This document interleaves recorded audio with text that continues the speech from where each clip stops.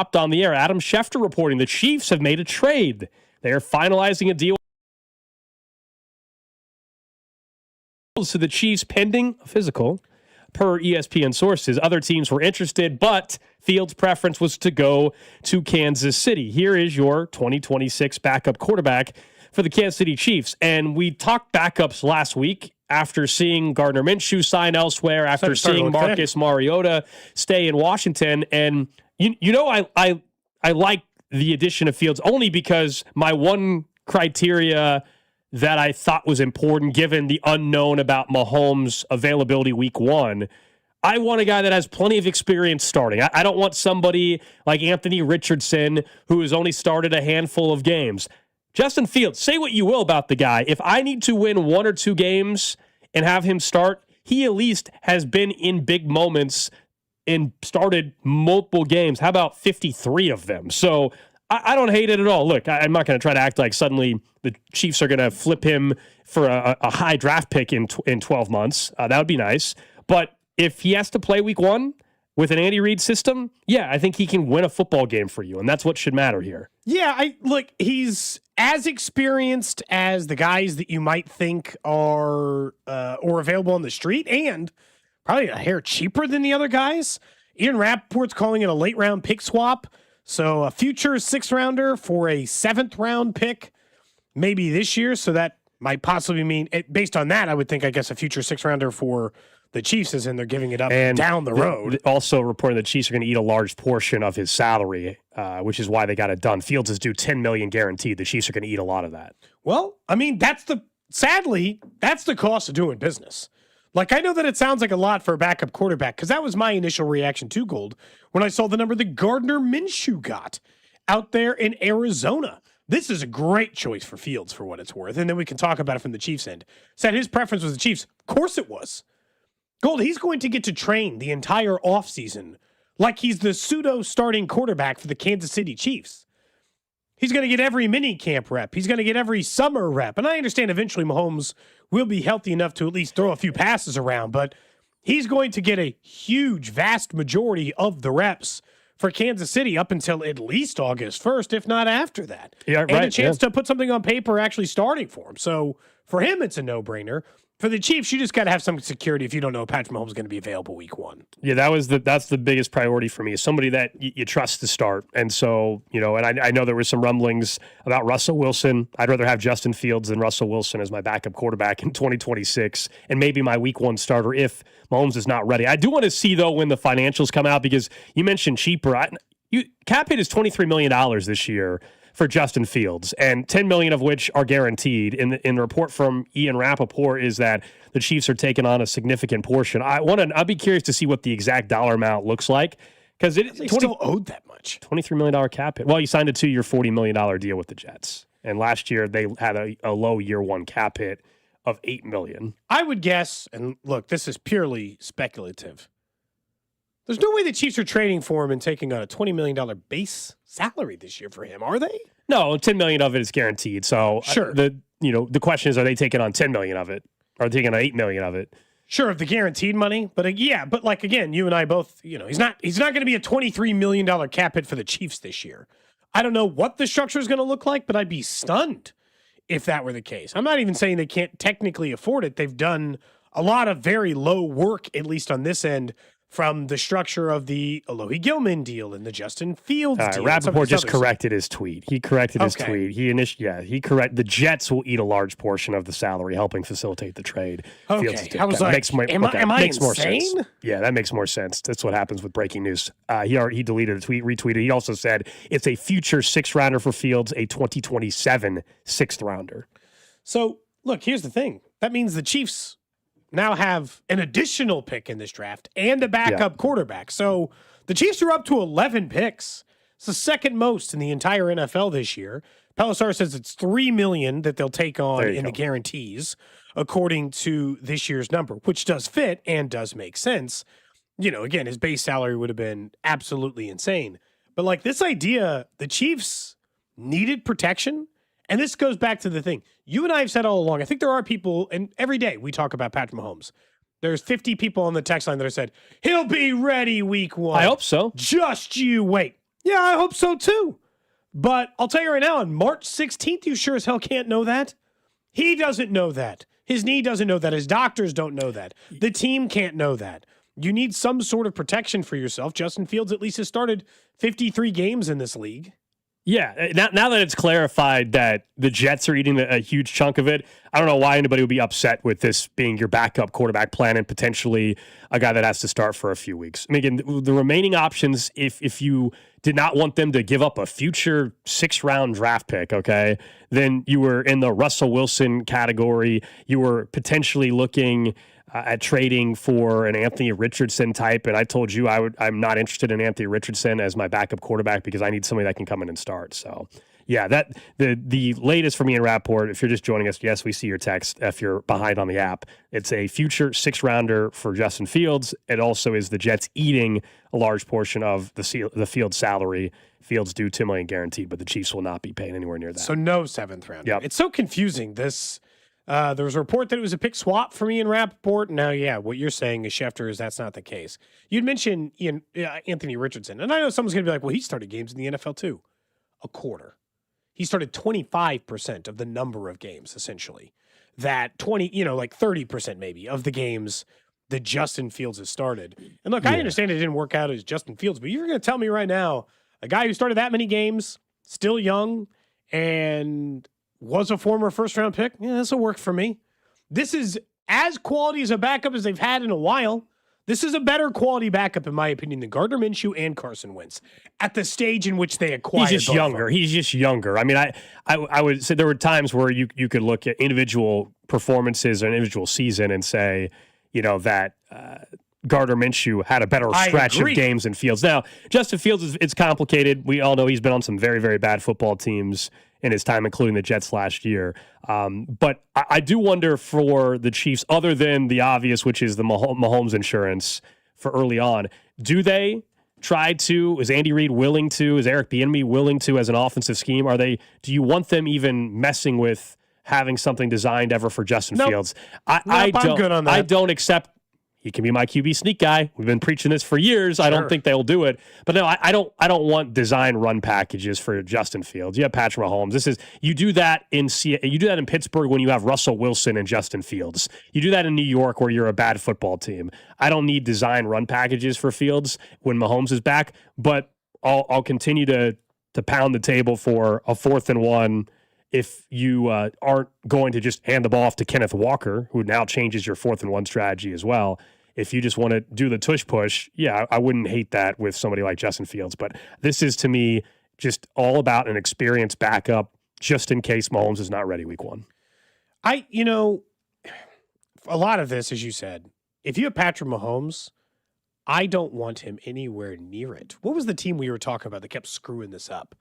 Last year, the year before, they were kept putting it we're running a series with whatever quarterback, the things that would genuinely drive you nuts.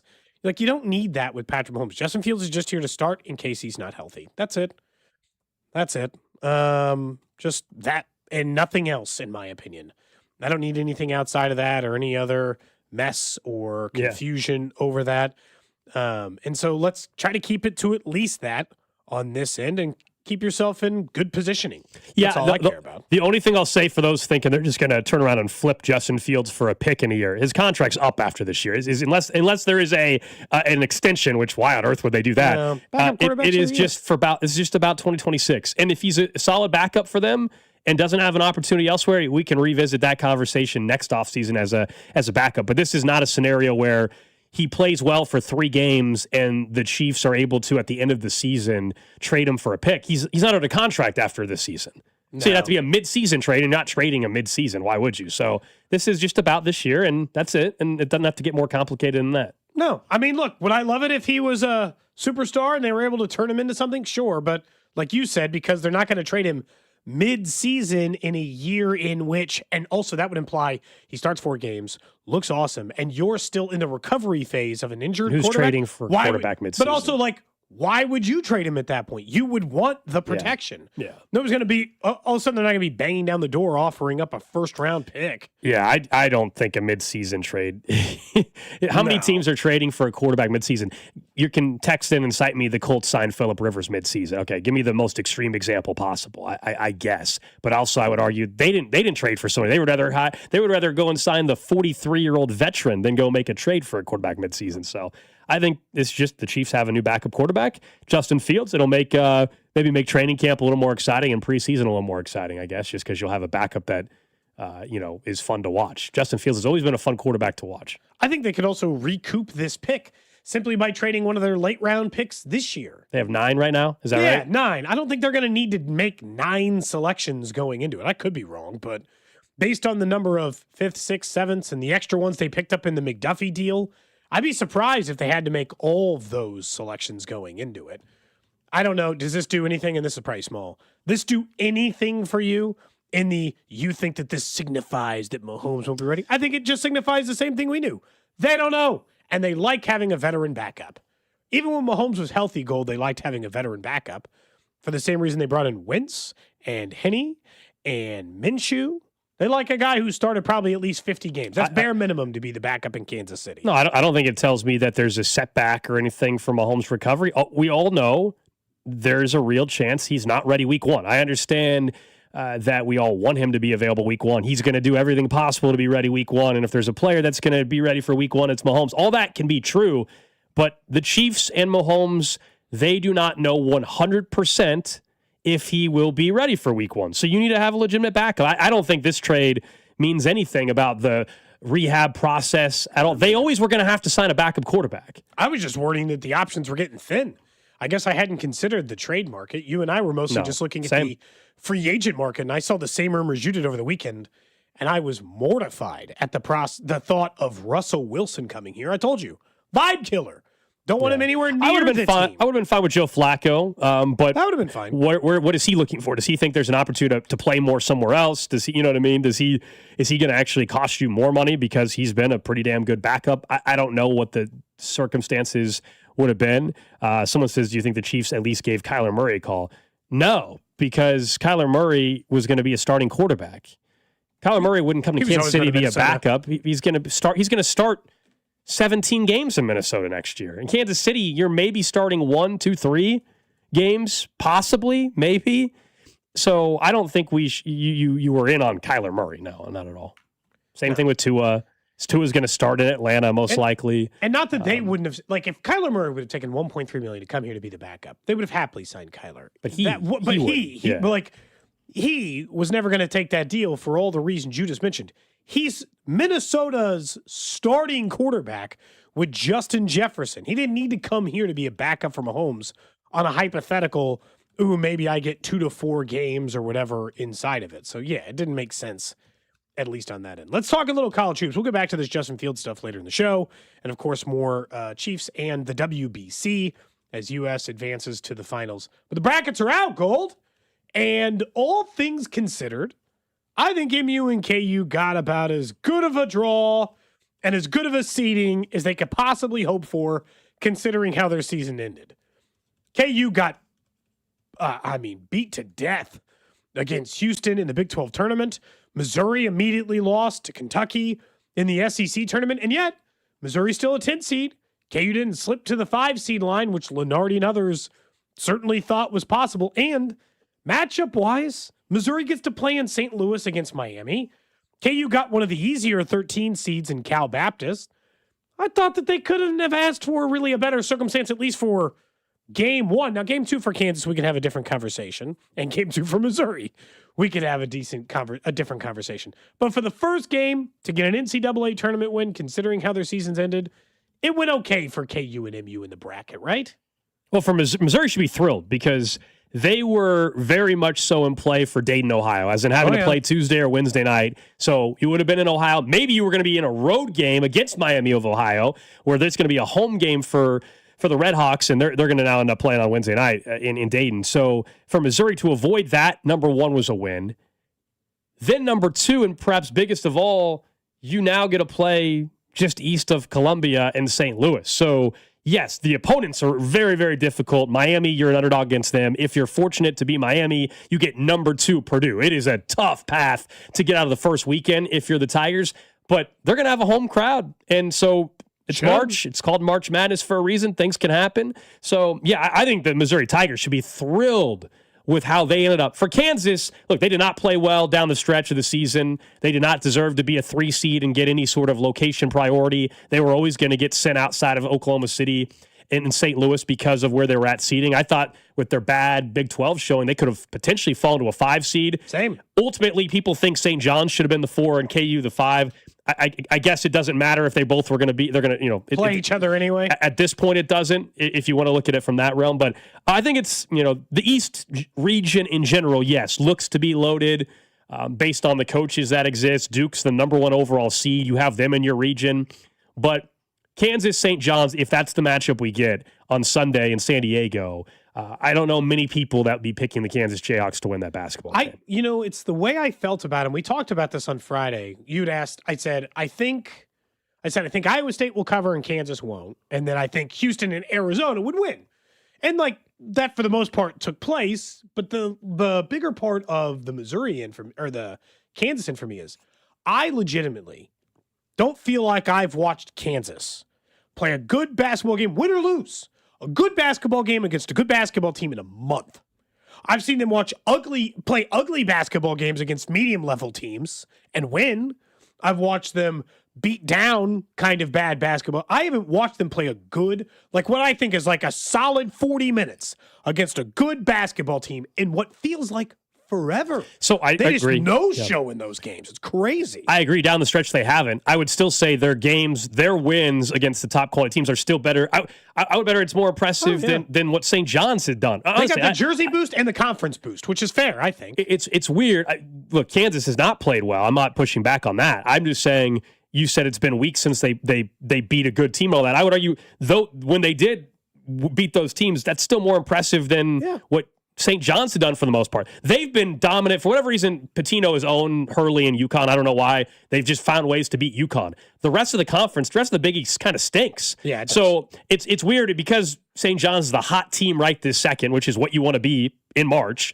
Everybody's viewing St. John's as this complete juggernaut all of a sudden, but go and look at majority of their season that they were not. So that's why, people are acting like Kansas will be a massive underdog to St. John's if it got to that point in time. I don't know if they will. I'm not suggesting I would pick Kansas to win, but I don't think St. John's is necessarily the team that everybody's making them out to be based off of those that just paid attention the last week. You're going to think that's the case, but the entire body of work, Kansas' resume is more impressive than St. John's. So we'll see. I mean, Kansas can lose this weekend, and they could end up in Indy, as we said. I mean, they have such a wide range of outcomes. I don't think they'll have a problem with Cal Baptist, but they absolutely can lose to St. John's. But I don't think you should be shocked if they find a way to win this weekend. I guess, again, it's weird for Kansas because I've watched them a lot.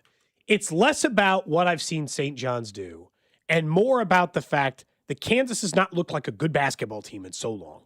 And I can't put my finger on it other than the normal things. 2 weeks. Yeah, the normal thing we mentioned, which is they're not deep, or Darren Peterson's not been shooting well, or the stuff that kind of gets into it. They just look out of flow state for so long. It's is it going to snap back their in? offense is stagnant. They're really struggling offensively.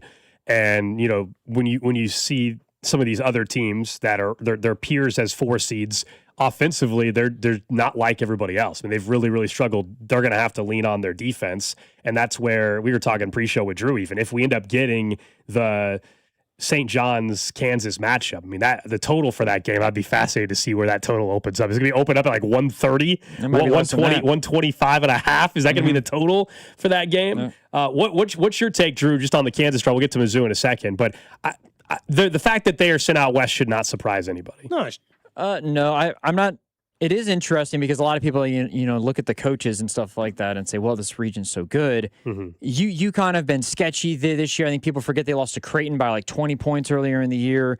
St. John's have played close with a lot of really good teams that haven't. They almost beat Iowa State in Ames, I believe, but they didn't beat them. I think that it's a lot of really good. It's more about the coaches than it is the teams, I think.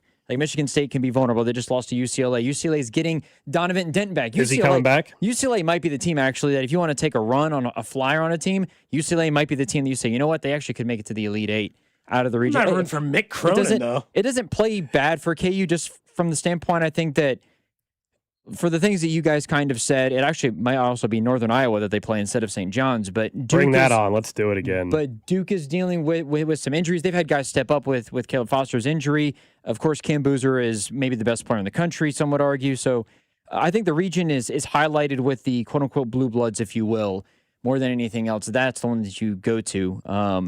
For Missouri, I mean, I don't know if they beat Miami in the first round. I don't know if they beat Purdue. I will say Purdue, out of the 2 seeds, is right there with UConn.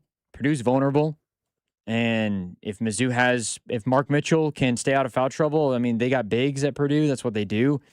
Then I think that's a game Missouri can find a way to get to the Sweet 16 potentially. I'm not saying that's what's going to happen, but I would rather be playing Purdue than Iowa State or Houston if I was Missouri and got to that round of 32 matchup. They don't have the better 2 of the 2 seeds. The reason why they would have a shot, if they could get past Miami, would only be playing because they're playing in St. Louis. And, Sure. and how does that factor in? I think it's very unlikely that they get out of the first weekend. But could they beat Miami? Absolutely. With the crowd behind them and playing through an SEC conference and what they had to go up against, and they've certainly showed they beat Florida early on in January.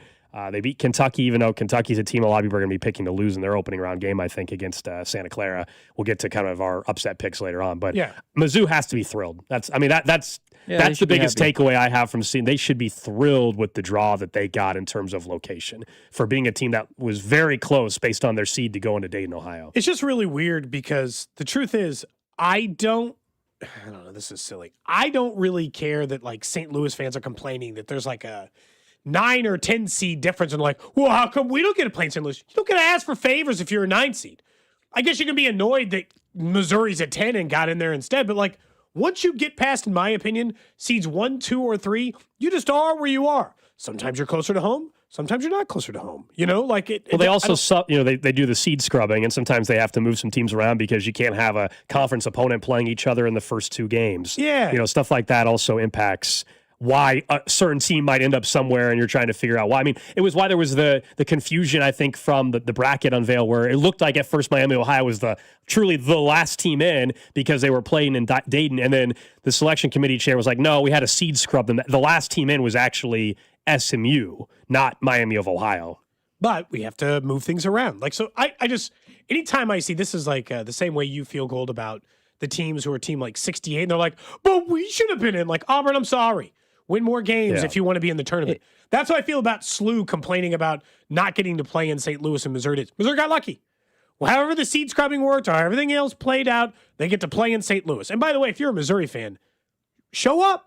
Show up for your squad. Oh, I have no doubt. They'll have plenty of people. They're going to play they're going to play 2 hours from your campus. The question is only 4 hours from places like Kansas City or, whatever. The question is it more likely Carrington books a flight to San Diego or just drives to St. Louis? Which team is he going to actually go follow? I don't know. We're going to find out throughout the week starting at 2 o'clock on the drive. If there's one team that should not be particularly happy with the draw they got, would be Arkansas. They got a tough draw. But for that side of the region, I would not be very happy if I was Arkansas compared to Nebraska, who's a 4, didn't even do well in the tournament, and they're also 4. But Nebraska's draw a lot nicer than Arkansas's. Arkansas's was tough. Duke's was obviously impossible. They got to be. I saw Jarrett Calhoun is complaining about their draw. They're the 9. If they beat Villanova, who's they're like the last good Big East team. If they beat Villanova, they got Arizona next. That whole I think the West region is really tough. Really tough. We'll go into some of the other regions and also our very early thoughts on who could make it to the Final Four later on today. We have plenty of time to discuss Missouri and Kansas because they don't play till late Friday. They're the last two games, pretty much. Yeah. Essentially the last 2 games of the opening round of the tournament. Kansas is slated to play at 8:45, and as we all know, that's never on time, so it'll end up being closer to 9. That's on CBS. And then 10-seed Missouri against 7-seed Miami in St. Louis. That's at 9:10 p.m. Friday night on True TV. That may not even start till 9:20. So it's going to be a late night for KU and MU fans on Friday. And hopefully we're still watching them on Sunday, and both are able to get out of their first games of the tournament. Don't forget, tournament coverage is presented by Busey Bank, the official bank of the Big 12. Up next, let's talk about what happened last night on the Baseball Diamond, and that was the U.S. advancing past the Dominican Republic. Tonight we get to see Italy and Venezuela, and the Royals front and center yet again. This is Wyatt Thompson, and you're listening to Cody and Gold, weekdays 10 to 2, right here on your home for K-State Athletics, 96.5 The Fan. Brought to you by Heartland Men's Health, the leader in men's sexual health. Thousands of men have been successfully treated for low T, ED, and more, all with discretion and compassion. Make your appointment at heartlandmenshealth.com. CertaPro Painters recently painted my home and exceeded my expectations. I booked a free estimate, reviewed a detailed proposal, and scheduled my project on the spot. When you choose CertaPro Painters, you're partnering with trusted local professionals with over 70,000 five-star reviews. Ask about their spring sales event for 10% off qualifying projects through May 15th. Each CertaPro Painters business is independently owned and operated right here in KC. Schedule your free estimate at CertaPro.com. That's Certa with a C. Ready to watch your favorite baseball stars play in the WBC? Get in on the action with BetMGM. Sign in to your BetMGM account and enjoy a WBC odds boost token to snag even more winnings on your next bet. It's easy. Just log into BetMGM Sportsbook app, add your WBC bet to your bet slip, and activate your odds boost token. If you win your bet with your token activated, you'll score extra winnings. 3 quick steps, and you could be on your way to extra winnings if your next WBC bet hits. The world's greatest baseball players are about to duke it out on a global stage. Don't miss out on the fun and some extra excitement to this year's tournament by signing in to your BetMGM account and grabbing your WBC odds boost token today. BetMGM and GameSense remind you to play responsibly. Gambling problem? Call 1-800-GAMBLER. See BetMGM.com for terms. 21 and older only. Missouri only. Existing customer offer. Subject to eligibility requirements. Please gamble responsibly.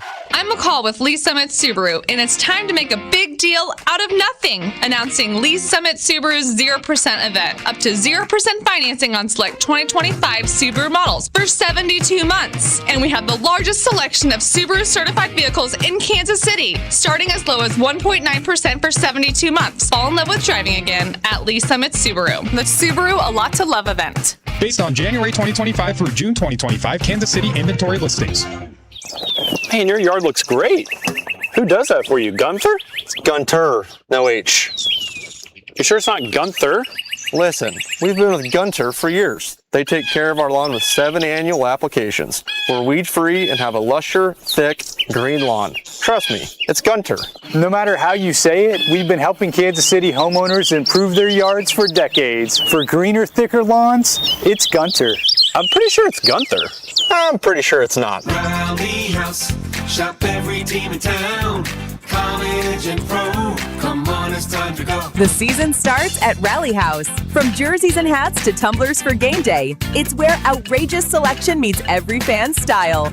Kansas, Missouri, Kansas State, Chiefs and Royals make KC great. Rally House, it's your city, it's your house, it's the Rally House. Level up your fandom in-store or online at rallyhouse.com. Pump up the volume. Business moves fast. Orders roll in, deadlines close in. When you ship with USPS Ground Advantage, you can keep up with confidence.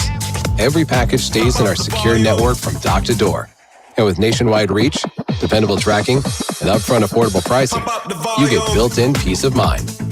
You run the business. We run the routes. Visit USPS.com/Ground Advantage to learn more. When shopping for a new auto insurance policy, AAA could help you customize your coverage to fit your unique needs and budget. Trust AAA Auto Insurance to help you find the balance that works for you. See how a simple switch could make a big difference. AAA, we're always with you. Visit AAA.com/insurance. Insurance provided to qualified AAA members by Automobile Club Inter-Insurance Exchange and AAA affiliate insurers. Membership requires a separate payment. Baseball is back. Opening night is one exclusive game, and it's live on Netflix. On Wednesday, March 25th, the New York Yankees, led by 7-time All-Star Aaron Judge, head to the Bay Area to face Rafael Devers and the San Francisco Giants. a brand new way to watch Major League Baseball, and it all starts here. MLB opening night, Yankees vs. Giants, live on Netflix, Wednesday, March 25th at 8 p.m. Eastern, 5 p.m. Pacific.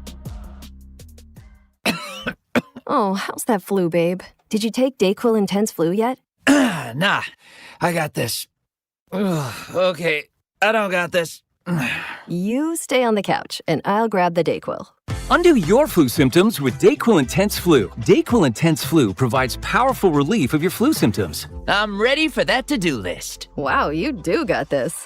Dayquil Intense Flu, the daytime coughing, aching, fever, under your flu medicine. Use as directed, keep out of reach of children. Just hearing the word IRS can make people break out in a cold sweat. No one wants to deal with the IRS, and now you don't have to. The good news is Legal Tax Defense has been successfully negotiating with the IRS for more than 15 years. It doesn't matter how much you owe, whether it's $5,000 or $5 million. You deserve the best in the business on your side, and that is Legal Tax Defense. Even if you're working with someone else and just want a second opinion, there is no cost or obligation to call. They can prevent levies, liens, wage garnishments, even file back tax returns. And the best news about Legal Tax Defense is they won't take your case unless they know they will reduce or eliminate your tax debt. Call Legal Tax Defense right now for a free no-risk consultation. 800-323-8922. 800-323-8922. You have nothing to lose but everything to gain. 800-323-8922. Rob Sight Ford, KC's Ford volume leader and top rated on Google. 135th and State Line. Rob Sight Ford, your 2025 Ford volume leader. Top rated on Google with 4.8 stars and 3,000 plus reviews. The best selection, best prices, and Kansas City's best customer service. Visit Rob Sight Ford at 135th and State Line. Buy right, save big, and drive home a winner. Only at Rob Sight Ford. You're listening to 96.5 The Fan from the DM Injury Law Studios. Mike's got this. Car, truck, or motorcycle wreck? Remember, Mike's got this. 816-888-7500. Mike's got this. Hey, it's Scott Parks, and we've launched Beyond the Pitch KC, a podcast on how Kansas City landed the world's largest sporting event, presented by Commerce Bank. Visit commercebank.com/soccer26. Subscribe on the Odyssey app or wherever you get your podcasts. All right, just getting started here on a Monday. We will get back into the breaking news if you're just joining us for the first time today.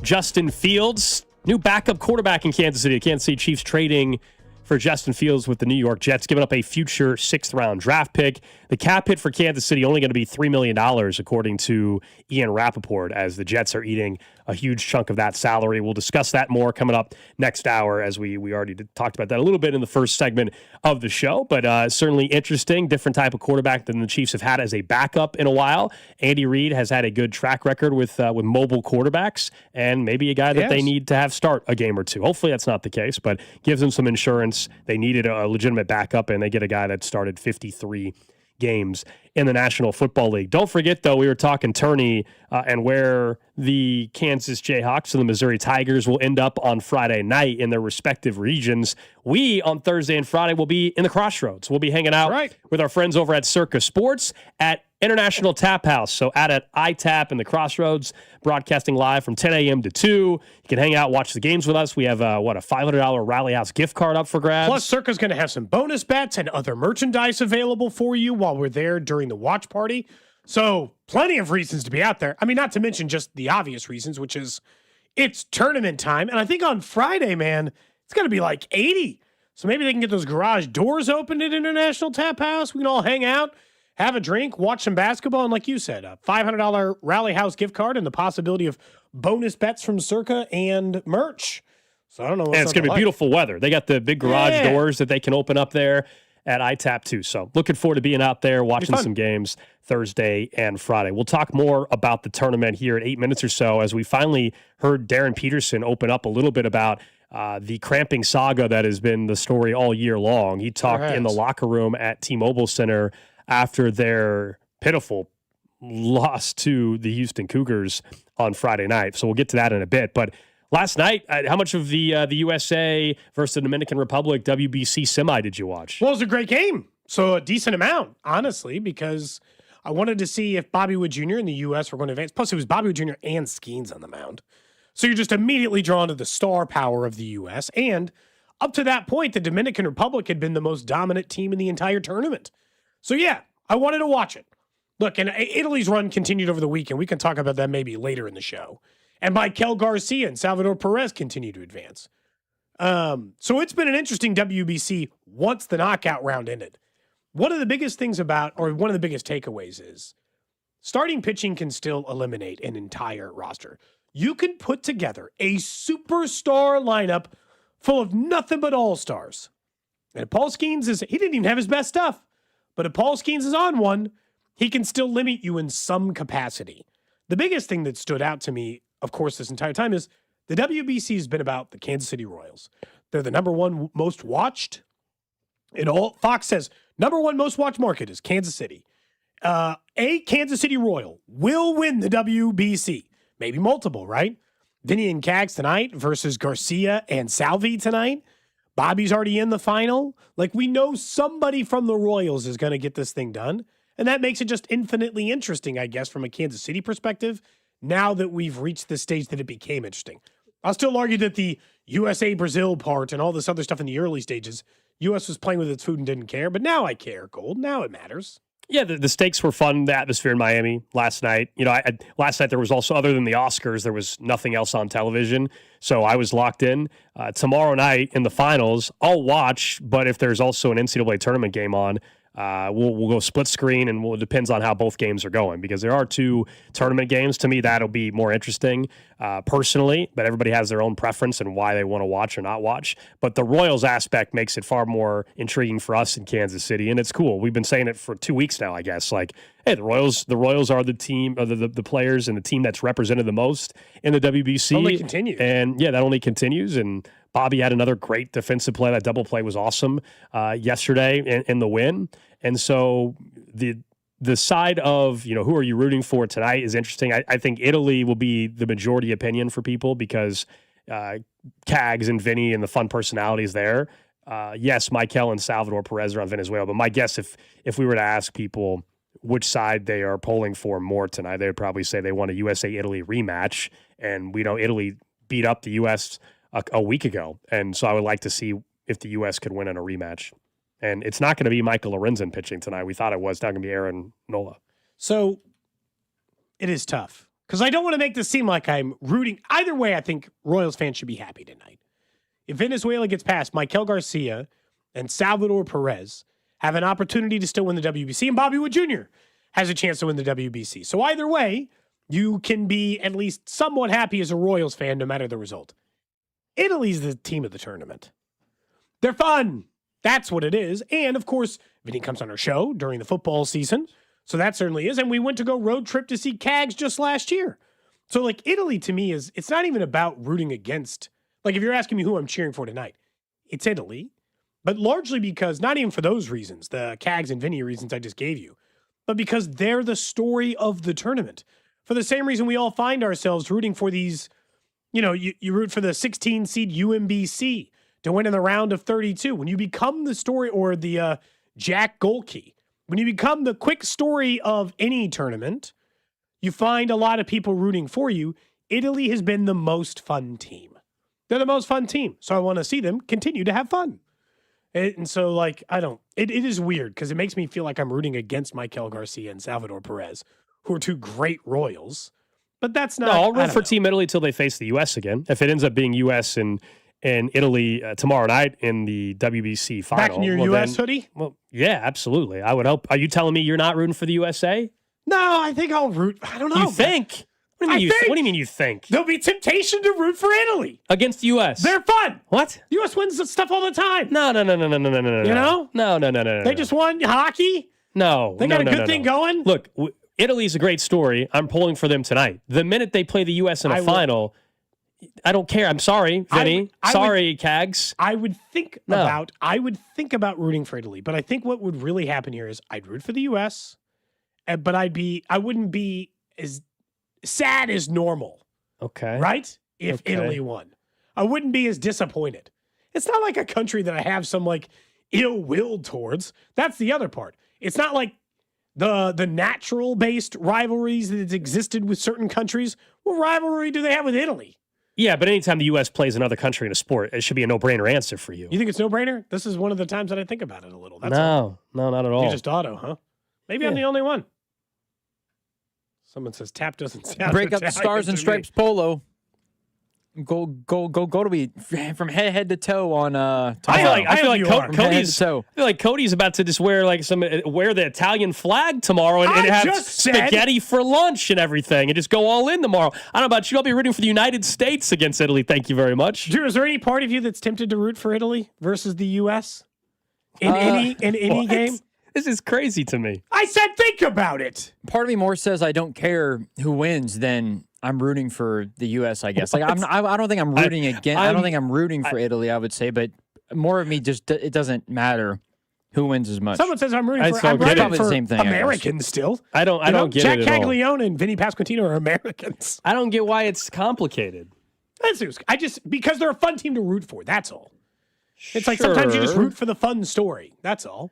Right, and we have been. And I guess part of it is because, for the same reason we mentioned maybe when this thing very first started, I am no different than standard fans for this or the way we were talking about the U.S. team. The WBC is not my world. This is not it's not the World Cup. It's not the Olympics. It is just like a tournament for fun. Totally. So but like it's still... my commitment to it is not the same as like other maybe like national events. As we said last week and the week before, it's not the Olympics, but anytime the United States is on the world stage in a sporting event against another country, it's an auto root for, I don't know, the country that you live in. I have lived in my whole life. Might be the, Who do you think wins tonight? What's the run line? I haven't looked. Venezuela's a big favorite tonight. Big favorite? Yeah. Italy plus 175, I think. Oh, not as big as they've been as an underdog and yeah, at least one or two other rounds. So that's surprising. That's not, still a chance. I'll watch a little bit tonight. Not as much as you watch like the U.S. The game will need to be interesting and kind of hold your interest. Well, in Texas, but there's nothing else going on tonight. Tonight you're good. Tomorrow night there's a chance there's crossover Texas, NC State in the first four in Dayton, Ohio. And if that happens, then I'll probably just go split screen. Yeah. Text line says, praying the Wasps are back at your house, Cody. There are some people who side with you, though. Now they're rooting against me. There are some people who side with you, Cody. Yeah, there were a couple, but one person said that they're an for those Italian, people who are but yeah, which I think is part of the thing, though. It feels like that's part of what your point is Jack Caglione has never lived in Italy, but he's not playing for Team USA. Like he's lived in the U.S. his whole life, but he's not playing for Team USA. Yeah, but he grew up in Richmond, Virginia. Right, which is why tonight, no problem rooting for Team Italy. But when they're going up against the United States, sorry, it would be funny for me to now, like, if they're in the final against each other tomorrow, to cook like an Italian dish at home for whatever reason.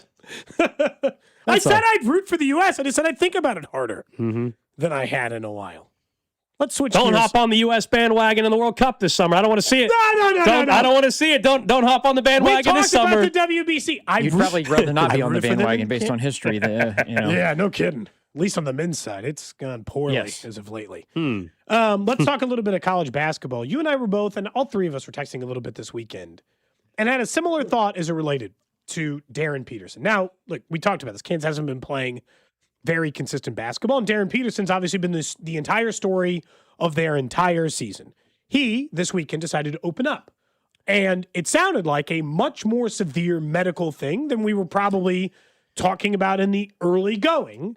And I'm not sure why he chose this moment to open up, but like my initial thought was the same thing. Why not say it sooner? So I think the setting is probably part of it. Remember, for those that maybe aren't aware of how the tournament aspect versus the regular season, at least at colleges, when it comes to media availability. So after a game at KU or K-State or wherever, and in regular season or Mizzou, they put a player or two at the podium, and that's your chance to talk to them.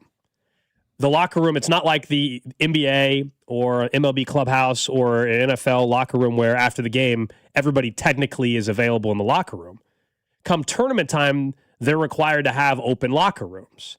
And so now the player could still say, I don't want to talk to you, but the players are there and they're just sitting in front of their locker. You don't get that circumstance in the regular season. And so this was one of the rare times where members of the media could go right up to Darren Peterson in the locker room and talk. And so that's what led to this interaction And Darren Peterson was talking about the cramping throughout the season. Definitely. As much as I want to say I wasn't, it was traumatic for me. So, yeah, I thought about it a little bit. Yeah. Did that make it hard? Did that play? I mean, what kind of factor did that play as you would, when it would come in on the games? Yeah, huge factor. Like I said, it was traumatic for me. So, as much as I tried to fight it and tell myself I was good, I kind of couldn't. The mind is the joystick. My dad tells me you can't beat your mind. How would you describe what you went through that first time? Full body cramp. My whole body was cramp. Had to go to the hospital, get an IV. Had you ever been through anything like that in your life? Nah. I think that was just my body adjusting to college. We had the previous week we had boot camp, which is where we are just running, no basketballs. So what were you doing that day that happened? I think that we had no day practice, but I think I don't know, the previous week caught up to me. My body just locked up on me, I guess. How long were you in the hospital? I don't know. This was in like October. Yeah, it was a while back, but I don't know. I just got like 2 bags of IV and went home. Nothing really crazy. Mackenzie Starr had a write-up on Darren Peterson with those quotes and some of the audio you heard there from the locker room. What you said right before, number one, like, why didn't he say anything sooner? It's a fair point. I don't know. I mean, clearly, I think his team, his agent, maybe worried about what it would do for his draft status. I think it would have made life a hell of a lot easier for him if people knew the full story. I'm not expecting every single person that heard that to now just be like, oh, all good. But I also think it's a reminder when we were talking on this show, and you remember the text line, we talked a lot about, and people were saying he's faking it or doesn't have this, and everybody's trying to figure out what was going on. You don't know the full story. Now, I think what has happened now is the minutes have increased, and maybe he's starting to get more comfortable and not worried about potentially pushing himself to the point where it leads him and he's fearful he goes to the hospital. Situation. But that has hurt the basketball team in terms of trying to acclimate him. But it makes a little bit more sense. He basically acknowledged he was, for lack of a better word, afraid of pushing it to where he would end up having full body cramps again and ending up in the hospital. But like, if you had known that, at least it would make sense. Now, look, I still think that there's a competitive part of it. And this runs into the open and honest part. Clearly what's happened here is he is capable of more.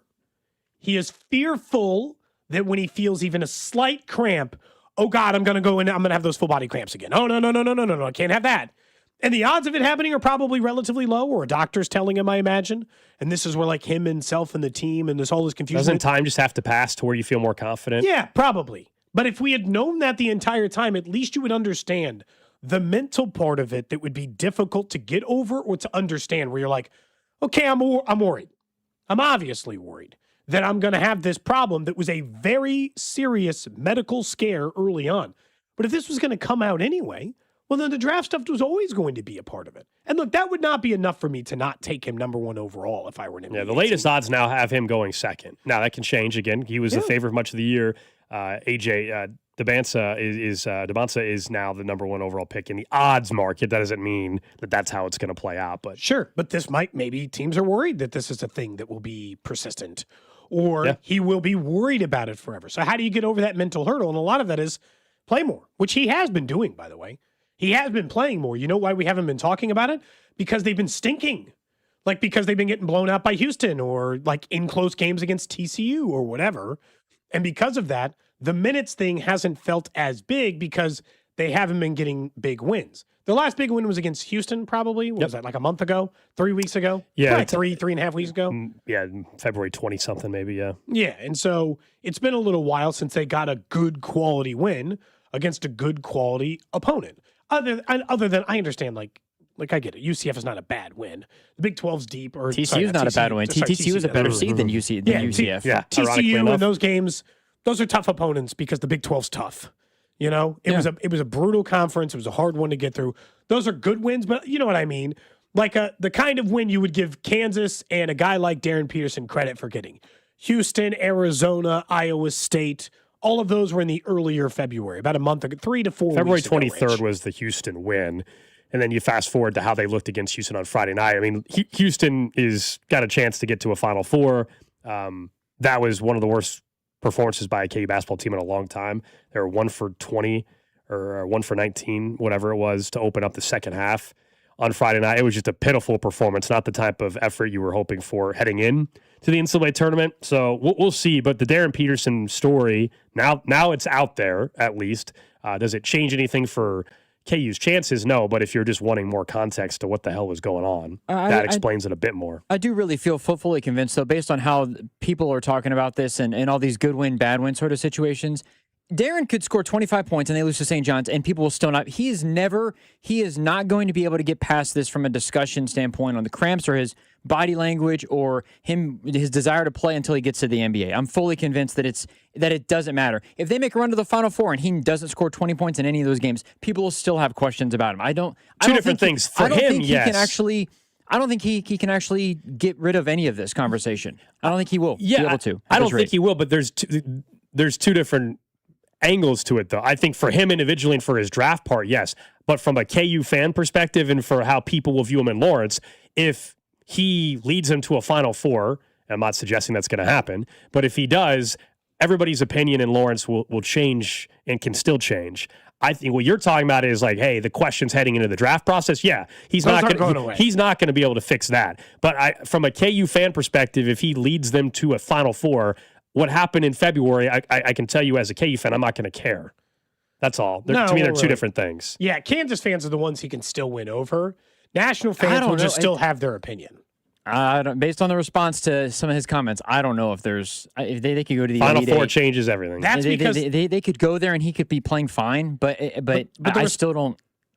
I think people still would feel some type of way. I understand, but like I understand why you think that that's plausible. I just think. There's somebody out there that will feel that way for sure. Those comments you're seeing are with Kansas as a 4 seed after getting their ass kicked in the Big 12 tournament. After, it's about as low as it could get from a fan opinion of the general consensus. As in, they're about as low as they could get in the process for the casual fan who's not going to let Peterson go. But Gold, if they get to a Final Four, and I'm not saying it'll be every single fan, but the general fan sentiment on Darren Peterson, I think I'm with you, Gold. I think it'll be far, far, far more in the green and in the positive. And is it unlikely that it happens? That they get there? Yeah. Sure. But in this hypothetical where he takes over a game, hell, even against St. John's, if that's the matchup, in the final 3 minutes, let's say he just goes off and they advance to Sweet 16, you're telling me fans are still going to be talking trash on him? I don't think they will. So that's all I'm saying. It can change very quickly.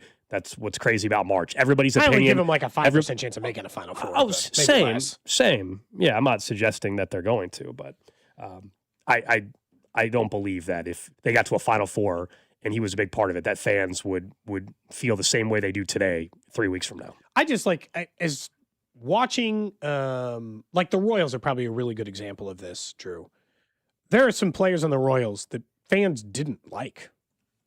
Just didn't like. And look, but in 2014 that fans were sick of, didn't like. Hell, they didn't like Ned Yost, and he is an incredibly well-liked, figure in their history now, And so I totally understand, but I think that the season's done, even if they, he might be regarded highly, but I think a lot of people will say good riddance on the season. If they make it to a Final Four even, there'll be, just from the way that the fan, it was also interesting. There was a lot of conditioning talk in the press conferences. Kingston Flemings, Kelvin Sampson went out of his way to talk about conditioning and how the team is conditioned. We mentioned this in boot camp, conditioning. There was a lot of that conversation actually during the press availability after the game, which I thought was kind of interesting because they go through these different things, obviously, to prep their bodies. And for people who think that he's, if something like that happened, I think that any time you felt a little cramp coming up, if you were to go to the hospital and that you had never had that happen before, you would also be very cautious. Yeah, I don't disagree. Totally. Yeah, that was the whole point of what he was saying. Okay. We'll see what happens in the tournament, obviously. But again, he'll go down as the biggest what-ifs in Kansas history, no matter. If they lose early, Gold, it'll be like, what could have happened? What could have been? Especially if he goes on to have a great NBA career, which he very well might. Then you'll really wonder, It's like Texas with Kevin Durant when they lost in the round of 32 or Sweet 16. They lost pretty early, not early. They didn't get knocked out in the first round, but I'm still there Texas fans who wondered how they didn't go further with Kevin Durant. That's what's fun about the tournament. We have no idea what's going to happen over the next week, and it all gets going in the first 4 tomorrow night. We will get back into KU and MU's path starting this weekend later on in the show and throughout the week. But up next, let's talk a little bit about the Royals. Bobby Wood Jr., yes, we see him in the WBC, but what could happen on the MVP front here in 2026? And we'll also discuss more about Justin Fields getting traded to the Chiefs.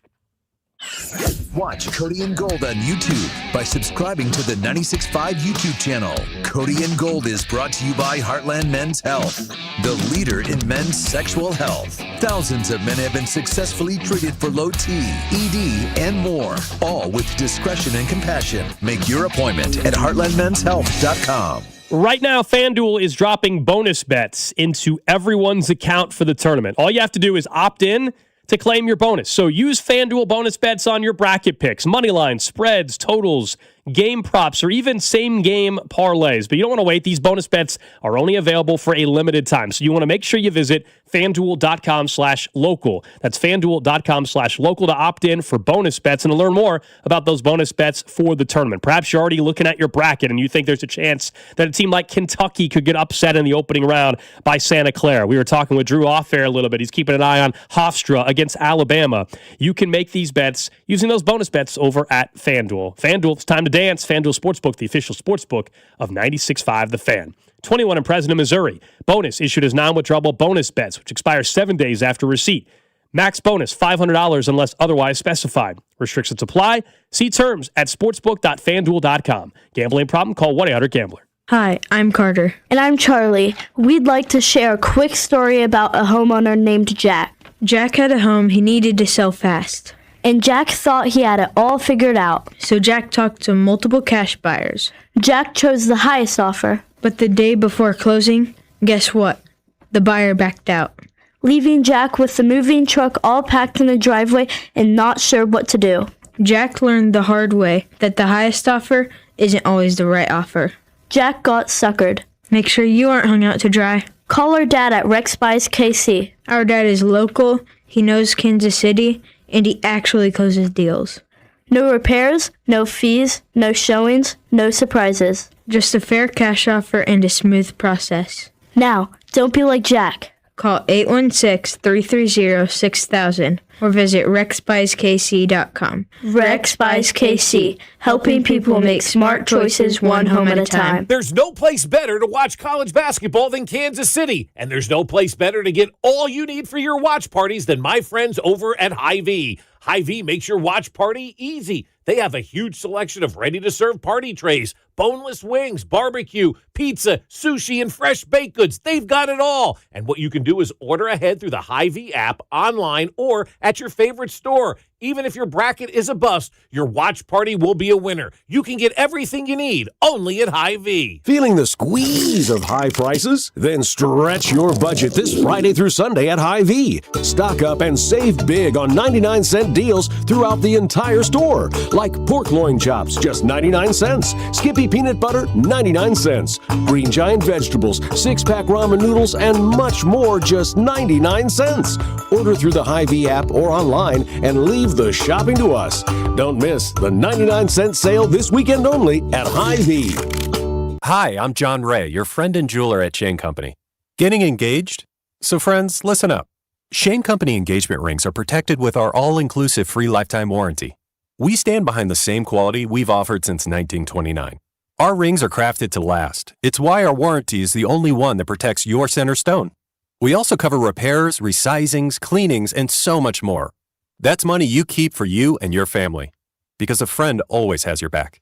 Shane Company, your friend and jeweler. Low testosterone can be a real problem for many men. It causes poor sleep patterns, decreased energy, low sex drive, and it makes it really hard to stay in shape. And as we all know, a healthy body is very important to our overall health and well-being. This is Jeff for Heartland Men's Health, and if some or all of these symptoms sound like you, we can likely help you be done with low T. We can also help you lose weight, support your metabolism, improve your gains in the gym, and more with our new targeted body composition plans featuring GH peptides, NAD+, GLP-1s, PDA, and more. Our low T protocols, applied in conjunction with our body composition plans, will help most men see real improvements, true weight loss, higher energy, improved sleep, stronger workouts, and a renewed sex drive as as well. Your initial visit is just $99 and includes blood work and a medical consult. And if you start on treatment the same day, your visit is free. Call 844-447-6600 or go to heartlandmenshealth.com. Featured therapies are compounded and have not been evaluated nor approved by the FDA. Provider prescription required. See website for details. My son loves to fly kites, but my active psoriatic arthritis can sometimes hold me back. Now with Skyrizi to treat my skin and joints, I'm ready to go. Skyrizi, Risankizumab Riza, a prescription-only 150 milligram injection for adults, helps with less joint pain, stiffness, swelling, and fatigue. For those who also have plaque psoriasis, 90% clearer skin is possible with just 4 doses a year after 2 starter doses. Don't use if allergic to Skyrizi. Serious allergic reactions and an increased risk of infections or a lower ability to fight them may occur. Before treatment, your doctor should check for infection and tuberculosis. Tell your doctor if you have an infection or symptoms such as fever, sweats, chills, muscle aches, or cough, or if you plan to or recently received a vaccine. With Skyrizi, there's nothing like clearer skin and better movement, and that means everything. Ask your doctor about Skyrizi today and visit skyrizi.com or call 1-866-SKYRIZI to learn more. This is the story of the one. As a maintenance tech at a university, he knows ordering from multiple suppliers takes time away from keeping their arena up and running. That's why he counts on Grainger to get everything he needs, from lighting and HVAC parts to plumbing supplies, all in one place. And with fast, dependable delivery, he's stocked and ready for the next tip-off. Call 1-800-GRAINGER, click Grainger.com, or just stop by. Grainger, for the ones who get it done. Wendy's has a new Girl Scout Thin Mints Frosty Fusion with Girl Scout Thin Mints cookie pieces, rich creamy frosty, and a mint chocolate cookie sauce. Which means Girl Scout Thin Mints and Wendy's Frosty, yeah, they're basically best friends now. It's like 2 delicious desserts just high-fived, snapped a few too many friendship selfies, and then rode a tandem bike down a never-ending road of mint chocolate frosty perfection. So, swing by Wendy's and try the new Thin Mints Frosty Fusion. Limited time only at participating U.S. Wendy's. Play ball! Cody and Gold will be live outside Gate D starting at 10 for the Royals home opener on Monday, March 30th, right here on your home for Royals baseball. 96.5 The Fan, KFNC FM and AM, HD1 and HD2 Kansas City, in Odyssey Sports Station. 11 o'clock hour here on Cody and Gold. Alex Gold, Cody Tapp, Drew Nixon with you. We will get back into the trade that happened right before we hopped on the air today. That is Justin Fields, now former Jets quarterback, going to be the backup in Kansas City, but potentially could end up having to start a game or two if Patrick Mahomes is not ready by week 1 of the season. The Chiefs giving up a future 6th-round draft pick. The Jets eating a huge chunk of the $20 million. The Chiefs only on the hook for $3 million of it. And according to reports, Justin Fields had some other opportunities. The Jets had other trades in the works, but the Jets allowed Justin Fields to choose, and he chose Kansas City, which seems like a pretty wise decision if you were Justin Fields. For a 2027 6th, so it's not exactly like they gave up the world either, at least in this scenario. I will say, it's freezing in here. This is untenable. I've kept it together for a whole hour in the show, and I know that I once bitched on this show, or I said it's a little warm in here on a day in which it was 0 degrees outside and the whole text line hated me. It's so cold in this room. Do we even have heat in this building? It feels like it's 40 degrees in here. The morning show was complaining about it as well. Yeah, the heater's not. We got an email finally that said, what did it say? The subject line was cold, ? And it said, apologies, the boiler is not working. We're working on getting it started up. It probably is 50 degrees, 45 degrees in here. It is not great. I've been trying not to think about it. Thank you for bringing it back up.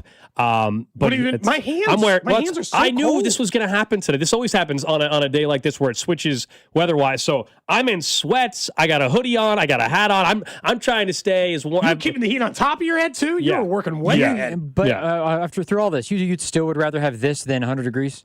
Oh, no, I'd rather have 100 degrees. So... Well, Gold, that's why I asked Gold, because Gold's the one who are we talking about being outside or in my workplace? Because in my work... Either one. If I was outside, I would choose the 100-degree weather, I think. But inside the studio, as bad as this is, I think if you were sweating, that would have way more consequences to trying to finish the show if it was 100 degrees in here and you were honestly about to pass out, passing out kind of thing. But that would be if it was 0 in here, and you'd still rather be 100, wouldn't you? 100? Then 0 in here? Well, your teeth would like. I don't like it now. You'd be talking, and your teeth would be chattering. Like as you're trying to do the show. So I don't know, man. Someone says, Cody, you can come out here and help me dig this frozen. Yeah, there's ditch people I've been working hacking after outside. the last 2 hours. That's why I didn't bring it up, because I knew people were not going to want to hear you bitching. I gotta say though, it's like if you are expected to be out in the cold and you're planning on working out in the cold, you make preparations, you mentally prepare. Coming into an indoor space and then it's cold is very jarring. You'd almost rather be outside. Yeah. Like at least the sun would be hitting me at least a little bit. I can't imagine the temperature's way different. I also got to say, I can't believe my school, my kid's school. Somebody. Whoa. I can't believe that my kid's school did a virtual snow day today. Are you nuts? Wait, what? Yeah. Virtual snow day. Because it snowed a half an inch? Best guess is they had one in the docket, like loaded up because they knew they probably aren't going to have any more this year. And they're like, you know what? We can burn it. Like if they had already gone through a lot of snow days, I bet they go today. My kids didn't go to school today. It's nuts. Yeah, I know some school districts are on spring break, so it didn't even become a factor. My kids don't have spring break yet, but like it depends on where you're located around the metro area. But yes, it is not comfortable in here. But Cody, you knew what you were going to open up. You opened Pandora's box. You start complaining about being an ice box in here, and you got people, as we know, listening that are forced. I know you're cold too. You must be. I am cold, but I didn't bring it up. I am freezing my ass off right now. If you want to know the truth, you're all miserable. Scrunched up. It's miserable in here. But anyway. It is cold. We'll deal with it though. Somehow we'll persevere. I'll let you know if the boiler gets fired up. That also makes it seem like we're working in some like 1890s industrial building. Like someone's down there hucking coal into a pit. You know, it doesn't. It doesn't even sound. Something about boiler that just sounds ridiculous to me. That's all. I just think of the Titanic. That's all. Yeah, that's exactly it. Again, like you said, we'll talk Justin Fields coming up here in just a little bit. As a reminder, all of our tournament coverage is presented by Busey Bank, the official bank of the Big 12. I do want to talk about Royals baseball, not WBC related, but Bobby Wood Jr. related, who is playing in the WBC final tomorrow night for Team USA. With all of this, this is a massive, huge opportunity year for Bobby Wood Jr. to win the MVP.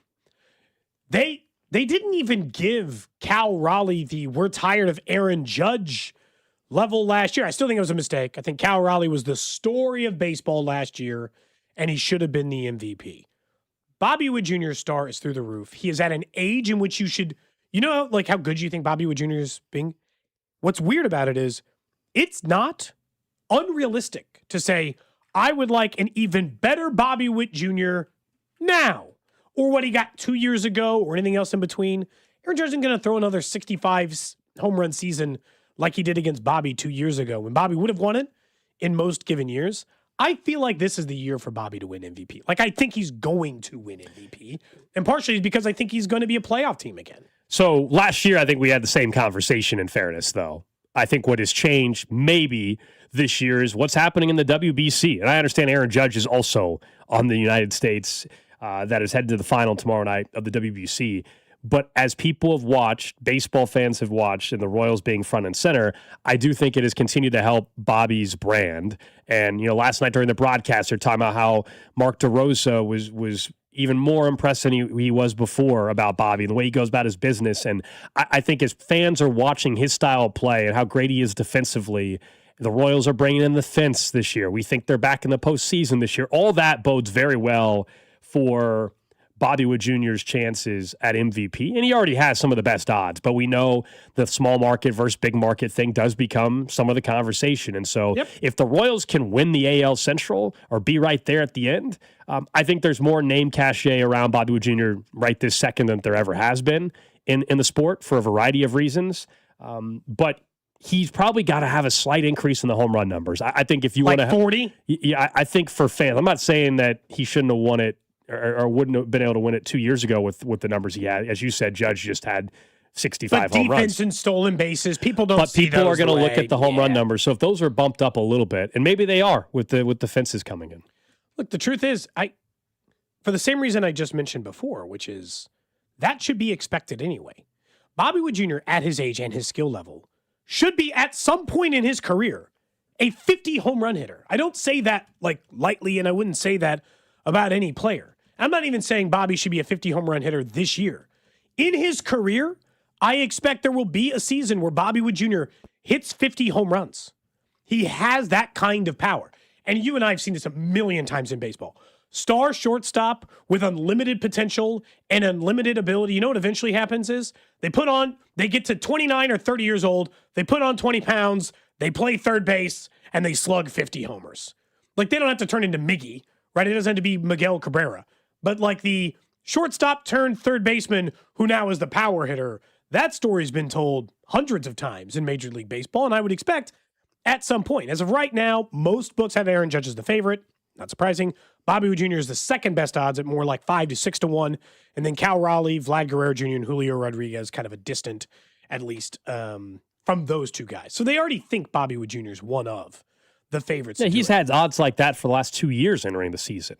That's what I'm saying. This conversation saying this is the year he can win. I think we had the same conversation a year ago. The difference, and maybe the difference, is the WBC aspect of it. He's further into his career. The Royals, hopefully, as a team, are a division winner, or at least right there at the top.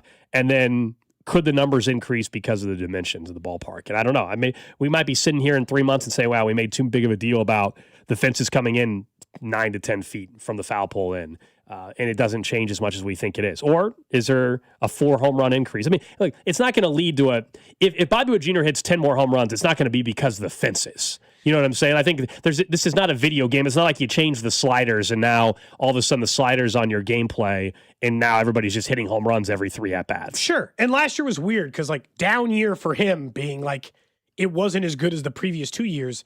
The hell does that from a home run standpoint, from a run standpoint, but also it was still a great year.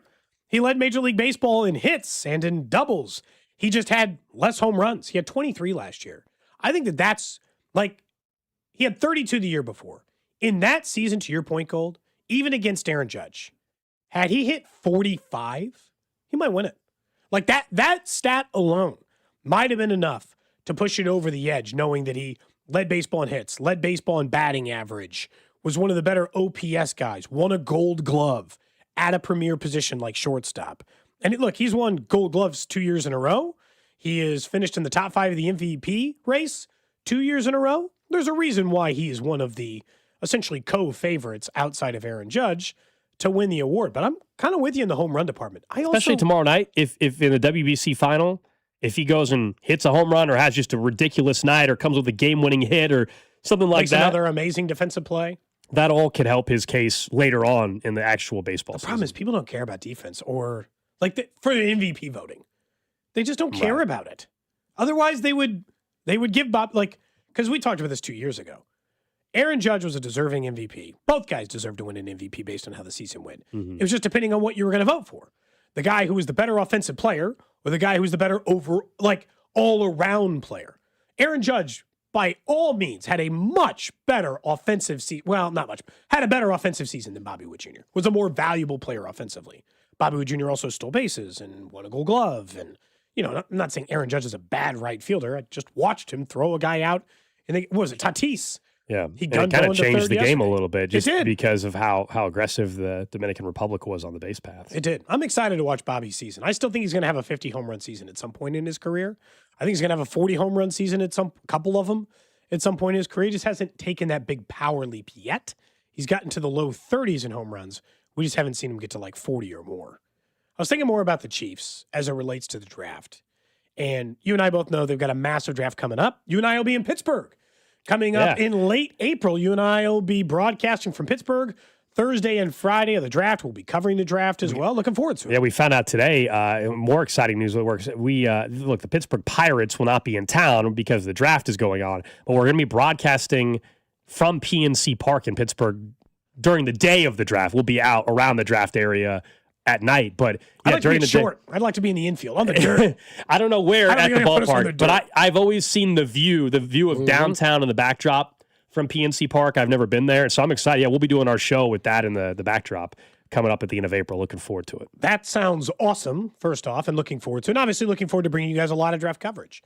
But Josh DeBow, who works over at the Associated Press, put out a stat that I think should be what we view the baseline to be for this upcoming draft class.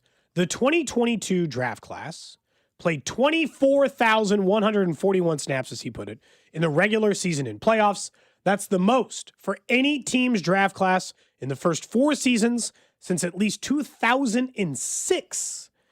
So, for instance, the 2022 Packers were next highest at 22,957. They got, and look, the crazy part about this is a lot of those snaps are gone. So now Jalen Watson, Trent McDuffie, Joshua Williams, Isaiah Pacheco, of those 24,000 snaps that have been played over the last 4 years, they're all available to this draft class too. There aren't people standing in their way to play them. I view that as like a great sign for a successful draft class. You and I talk all the time of touchdowns or yards or all this other stuff.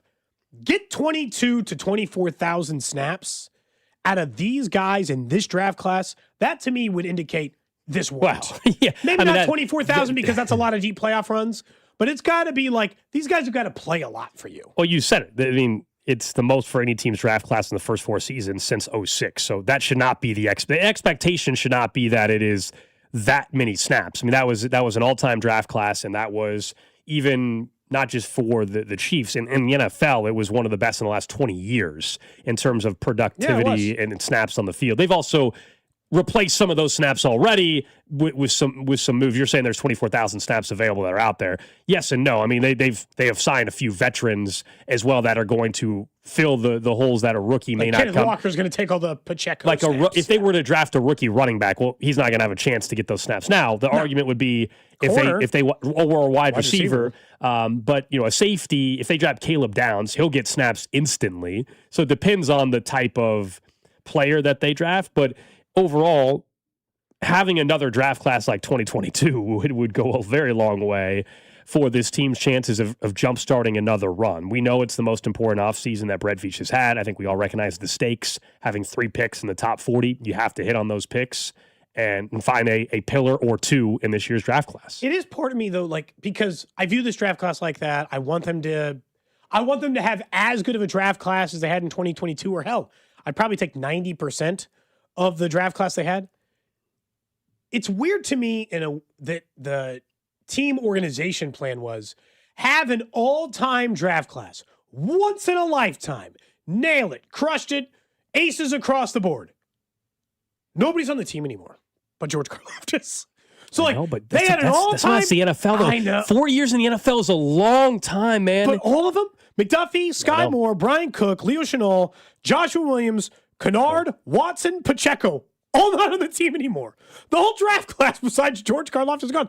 Hell, Darian Kennard just signed another contract. He's been randomly starting for teams. Yeah, he was a decent selection based on the fact that he's probably going to have a 6 or 7 or 8 year career in the NFL, even though he's a 5th round pick. Yeah. I would just say, 4 years in the NFL is a very long time. Go look at pick the Bills roster. Look at their roster from 4 years ago and how many guys are still around. Look at look at the Ravens roster from 4 years ago. The Bengals, you're going to make me actually just pull up a roster. It's the NFL. I mean, the turnover is crazy. That's why the run they went on, where they went to 3 straight Super Bowls, was ridiculous. You usually have massive amounts of roster turnover. James Cook and Josh Allen. Obviously, yeah. Gabe Davis not for long, right? He left. Gone. He left during that. He came back, but then he left. He left and then came back. Diggs gone. There's a maybe a offensive lineman or 2, right? It's not a bunch. It's just the league. I don't think that's that crazy. But I mean, it's just like if you have that kind of draft class, you'd expect a couple of those guys to stick. That's always what's going to be the most surprising thing about this free agent period is that they had on the roster, they drafted 5 full starters and decided to keep 1. Like that's it. They were only able to hold on to 1. All the other guys, because Pacheco was their starting running back for at least a factor of a couple of years. And so for them to just run it out of town, it is surprising. And obviously will end up being the judgment case on whether or not we view this as a successful plan or a good idea, because they're going to get to reignite all of these with draft picks, which obviously helps too. It's going to make a big difference, at least on where they are. But just an interesting year for a variety of reasons. Because they had an all-time draft class. We talk about it as being the reason why you like Brett Veach. What a great draft class. Didn't bring any of them back. Loved all the picks. Not interested in you being here anymore. It's been nice seeing you. It's a funny one. But the 20,000 snap, I'm putting that at a minimum for this class. You need that out of this class if this next run's going to work. If they end up, yeah, I mean, it depends on the criteria. It's like 24, 20,000. Yeah, I mean, it's not even. I guess they probably end up both happening. It's for me, it's just finding a pillar or two that are foundational pieces for the next run. And if they are those pieces, then the snaps probably come with that. So we're probably saying the same thing, just differently. But it's whether they spend their first pick on a defensive lineman or a wide receiver or a safety. That guy needs to be a pillar. Do they have to have pick 29 and 40B pillars? Not have to. You would love for all three. 2 of the 3 would be amazing. If you said 2 of their first 3 picks were absolute stars, that would be a huge success then I for the wouldn't entire even really class. care what happened with the rest of the class is the truth. That's what made that class different. They got 2. They got 1 All-Pro and 1 Pro Bowler in Karlaftis. The rest was really just going to be gravy, and they ended up having like 4 other starters mixed in there. All right, let's get to it. Trash of the day. All right, this involves New York State Police. They are looking for the public's help to find some stolen cargo. They're asking public for help after someone made off with 60,000 pounds of shelled walnuts from 2 trailers in the Bronx. Happened on March 2nd. Why are people stealing something? Like, what the hell do you do with 60,000 pounds of walnuts? As we've said, did they think something else was in the trailer? But it involved packaged walnuts valued at around $50,000 that were headed for commercial distribution. Investigators think the thieves may be trying to unload the goods through local vendors or wholesalers. Anyone who sees large quantities of packaged walnuts being sold at unusually low prices are asked to contact the police. I'll tell you right now, if I'm running a small, I don't know, like a mom and pop grocery store. Okay, so you got like a bodega in New York City, all right, on the corner. But I work in a good area, and they're interested in like buying some walnuts. Okay. I'm not snitching over this. I'm just gonna buy the walnuts at a low price and live my life. Like, come on, I'm gonna fight the whole system over this. They probably got insurance. I can't be bothered to be like taking down Where are criminal you enterprises storing- over. I don't know where. That's what I'm trying to. They 60,000 pounds of walnuts from 2 trailers. So what do you load? You're taking the boxes of the walnuts into another vehicle, and then where are you storing it? I just think you have got to do more research on. All I learn is in these thefts is people just like rip off whatever trailer they see, and then they find out whether or not it is like a valuable item that is easy to sell. I don't think there's anybody who's going door to door. Like, I don't think I can pop on down to the Hy-Vee and say, hey, I got 1,000 pounds worth of walnuts. Interested? Yeah. I don't think they're going to buy those from me. No, but you're not going to a smaller shop. Yeah. But People how are many asking you, times? do you think these people are nuts, Cody? Oh, yeah, there you go. That's a low-hanging fruit from the text line Yeah, immediately. you know The text line's always there They're to quick. grab the low-hanging fruit for us. 60,000 pounds. In the shell. What do you keep some for yourself? Sure. Couple Well, of yeah, bags? yeah, why not? Yeah. What's your favorite nut to eat? I guess is how I'm trying to decide how to put it. It still went terribly. Which one's your favorite? Peanut. Okay. I like the cashew. Drew, how about you? Cashew's pretty good, yeah. Cashew's pretty high on my list. Yeah, Walnuts, okay. Yeah, cashews are the best.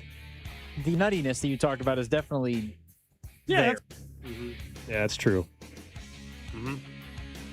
Any of you like that wasn't by as good the of way, a drop as that one was. Just a I second will ago. say, pistachio is way up there on my list too. I I like don't think I've ever pistachio had as a flavor in pistachios. things. Not a big pistachio fan. No? Have you ever had one or just? I've had one, yep. Okay, Yep, just one? Yep, that's it. Didn't- I don't need any more. I would go, peanut, cashew, almond, not a big fan. Almond's okay. I think You know, almonds are hated. Take it or leave it. Are hated too much, but they're not a top tiered nut. Yeah, that's fair. Simple salted peanuts are good too. I like them in the shell better than just like a, Oh, okay. like the shaker thing of them. Does it feel? Maybe Does it's it feel the always having to the do tactile part of it. These nuts. Someone says, what's with this station spamming the phrase low-hanging fruit all the time? Is that something you'd said a lot on Well, I don't know. 96.5 The Fan? I don't know. It's a very common phrase, I would say, in general. Do you think your insurance covers trailer theft? Whatever company it is, I'm sure they did. I'm sure they had some. That's a write-off then. Someone says, shocker, Cody siding with the criminals. I didn't Yeah, side with it's the very criminals. predictable. I just said, I'm not fighting turning them in. They tried to sell me some low-priced walnuts for my bodega, I'm just, Cody just wants it for baking. what it is. I don't use a lot of that in my baking, I don't think. I mean, I have baked something with walnuts, I guess, but it's been a while. I made muffins this weekend. Just randomly, you just made muffins. Mm-hmm. My kid had been asking maybe like a week ago or something. What kind of muffins? They were just chocolate chip. You know, with that like sugar crunch top. Mm-hmm. Nothing crazy. I think maybe I'll make a cheesy Sugar bread crunch later. top. That goes for $5.99 at Panera Bread. I don't know. Yeah, might have cost me $2 worth of ingredients, you know? The way that you phrase it is exactly how it is on the little card. I saw they brought back caffeinated drinks at Panera after they settled their lawsuit. Wow, they had that one. Charged lemonades. Yeah, they had that one that one woman. She died, right? Yes. Yeah. Well, it turned out it ended up having like 15 cups of coffee worth in every charged lemonade you drank. Someone was having like 2 or 3 of them a day and couldn't figure out why they were so amped up. Yeah, I remember that story. That was the trash of the day a couple years ago. Yeah, been a little while. They brought back like energy drinks after they settled their lawsuit. That's the trash of the day here on Cody and Gold. Up next, we get to the Chiefs Red Half Hour. Back into Justin Fields.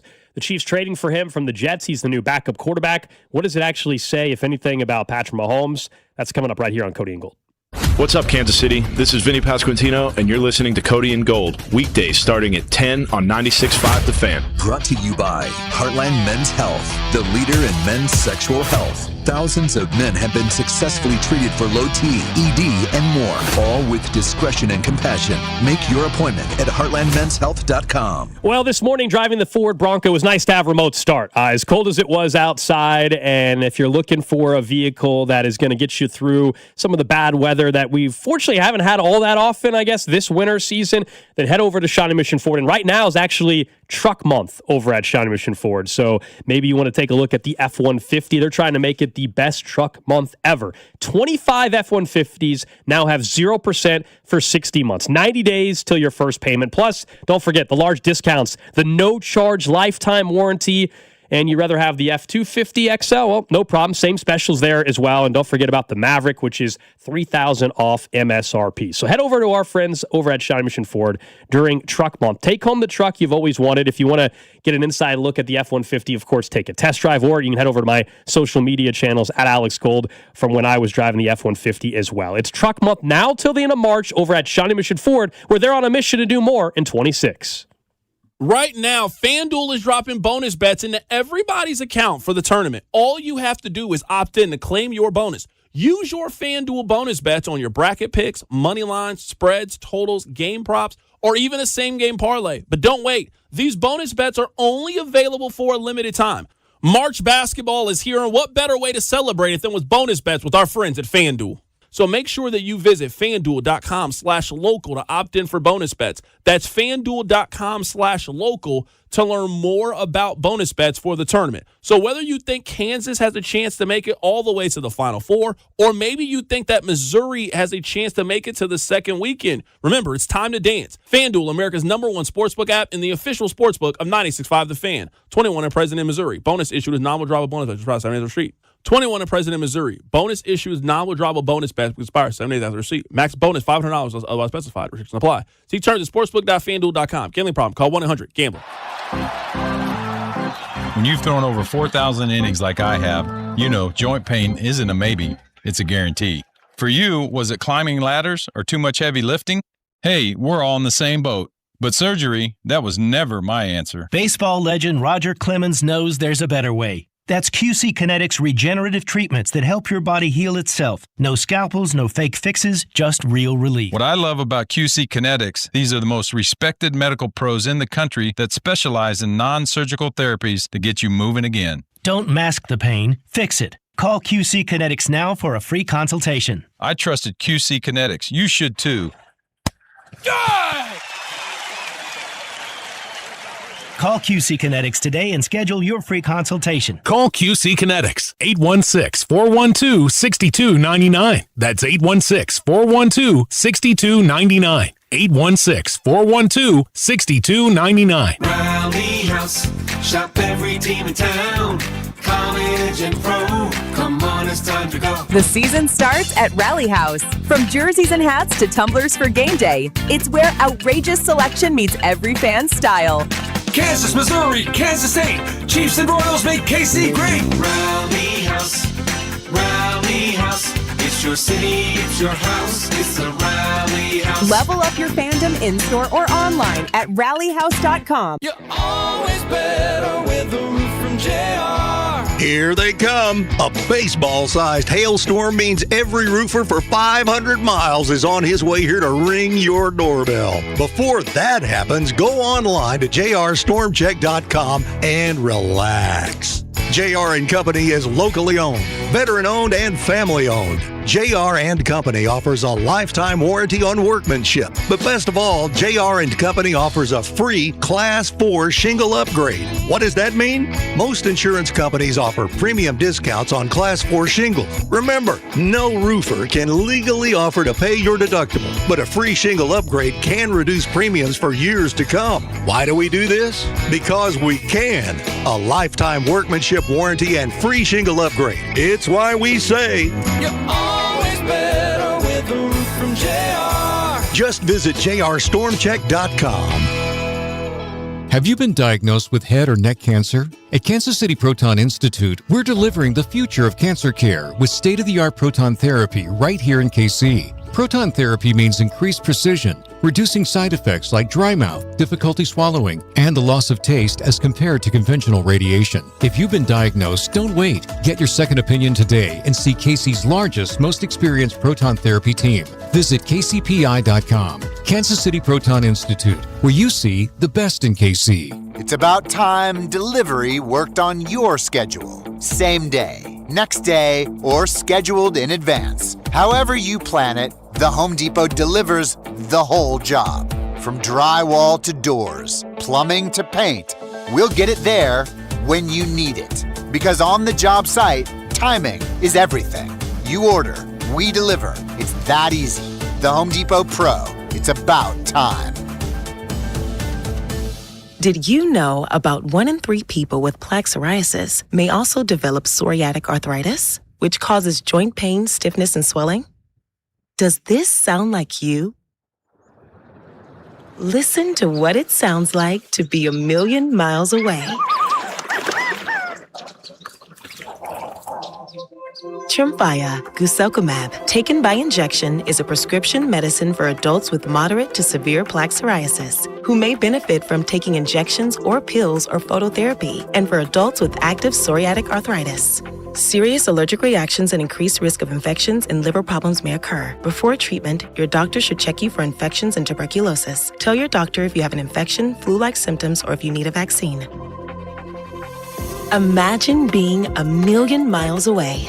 Explore what's possible. Ask your doctor about Tremfya. Visit tremfya.com or call 1-800-526-7736. Anthony Plumbing, Heating, Cooling, and Electric. Visit anthonyphc.com today.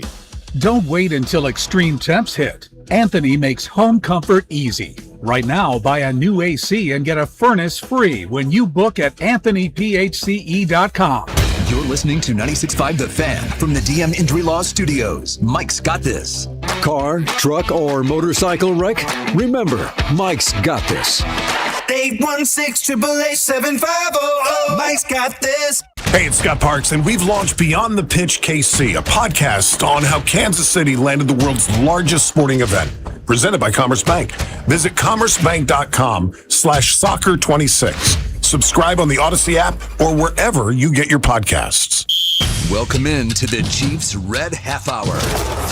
Every day at 11:30 with Cody and Gold on your new home for Chiefs football. 96.5 The Fan. Chiefs Red Half Hour brought to you by Leavenworth PD. Be a cop, be yourself, build your career at Leavenworth PD. Apply today at leavenworthks.gov/police. So right before we got on the air today, the news came out the Chiefs were making a trade for a quarterback. That quarterback, Justin Fields. If you're just joining us for the first time today, Justin Fields, former starting quarterback in New York. They were looking to move on from him. He was looking for another place to land. It sounds like there were other teams interested, but he was able to choose Kansas City. So the Chiefs send a 2027 6th-round pick back to the Jets. The Jets still had $20 million on the books for Justin Fields. They go ahead and eat a huge chunk of that. The Chiefs are only going to have a $3 million cap hit in the final year of this Justin Fields contract. Cheap. So it's a one-year thing with Fields for $3 million. You gave up a future sixth. Kind of a no-brainer for a guy that has started 53 games. I'm not trying to suggest that they went out there and got the best backup we've ever seen before. I actually think he's one of the better available backups to the Chiefs, given the experience part. Is it intriguing because the fact that he's a mobile quarterback? Yeah. Am I confident that Andy Reid will utilize him in a special package or two when Mahomes is back? I'm not confident. I would like to see that in certain situations, 4th and 1, QB sneaks, etc. But I'm not confident there. What I love about this trade is just that it's a guy that could go and start a game or two if Patrick Mahomes is not ready week 1. Do I think the Chiefs can win a game or two with Justin Fields? Yeah, I do. An entire offense with Andy Reid, entire offseason, with Andy Reid and Matt Nagy, with Eric Bieniemy. He also knew Matt Nagy, going back to if you want to go further back. That also helps. Sure, I think they could do that and have success. So I would love to hear the argument of like if you're like mad about the trade. Maybe you're just like, whatever. Okay. But if you're like actually upset they gave up a 6th-round pick, I would love to know your reason, because I don't know what the real downside is here. It's giving up the value. Like we talk about this sometimes, like the availability on the open market versus the draft pick. It's a future 6th. Do you know how low teams value those in the draft trade chart community? Plus, they got 9 picks this year, which means if they want to recoup the 6th-round pick, they could make a trade in the 5th or the 6th or the 7th this year and hypothetically recoup that selection back. They also are currently projected to get it out of the comp formula. Actually, slightly better than that. So they can get that pick back and a number of other ways, and because of the number of selections they have, they can go back a lot of ways. I will say, he's not a winner by any means. Nope. The backup quarterbacks they have gone with has been like a mixed bag of, and certainly all have won. Chad Henne, Minshew, Wentz, they all won more than probably Justin Fields won. But this is kind of like the minimum start point. 53 career starts feels about right. Yeah, this is why I didn't want Anthony Richardson. I wanted somebody that had started, I said 30-plus games. This is well over that. Yeah, almost double. He fits that.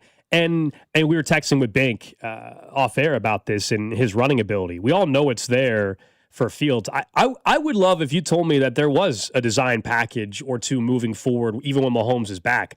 I'm just not sold and convinced that the Chiefs are willing to do that. They wouldn't even have a backup quarterback come in and do a QB sneak, for crying out loud. So now I'm supposed to believe Andy Reid's going to have design packages on crucial 3rd and 3s, and they're going to give the ball to Justin Fields with Mahomes on the field. I'm just not buying it. Andy loves using mobile quarterbacks. So, like, it's weird. I think it is possible they will try to do something. When like has that. he used a mobile quarterback while having Patrick Mahomes? He hasn't. But here's the thing. I just think historically he is sure. When Michael Vick was his starter. Sure. If Justin Fields has to start week 1, they'll have every single package imaginable. It'd be fun to watch. I'm just saying when Mahomes is back, why should I think that they're going to use Justin Fields? I think that there's a possibility that they will be tempted by it. But what I'm going to tell you is I don't want them to.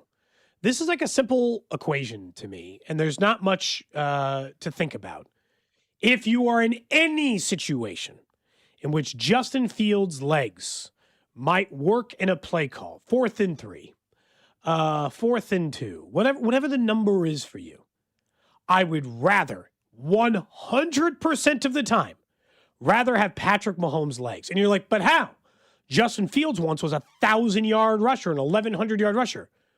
Patrick Mahomes historically is one of the most clutch runners of all time. Plus, he can throw. Plus, he gets to use his brain. What about in a year, though, where he's coming off an ACL? I don't care. And look, he's going to come back. I still think his legs will have value to him. To me, his legs have always been, look, some of it is athleticism, but it's also feel. And he's got a great feel for it. And so there's no circumstance in which I don't want, even if it's just a pass situation, I want the best quarterback in the NFL with the ball in his hands. Anytime these teams do cheeky nonsense, they try to take, like even for one play, they take Lamar Jackson off the field or something. Like, what are you doing, you idiots? You have an MVP caliber quarterback. That's the person who should have the football. They got a better chance of success than any dumb gimmicky nonsense you got cooked up back there.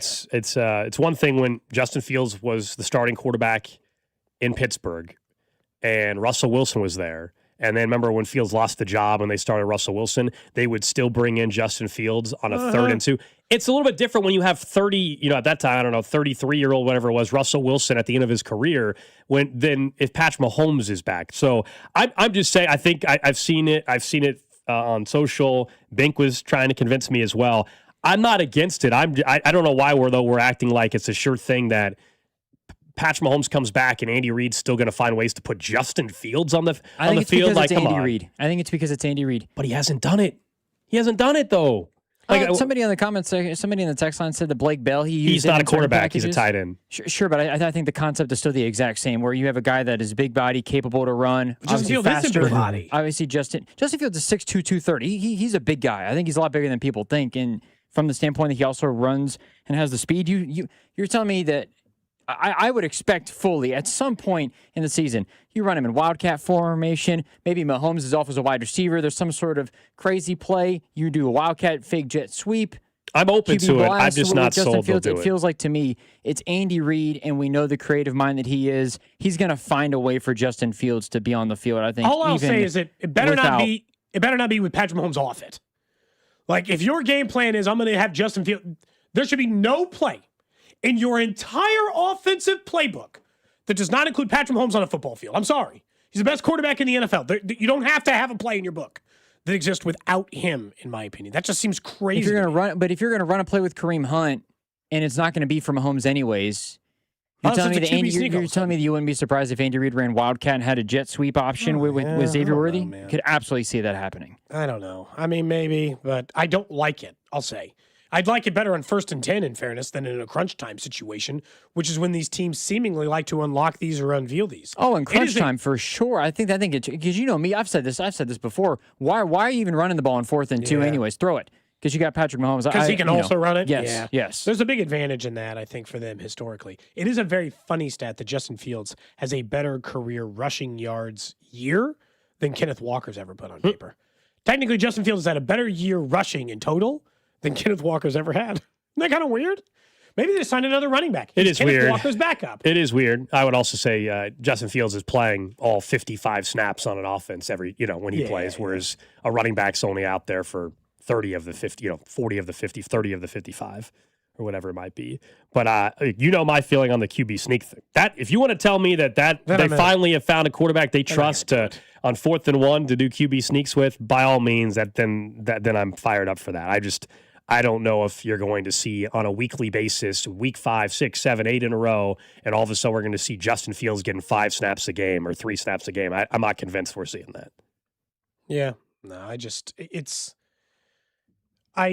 But I think but the more important thing, can they win with Justin Fields in week 1 if they have to, no matter who the opponent is? Yes. And I think the answer is yes. Well, especially because Justin Fields is going to have he's got to be at least vaguely familiar with the system because Matt Nagy's system is not going to be way different than Andy Reid's. So he's got to have at least some cursory knowledge of what Matt Nagy's system was. But if Fields has to start for multiple games, then I think they'll be as creative as ever. Like what people are talking about wanting to see from Fields, I think we see that if he starts. I just don't think we see what everybody's discussing if Mahomes is back. I think again, from a just general safety standpoint, great. A future 6th round pick in next year's draft and $3 million. Gardner Minshew costs 10. I've seen every single free agent quarterback contract this offseason. I'll give up if I get to save the cash for a future 6th next year. I'll save the cash for a future 6th. From a backup perspective, I really like it. I like it less and less if they're actually going to try to put him on the field. I don't have any interest in Justin Fields playing a lot. He is a safety net, a good one, a good safety net, not a perfect safety net, not as good as some of the other guys who could have hypothetically been available. Like Joe Flacco would probably give you a better chance to win a football game than Justin Fields. But with Andy Reid in an entire offseason where he's going to take a vast majority of the minicamp snaps, the mandatory minicamp, the early training camp snaps, he's going to get more time in this offense than most backups would. Travis Kelce, we know the news last week. He's coming back on a 1-year deal. We just have way more details now on exactly how the Chiefs pulled this off because a lot of the conversation around Travis coming back would be, all right, well, what's the number? What's the salary? We learned last week it's $12 million, could be worth up to $15. And it was right on that fringe of the dollar amount that I thought, okay, you don't want to pay much more than that. Well, now I don't know why anybody cares about the money because Albert Breer of Sports Illustrated reported how the Chiefs are actually structuring this. It is technically still not a void year situation. This gets a little nerdy, but basically they're still avoiding void years, extra seasons that nullify the start of the following league year in terms of spreading out the signing bonus. But the Chiefs are basically doing that by spreading out future dead money more than void years. So here's what it is. Kelce will get $3 million base. The rest of his money comes from a $3 million roster bonus at the start of camp in St. Joe and $6 million in per game roster bonuses. That is guaranteed. Because even if post June 1st, all that money can be pushed down the road. So he's actually signed, if you look at the contract, to minimum salary for 27 and 28. And this is how the Chiefs are going to be able to convert over half of his base salary and the guaranteed roster bonus and optional signing bonus to spread out over 3 years while he still gets $12 million, but it's only a $4.9 million hit on the cap. It's not void years in the technical sense of it, as in what that actually is, and that contract usage that these teams have been using. It's void years, man. It's essentially the same thing. Yep. They're going to pay the man $3.5 million each of the next 2 seasons against the cap. That's how they're going to do it. And honestly, based on where the cap is headed, even today, Mike Florio is talking about how the NFL and CBS are currently negotiating a deal that would be worth, $4 billion over the next 3 years or something. The cap is going to continue to explode based on the way it's currently going. This $3.5 million, you won't even feel. And look, it's setting up, this is a retirement contract. Yeah, because they have to cut him by June 8th of next year. Yeah. Otherwise he's guaranteed $40 million. So I think we're okay there. He will be cut. They will renegotiate. If he decides he wants to come back for one more year. Yes. But from this standard, it's a perfect retirement deal. He gets $3.5 million each of the next 2 seasons after he quits if he wants. And he gets $5 million this year, none of which this money he actually needs to operate his life. But the Chiefs obviously get to really significantly reduce their number. And again, look what $3.5 million buys you on the free agency market. Maybe it buys you backup quarterback in the best case scenario if you give up a 6th round pick. But $3 million buys you half a Mike Caliendo or something. Hell, had they actually signed him to the original contract, the restricted free agent deal, it bought you Mike Caliendo, a backup guard. So that's what you hypothetically cost yourself against the cap in void years. I know it's not void years, but it's operating the same way. Same structure. This is the first time that Clark Hunt's really been willing to do this in a while. I don't know what the number is. He doesn't like paying money to players who aren't on the team anymore. Maybe Travis Kelce's just the exception to that. Which gives me a lot of courage that at the end of this thing, if they got to rework Patrick Mahomes' deal and it looks like we're getting to the end and they got to sell their soul down the line in order to put talent around Mahomes when he's 38 years old, they'll do it. Good. I want them to do that. Because, Gold, I don't care about the 4 years after Patrick Mahomes is the quarterback of the Chiefs. Or at least I can't genuinely worry about it every single day, right? You got to think about how you can capitalize with the greatest quarterback you're ever going to have. I will say the general manager, of course, it's a very difficult job. You got to get things right. I would argue, though, if you have the right cap people around you, there's no better time to be an NFL general manager than now because of where the cap is going every year. You can cheat it forever. Well, yeah, it's what Howie Roseman's doing out in Philadelphia. The Chiefs really haven't done it, but when you look at the dollar amounts of the TV deal that you referenced, eventually we all know at some point they're going to expand to 18 games, which will lead to more revenue, which will lead potentially to more international games, more revenue. So the cap is going to continue to go up at this rate, I think, at least for the next 10 years. I really believe that. Higher. And so if that's the case, well, then none of this matters. By the time you're not the GM, by the time this stops slowing, where it stops increasing, you're not the GM. I just think it's a great time to be a GM in football. You can make if you have an owner that is also willing to kick the can down the road a little bit. Because they're getting ready to elect the NFLPA, everyone assumes that the second the NFLPA president is locked in, once that is done, right? Because I think the player rep got elected, but they're still working through the team side. Once that's done, everyone expects them to push for 18 now. They're not going to wait till 2030. They're just going to try to convince the players. By the 2028 season, as soon as they have leadership, to get to 18. By the 2028 season, I think we'll be seeing an 18 game. Damn, that soon? Only 2 more years of 17 games, and then we're right into 18? I think so. I still don't understand what they're going to do. They're going to push the season back, and it's just going to be Martin Luther King Jr. President's Day, and they're going to back it into a federal holiday and let everybody enjoy their Sunday of Super Bowl. You and I will be working, that's for sure. But it's like that part of it is just. I mean, I've said this before. I don't think we need an 18th game. I didn't think we needed a 17th game. No, we don't need it. No. Yeah. We definitely don't need it. As a sports fan, we don't need it. The question is always it's like always injury, what the number is. shortened careers. I always go back to the idea of NFL careers are so short, right? They on average get like 60 games, right, to play in their career. And if you add an additional game, I mean, you could be cutting a half, and they're a playoff team. You could be cutting like a whole year, half a year off of some of these guys' career. And they don't, but like the NFL teams don't care because they don't care about player safety or any of that. But at what point does that over time exponentially reduce the quality of play due to the fact that you don't have enough good players anymore? That we're just down to worse players. Or how many quarterbacks can't get through? Well, that coupled along with, and Brett Veach has said it each of the last 2-3 years now. NIL, these guys are older. Yep. There's players on our roster who are young. There's players who are on their roster currently who are younger than the players that are going to get selected in the NFL draft. Probably somebody who's younger than they're going to pick for their team in the NFL draft. And that's also an adjustment because there's more wear and tear on their bodies because there's more games with the college football playoff. Everyone's going to be single contract guys. 24 years old, get to the NFL. 28 years old, get off of your team and go sign a veteran contract somewhere else. There is always value in youth. We know that. Anytime some college kid, that's how FAU, I still think that's how he ended up a first-round pick. He was so young that they're like, I mean, even if it takes 3 years to develop, this guy's going to be 23 years old. We'll figure it out. Like there's especially now with NIL, there's a real advantage in being a young player coming to the league. Who's the youngest guy out of the Tyson, Mackay Lemon, Carnell Tate tree? Probably Mackay Lemon. Just asking. Him or Carnell Tate. I think Tyson. Tate's 21. He just turned 21. Yeah, it might be him. That's got to be it. 21. I mean, that's about as young as you can get, isn't it? Probably. Kai Lemon. I'd have to go pull it up. That's probably Carnell Tate. Well, based on the fact you said he's 21. Mackay Lemon is also 21. He just turned 21 in March. Yeah, okay, so he's even younger. He's too much younger. Yeah. So, young group. There's your answer. I like that. Again, the idea, and this goes back to like the quarterback thing. I would never take a quarterback in the draft who's 25. I'm just never. These guys who come in and like, oh, I don't know, man.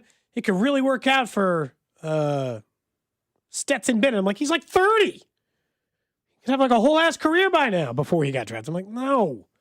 I'll be taking Brandon Whedon. I do think there are some caveats. Like Joe Burrow turned 24 in his rookie season. He turned 24. I mean, that's old. It's pretty old for a college player. Yeah. But, you know. There's some exceptions, I think. When you're going to go 1-1, maybe I care less about it. Fine. Kind of like Fernando Mendoza, because Fernando Mendoza is a little bit older.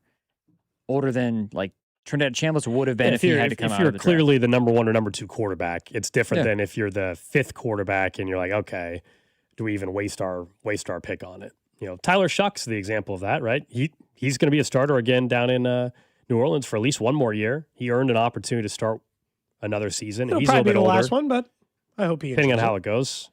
Everybody's go pretty well. Everybody's thinking that he was a lot better than I thought he would be. Yeah, same. I would say I'll a give lot him better. credit. I'll give him a lot of credit. Yes. Spencer Rattler started week 1, and by week 5, week 6, maybe I can't remember what it was. He had a big moment this weekend. He was at the Rattler or Shuck. Shuck. He was at the Mercedes-Benz Stadium getting a huge ovation at Banana Ball. Yeah, he threw a dot. He threw a touchdown. Yeah, he threw a touchdown at the Savannah Bananas. They've started up their tour. They're going to be in Kansas City in May again, I think. Yeah. But yeah, Tyler Shuck showed up big at the Savannah Bananas game. I don't know. I saw like a random social media clip. You know how it works. They're pretty good at promoting themselves, it turns out. Just as a general company, they're very good at promoting themselves. I am happy with the contract, at least that it allows them the freedom to do whatever they want with Kelsey's contract down the road. If they wanted to bring him back again, they'll just do the same thing again. Hey, can we rip that up? I'll have the void years on the back end. We'll still get you the blind money or whatever. But at least if you have to retire, we only owe you a $5 million cap hit. The Chiefs have got to protect. I still think that some of these contracts, though, do indicate a willingness or desire, I'll say, to win in Travis Kelce's final year.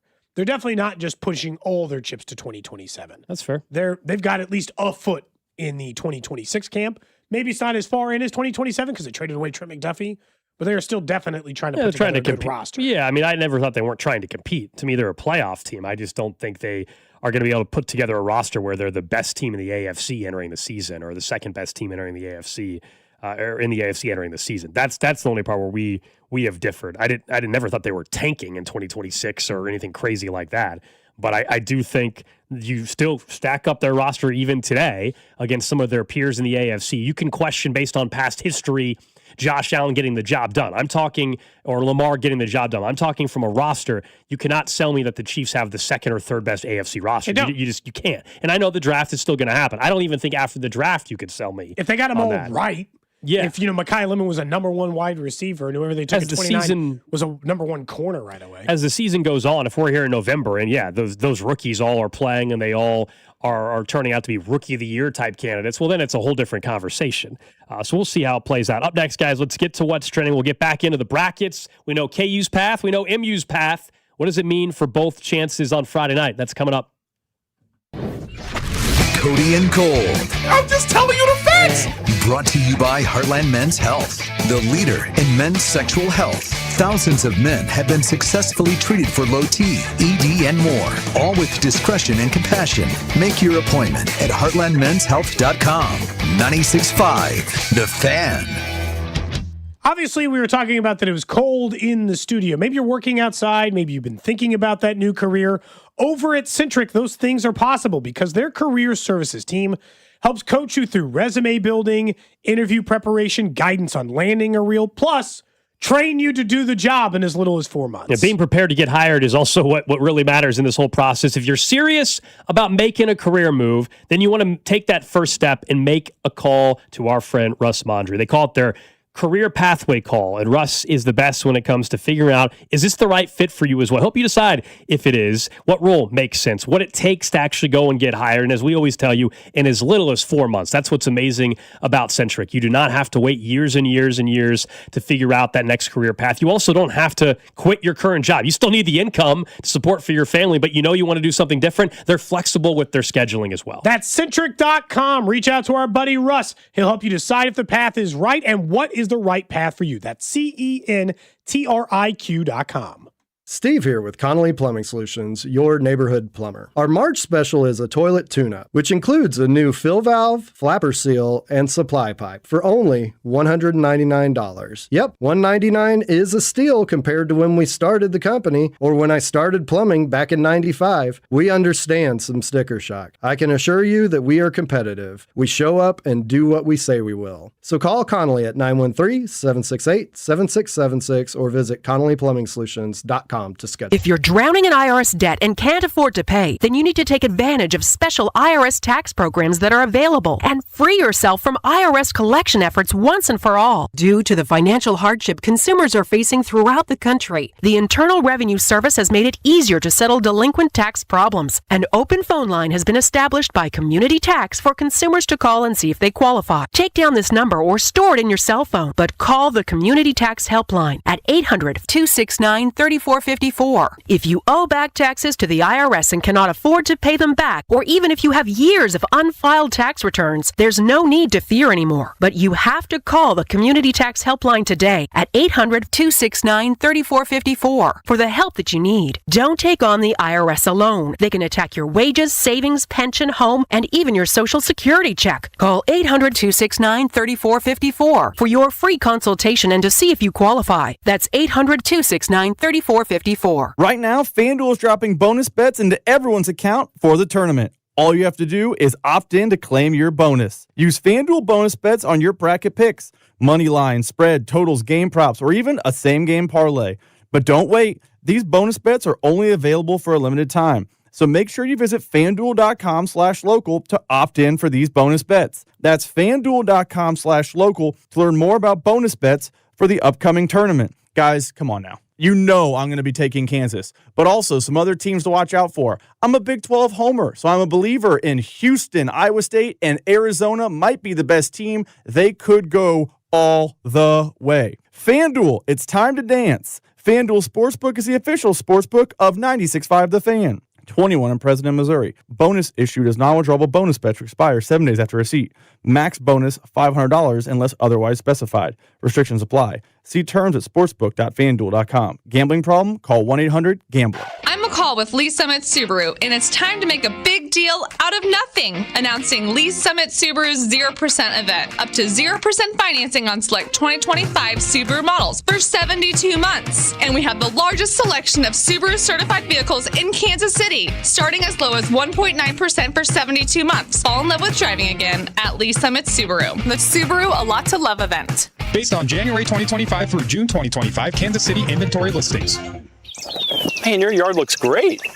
Who does that for you, Gunther? It's Gunter, no H. You sure it's not Gunther? Listen, we've been with Gunter for years. They take care of our lawn with 7 annual applications. We're weed-free and have a lusher, thick, green lawn. Trust me, it's Gunter. No matter how you say it, we've been helping Kansas City homeowners improve their yards for decades. For greener, thicker lawns, it's Gunter. I'm pretty sure it's Gunther. I'm pretty sure it's not.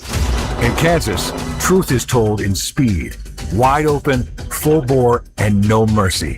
Season momentum earned 3 and 4 wide. Loud, intense, inches predicting outcomes. Blink and miss. They bang sideways! What just happened? Pure speed whipping across the plains. Hell yeah, boys!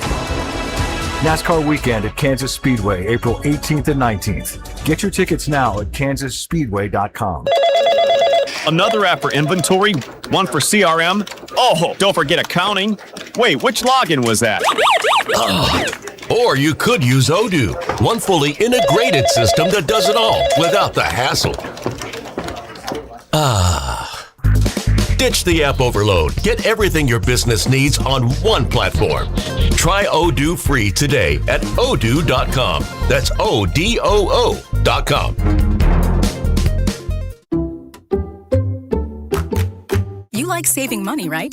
We all do. That's why Allstate just lowered the price of car insurance. Not, but wait, there's a catch. Lower. Actually lower. So if you're shopping around or just want to see how much you could save, check Allstate first for a new lower auto rate that could save you hundreds.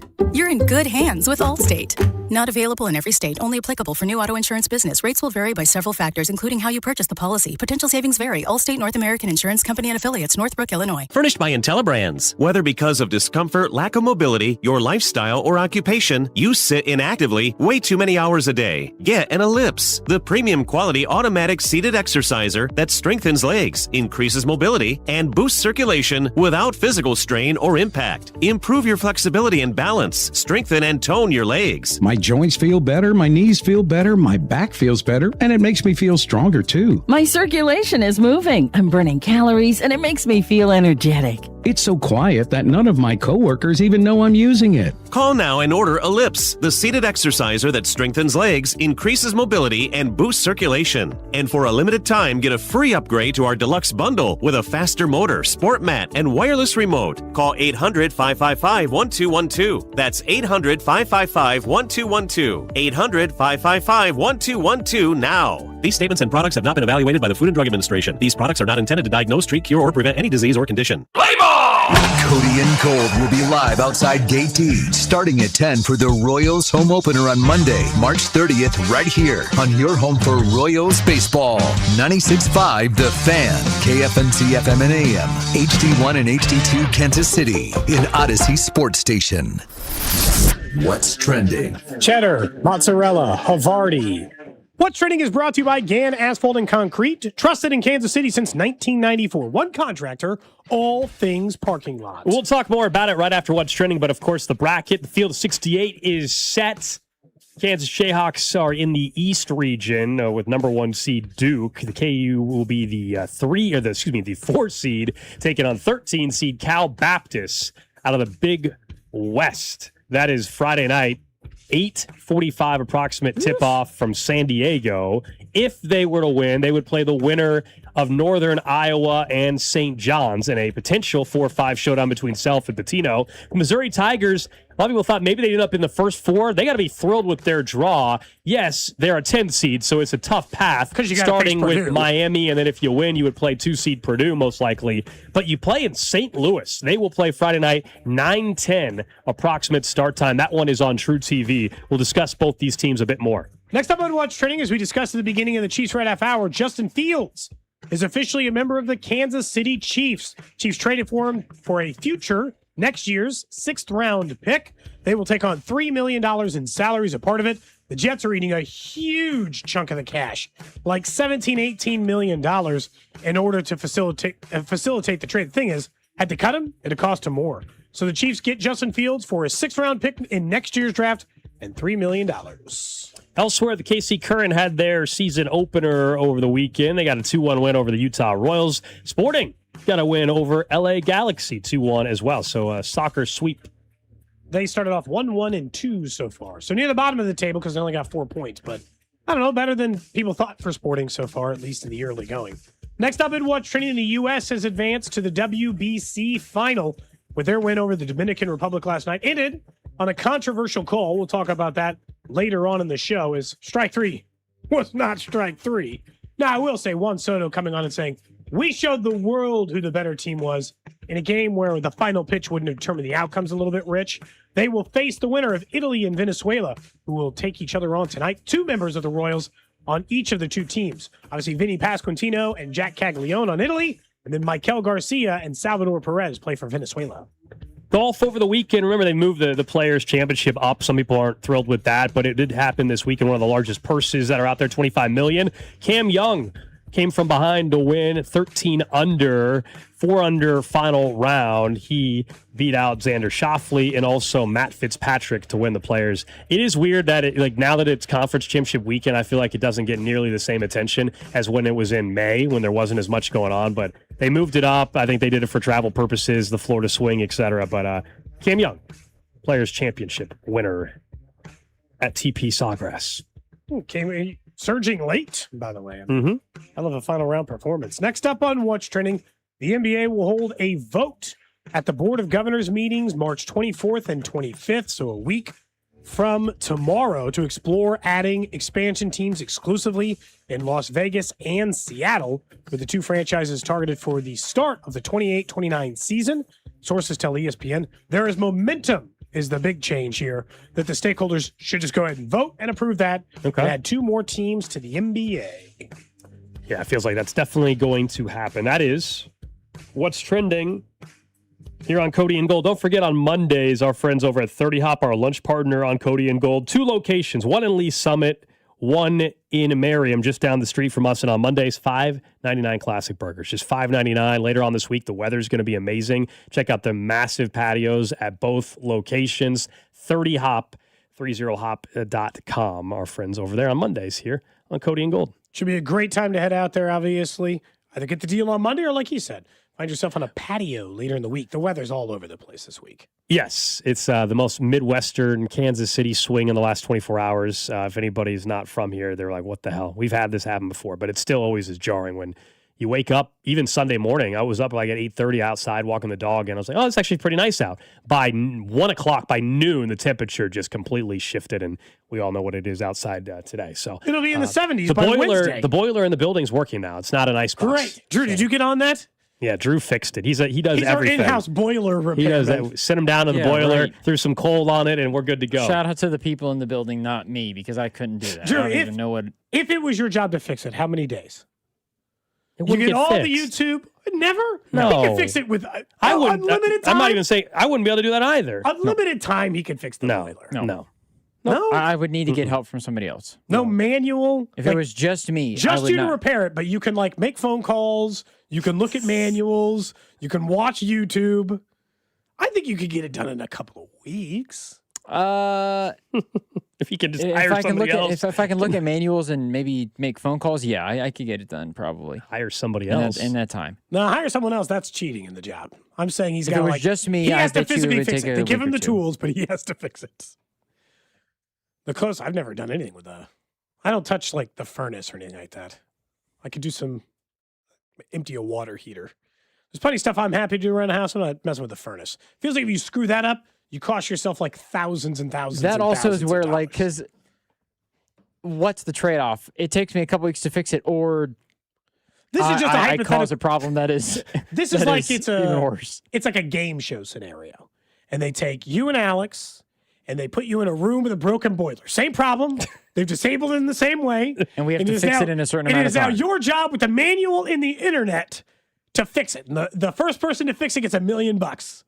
But you have to give you all the tools and the reading material you need, but you got to figure out how to And there's no penalty if you don't. If it no, gets there's no worse. penalty. Don't they don't. Oh, okay. Yeah, you could probably. I Yeah, don't the know. probably a longest week or game. It's two. going to be the longest game show in history. Yeah, is what that would be. That's what that would It's be. like we're checking back in, and Alex in month gonna 3 be just a- driven to It's going to insanity. be the longest game show ever. Let's talk more about the brackets, though. Field of 68, of course, was revealed yesterday. And coming up in about 20 minutes, we'll be joined by John Martin from the Field of 68, does radio in Memphis as well, to talk more about this. But there's no question, I think if you're a Missouri Tiger fan, you have to be thrilled with the draw that you ended up with in terms of the location. Because if you even see with what their seed was and you look at the bracketology analysts heading in, they were very close to heading to Dayton, Ohio. Oh, yeah. And very easily could have been playing Miami, Ohio in Dayton. So it could have been a serious underdog in terms of atmosphere as well. Instead, they're an underdog slightly to Miami. It's a tough game. They could lose. Then if you win, you play Purdue. I don't think anybody's expecting them to get past the Boilermakers necessarily, but they get to play in St. Louis. If you think there's any chance it can happen, it's because they're playing in St. Louis. And whether there's fans already in St. Louis, whether you're in Columbia driving east, whether you're in Kansas City, knowing they're playing Friday late, you could leave work at 4 o'clock and still get to St. Louis in time for the game if you really wanted to push it. Yep. So I think Mizzou should be thrilled, given their resume, that they get to play in St. Louis. And against Miami, we'll see as the week gets closer.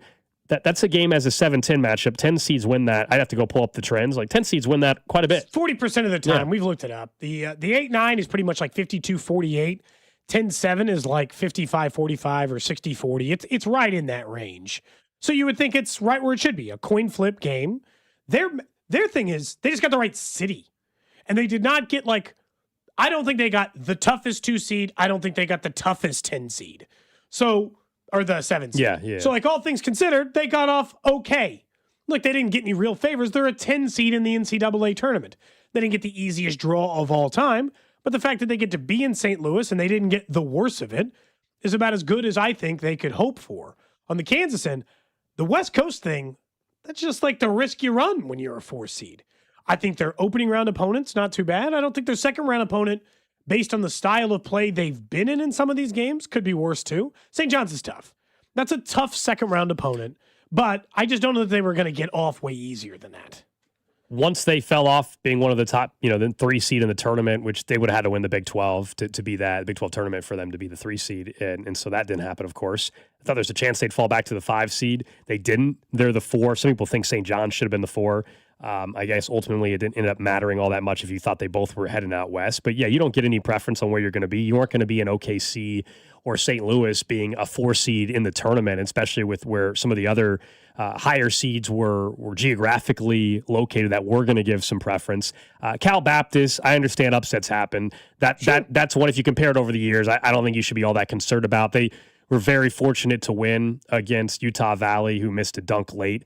They do have one of the better scorers in the country, and so you always get concerned when there's a player that has that skill set. But also, I think when you're a Kansas or a school like that, you make somebody else, you take that guy out of the game, and then you say somebody else beat us. And I don't think Cal Baptist has the dudes for that to happen. Their issue is the second round matchup. If Northern Iowa doesn't beat St. John's is one of the hotter teams heading into the tournament. They just won the Big East championship, doesn't always mean you but get the anywhere. Big East was not good this year. And so what does that mean? How much do you Other weigh than UConn? How much do you, and they have Rick Pitino, for whatever reason, has kind of owned Dan Hurley. I don't know why, but he's had success against him.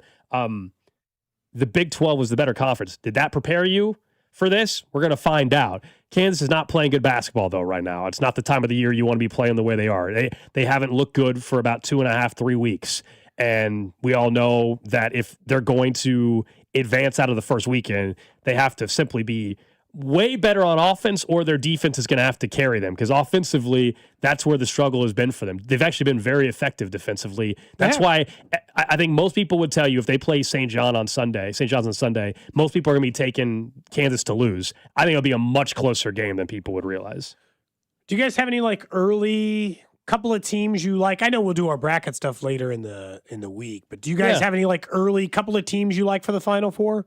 Like a couple of those, like, those are definitely going to be like in the mix for me in the Final Four. Spoiler, I mean, Arizona definitively in the Final Four for me. Are we all just like on Arizona? Yeah, I mean, it's not some hot take or anything. It's chalky. They're in the best conference. It's chalky. They're the best team. I've seen Arizona play multiple times in person now. So is Drew. They're healthy, which when they had their little lull and they lost their first couple games of the year, it was because they were not healthy. And since they've been healthy again, they once again look like the best team in the country. So maybe I'm already giving too much away, but you can probably assume who I have winning the national title. As far as like the ones that I'm going to consider as we kind of get in there, I would entertain Illinois, like Arkansas. Like those are some of the teams that I'm like are off the 1 or 2 line that I think interest me. Out of the Big 12, by the way, the team I like the second best is Iowa State. Like to get to the Final Four. Yeah, I don't trust them. Really? Interesting. Yeah, I don't trust Iowa State. I don't think they get to the line enough. I also think some of the tournament history with Iowa State and Otzelberger, don't trust them. Yeah, that part of it's definitely fallen short, at least at some points. So who's the second team out of the Big 12 you like the best? Houston. Yeah. I don't know. They get a play. They're a team I don't trust. It's like I watch their brand of basketball. Sampson. I'm like, someone's going to come get your ass. No, see, I think Kelvin. I know that hadn't been the case. They've had a deep run in the tournament recently, but Kelvin Sampson, the defensive style of play, I think can cause problems for anybody in the country. And if they are able to get past St. Mary's or A&M in the first weekend, then they're in Houston. They're playing at the Toyota Center in their backyard for the Sweet 16 and Elite 8. That's a huge benefit to them. Drew, you got a couple that you're like early keeping an eye on? Arizona, obviously. I think Iowa State has a good draw to get to the Final Four. I mean, obviously, dealing with Kaysen at Michigan, who's out for the season. They've got some injury issues that they're going through.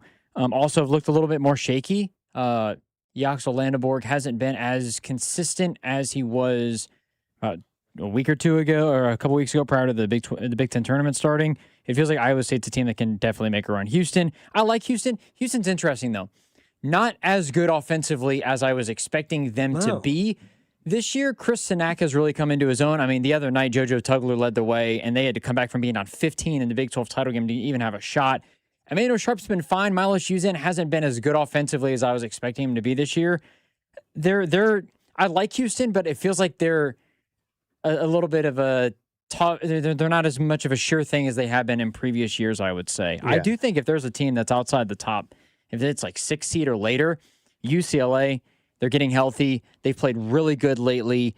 UConn, I don't know if I trust them. Michigan State, they just recently beat Michigan State in the Big Ten tournament.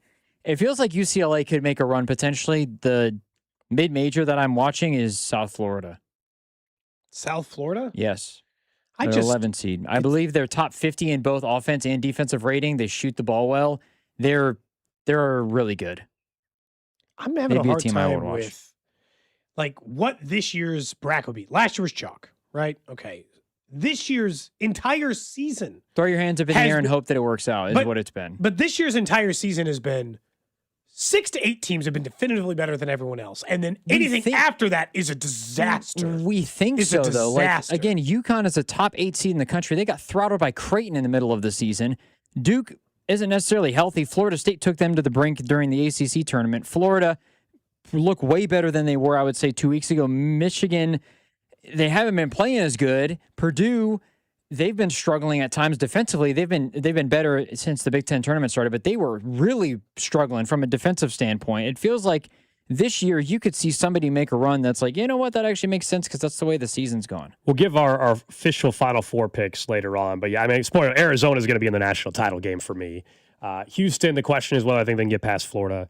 And then I will tell you one upset that I'm keeping an eye on that I've already put a bet in on is Kentucky to lose in the opening round. I'm not impressed by them at all. Thinking of injuries. Yeah, Santa Clara. It's a 7-10 matchup, so it's not a crazy upset to begin with. First time they've been in the tournament since Steve Nash. 7-10, experienced head coach for Santa Clara as well. I think there's a real chance they can upset Kentucky in the opening round game. I think your Illinois pick is kind of fun, Cody, because offensively, they're the best offensive team. They're the best offensive rating team in the country. Better than Duke, better than Wisconsin, better than Purdue. They are elite, obviously, with Keen Wagler as a part of it. If they can find a way to defend solid, they can legitimately win the whole thing. I like just defend solid. Just at least they can win the whole thing. They just gave up like 100 or whatever to Wisconsin in the Big Ten tournament. Again, though, I think Wisconsin has maybe the best guard duo in the country, which sets up a potential second round matchup that'd be a lot of fun with Darius Acuff, who all of a sudden is getting number 1 overall consideration in some respects to some people, because that man is just a bona fide scorer. Illinois, though, yeah, they can score, which is where Houston, Illinois game, elite defense, elite offense. Those are the types of matchups that are a lot of fun to watch, to see which one is capable which one's capable of overcoming that. Do you think you'll have Kansas in the Sweet 16? Do you think you have Missouri? I don't know yet. I won't have Missouri in the Sweet 16. I don't know yet. We can just eliminate that. Honestly, I'm not sure yet. I will say this about the St. John's potential matchup, if in fact they get past Northern Iowa. I think people are giving Kansas like no chance to win that game, and I think it's a big mistake. And I understand I went to KU. You can call me a homer all you want. But like this idea that like Kansas would just get boat raced by St. John's, that's just people that watch St. John's play in the Big East tournament and nothing else the rest of the season. That game would be like 65-59. It would be a very close game. And so I would probably, right now, if you told me that was the matchup, I would probably slightly lean towards Kansas. They could very well lose that game, but this notion though that it's just like, oh my gosh, they have no chance to win if they play St. John's, which is like the narrative that's out there. It's I not call bad BS for me. on that. It's again, I told you earlier, it's more about like the way Kansas themselves is playing. Sure, than it is about the opponent. We looked it up. February 23rd is the last time I was like, they played a good basketball game and won. Yeah, you know, and you got to be playing good basketball heading into March. I get it. I would, that's the question, and where you're at with St. John's is like they've actually looked good here recently. Mm-hmm. Kansas though still has way more impressive wins on the resume. Sure, I would argue. Other than unless you want to cite for whatever reason, Rick Pitino has been able to beat UConn consistently since he's gone to St. John's. I don't know what it is. That's the team that they have just been able to beat consistently. It's weird.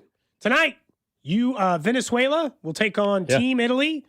You're rooting for Italy, you said? I am, yeah. Look, ultimately, I don't really care who wins between Venezuela and Italy, but it doesn't change your mood. If I had to pull for a side tonight, I'd root for Italy. Italy's fun. Vinny Pasquantino and Jack Caglione. I understand the Royals have Michael and Salvi on the Venezuela squad. This was kind of nice about whoever wins. That was a come-from-behind win that they had against Japan, which was awfully impressive. But deep down, I really don't care who wins this one.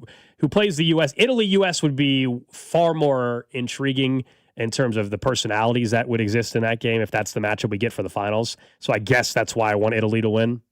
Italy, it's the underdog story.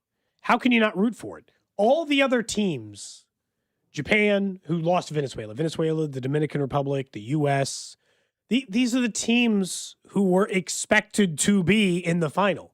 I think Speck had pointed this out, and I don't always give Speck credit for his sports takes because sometimes he's all the way out there. He goes all the way out there sometimes, you know?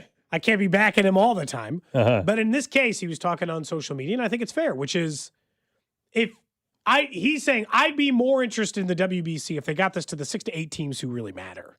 And the problem, the 4 to 6 teams that really matter. Because part of our disinterest, Gold, at the early part of the WBC was they're playing a bunch of countries they're favored by 9.5, 12.5 runs against. I don't care. Doesn't do anything. Doesn't really move the needle. Italy was not supposed to be one of those teams, not lose by 8.5 runs. They had some of the worst odds. They were in the bottom half of odds of teams to win the WBC. So if they got to the final, that's a hell of a story. They get past all these very tough teams. And honestly, I think they got the easier draw. That Japan is the better overall team. Venezuela is very tough and obviously loaded. But Japan is actually the more difficult opponent on paper. And so they have a real chance to win tonight. I'm rooting for Italy too, mostly because of the story of the tournament. Very easy to root for them. And then I want the U.S. to get payback against Italy from a week ago and win the WBC. Wait, payback from a week ago? The U.S. got destroyed by Italy just a week and a half ago. Oh. I thought you were talking about like some other sport. You're just talking about that one game. What, you think I was talking about like a historical I guess. I didn't know what you're talking about. You were just talking about when they lost to him in pool play. Got it. Yeah. Okay, we'll watch the champ. Are you going to watch the championship tomorrow? If you missed it earlier, Cody is not sure if he wants the U.S. to win, which is very odd to me. I said it would be, I could talk myself into what? Rooting for Italy. If Italy wins, you're not going to be sad. I don't think is what you're saying, Cody. I'm not going to be sad because the WBC, and ultimately I really don't care about And it. I think that's why, but in, I'm still, in like the rooting standpoint. But if the U.S. isn't, I don't care if the U.S. is in downhill skiing, I'm still going to say, yeah, I hope the U.S. wins over any country. So the same thing with this, like the idea of like that I would even contemplate U.S. versus Venezuela. I wonder who I'm going to root for. The U.S., obviously. It's more rooting for the people, I guess. You know, like rooting for Vinny. I'm not rooting against Bobby or anything like that. I'm not saying I'd probably just end up cheering for the U.S. Tomorrow, I fully expect Cody to be wearing an Inter Milan kit and Gold to be wearing a USA Stars and Stripes I wore the hoodie something last like that. week. I'm going to have to wear it again tomorrow? No, I think you need to go more. you know? You need to go more hardcore than that. There was a social Like an studies eagle. No, there was a social studies shirt. teacher I had who had a polo, dead serious, American flag on the front, Declaration of Independence on the back. Geez. That's what I'm gosh. expecting. Based on how you're talking about this, Gold, that's the way you need to show up. Declaration Mr. of Harvey. Independence on the back. Shout out to Mr. Harvey. I don't own anything Italian in gear, Okay. so I probably won't wear an Inter Milan jersey, you know? Someone says Cody's now going to rent his house out to some Italians for the World Cup. That's not it. It's the sporting event level. This is not. But even at the sporting event level, why would you? How are you even questioning whether you're going to root for the U.S. or not? Because Italy's a fun team, and I like rooting for fun things. But it's my God, I don't get it. I don't have to have pride in this one. What's the difference? It's just one. It's not the World Cup. It's not the Olympics. It's not any of the other ones. Just rooting for. I think it's the same. I think it falls in line. It's a little bit different, I suppose. To But deport me, take him off the show. But Cody, like this is like the way that I think you would describe this is this is like you rooting for Tommy Fleetwood to win a major. He's not American, but you'd like to see Tommy Fleetwood win a major. No, that'd be the Ryder Cup's the golf example. I mean, what you're describing is not the same. It's an individual sport. Oh, the Ryder Cup I think has significantly. So you don't have to root for individual Americans. You're saying against other nationalities. This is a country versus a country. It should be a no-brainer. Got it. In the Ryder Cup, are you rooting for the Europe over the United States? So then what's the difference? Because it's, you know what? Because again, this sporting event from a nationality pride standpoint is much lower than all the other ones we just mentioned. Yes. It's lower than the Ryder Cup. It's not the Olympics. It's lower than the Olympics. It's not the Olympics, but I guess just if the U.S. is taking on any country in a sporting event, I don't know why I would root for another country. It makes no sense. I just think that this might be the one exception where I'd consider it. Okay. I didn't even say I would, to be clear. I didn't even say I would root for Italy tomorrow. I want to be clear about that. I just said I'd consider it. That's it. Consider it. There are some people who are with you, Cody. Oh, boy. Oh, boy.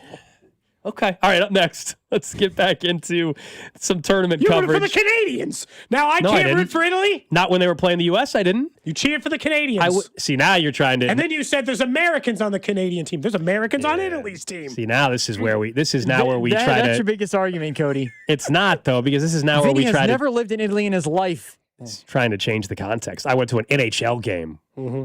That's true. They were not playing U.S. versus Canada. It's a little bit different. Up next. But there was an American team versus a Canadian team. There was not. It was not a country versus country circumstance. A team from America. Was not the same thing. Versus a team from Canada. No. Up next, let's talk some tournament coverage. John Martin, Field of 68, going to join us here on Cody and Gold. We'll ask him about the path for KU and MU and who does he have coming out of each region.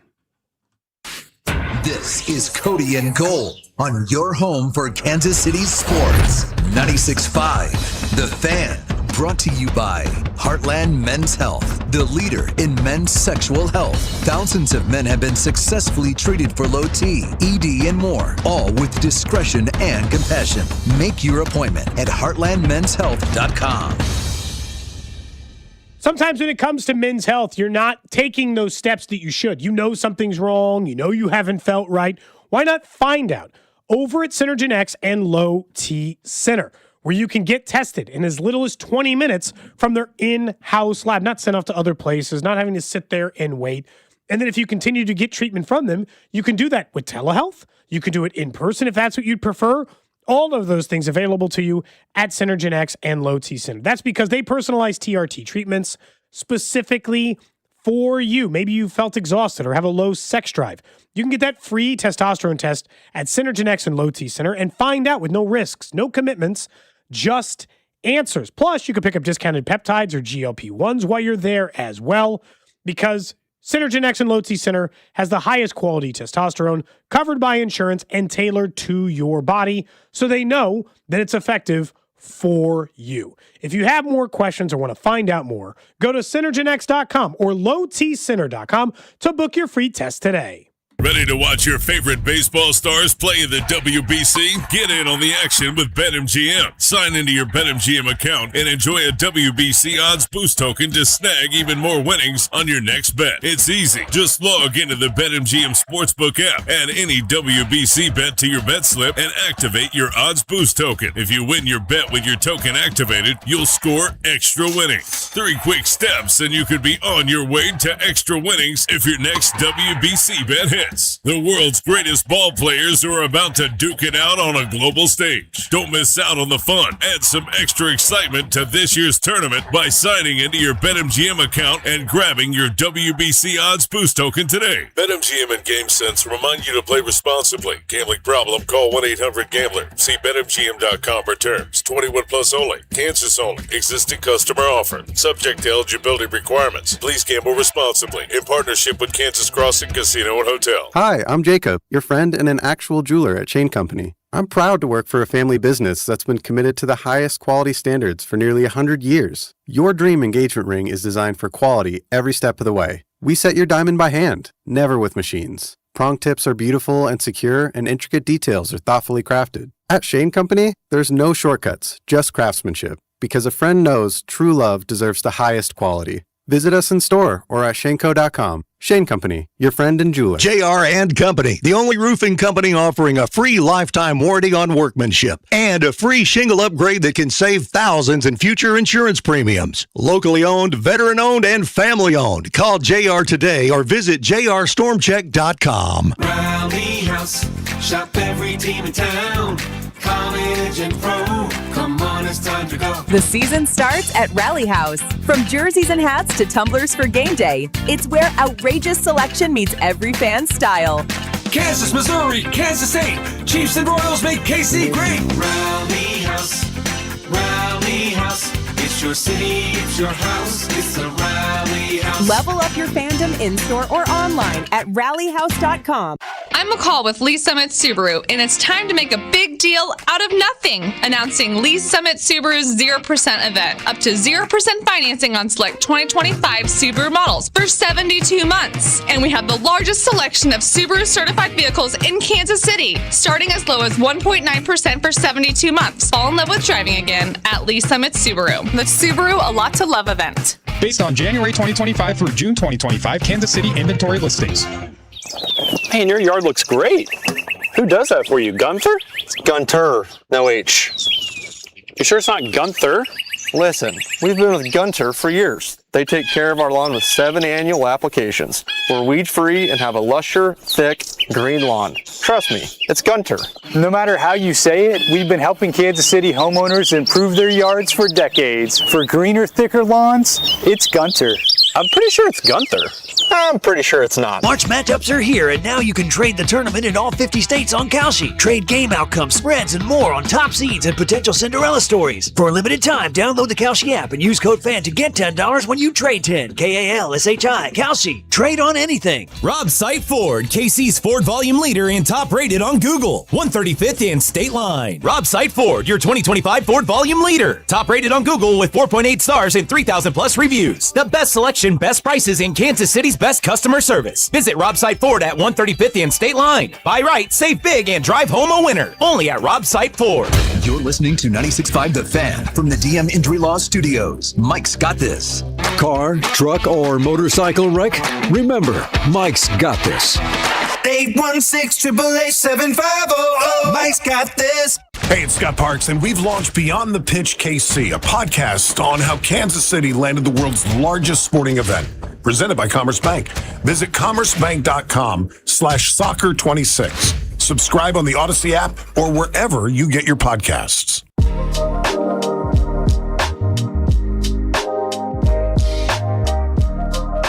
Back here on Cody and Gold, we're expected to be joined by John Martin from Field of 68 in just a minute or so to talk a little bit more about the NCAA tournament. Of course, the full bracket unveiled. A lot of you maybe have already filled out your brackets. You got your bracket pools. Hope to see you guys over at ITAP in the Crossroads coming up on Thursday and Friday, thanks to our friends over at Circa. Yeah, going to be a fun time out there. We've got a $500 Rally House gift card to give away, plus your chance at stuff from Circa. They're going to be giving away bonus bets, to my understanding, and merch, and some other stuff available for you there as well. But we'll have the big prize, plus just a place to sit with us, watch some basketball in what is supposed to be nice weather.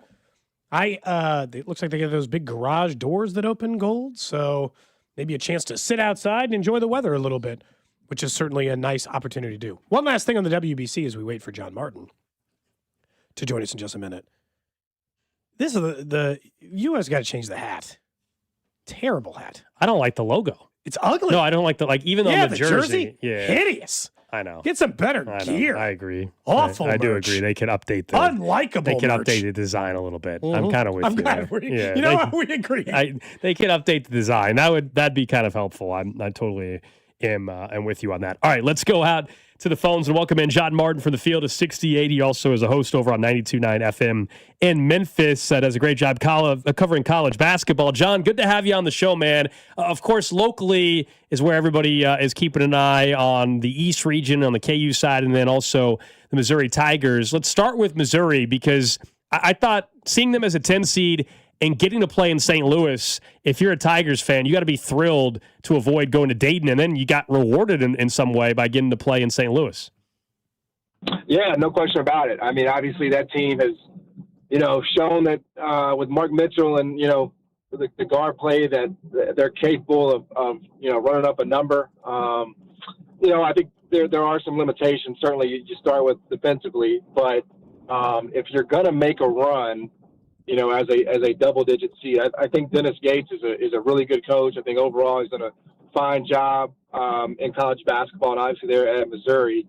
But if you're going to make a run, you need a little bit of a boost like that and being close to home. So I think their ceiling is, limited. But at the end of the day, you're at home basically, and you'll have, a ton of fans out there. So they've definitely got a chance. There are worse draws out there for sure. What do you make of Purdue, I guess, as an opponent? Let's say Miami. Or either, I guess. Do you like Miami? Do you like Purdue? What do you think of those matchups for Missouri specifically? I think they play, I think Miami is very similar to what Missouri does. So I think in that regard, you're not afraid of that matchup at all. I mean, both teams are going to get out and score. Both teams really aren't going to defend that well. I think Jay Lucas has done a really good job in year one, obviously there at Miami and turning that thing around. But I'm not scared of that matchup at all if I'm Missouri. I'd be more scared of a team that, is great defensively. And that's just not what Miami is. They got talent. They got lots of guards, and Renaud has done a good job there inside. But that's going to be that's a coin flip to me. And then, Purdue, what's funny with Purdue is 2 weeks ago, I mean, everybody, as they were on their swoon, everybody was saying just how depressing it was, how bad they looked, there's just no way that this Purdue team is going to make a run. And now, of course, they win the Big Ten tournament. It's like we're flipping back to Purdue, which was the preseason number one. But yeah, I think if you're Missouri, it could be worse. I would say obviously you're going to be a big underdog if you do get Purdue, just because of their size and obviously their experience. But they do struggle with teams that bring athleticism, and Missouri brings some of that. So. Am I predicting a Sweet 16 for Missouri? No. But, I think matchup-wise, stylistically, it's definitely not a bad draw for them in the first two games if they get there. What about in the East region where Kansas finds themselves as a 4 seed? They'll get 13 seed Cal Baptist, and then everybody seemingly is already looking ahead to a potential 4-5 matchup with Rick Pitino against Bill Self as it's St. John's in Kansas. How do you view their draw, knowing what they have struggled with throughout the season, which is just being consistent for starters? Yeah, I mean, obviously they'll get past Cal Baptist, but that's a tough draw, man. That's a tough draw to get the 5 at St. John's. I mean, the Big East champs, I think you can make an argument that maybe they were a little underseeded there at 5. I mean, I'd much rather have seen a team like Vandy, for example, on that 5 line in a different region. And also it's the Zuby Bowl, right? Zuby started his career at Kansas, and now he's, turned it around at St. John's. I think it's a really hard matchup for Kansas. But it's look, we're not talking about some elite guard play here with St. John's. I mean, they've kind of gotten by with what they've got with Darling and those guys. It's mostly been Zuby, so it's going to be Badunga versus Zuby. If Badunga can stay on the floor, and Darren Peterson can elevate. We see guys all the time, when the calendar turns to March and the tournament starts, we see them, reach another level. Like, you got to get that from Darren Peterson, because what's wild is that he's actually finishing games, but he's not playing well. Mm-hmm. And so, you just wonder if now is the time where, Darren Peterson turns it on. If he does, then I would expect Kansas to get through the Sweet 16. When you look at, I guess, what, we're in Kansas City, we're used to it. It's nice and close here as far as how people talk about Darren Peterson. Do you think that it has actively hurt his draft stock in your mind, or just the thoughts of the type of the player he is in college basketball?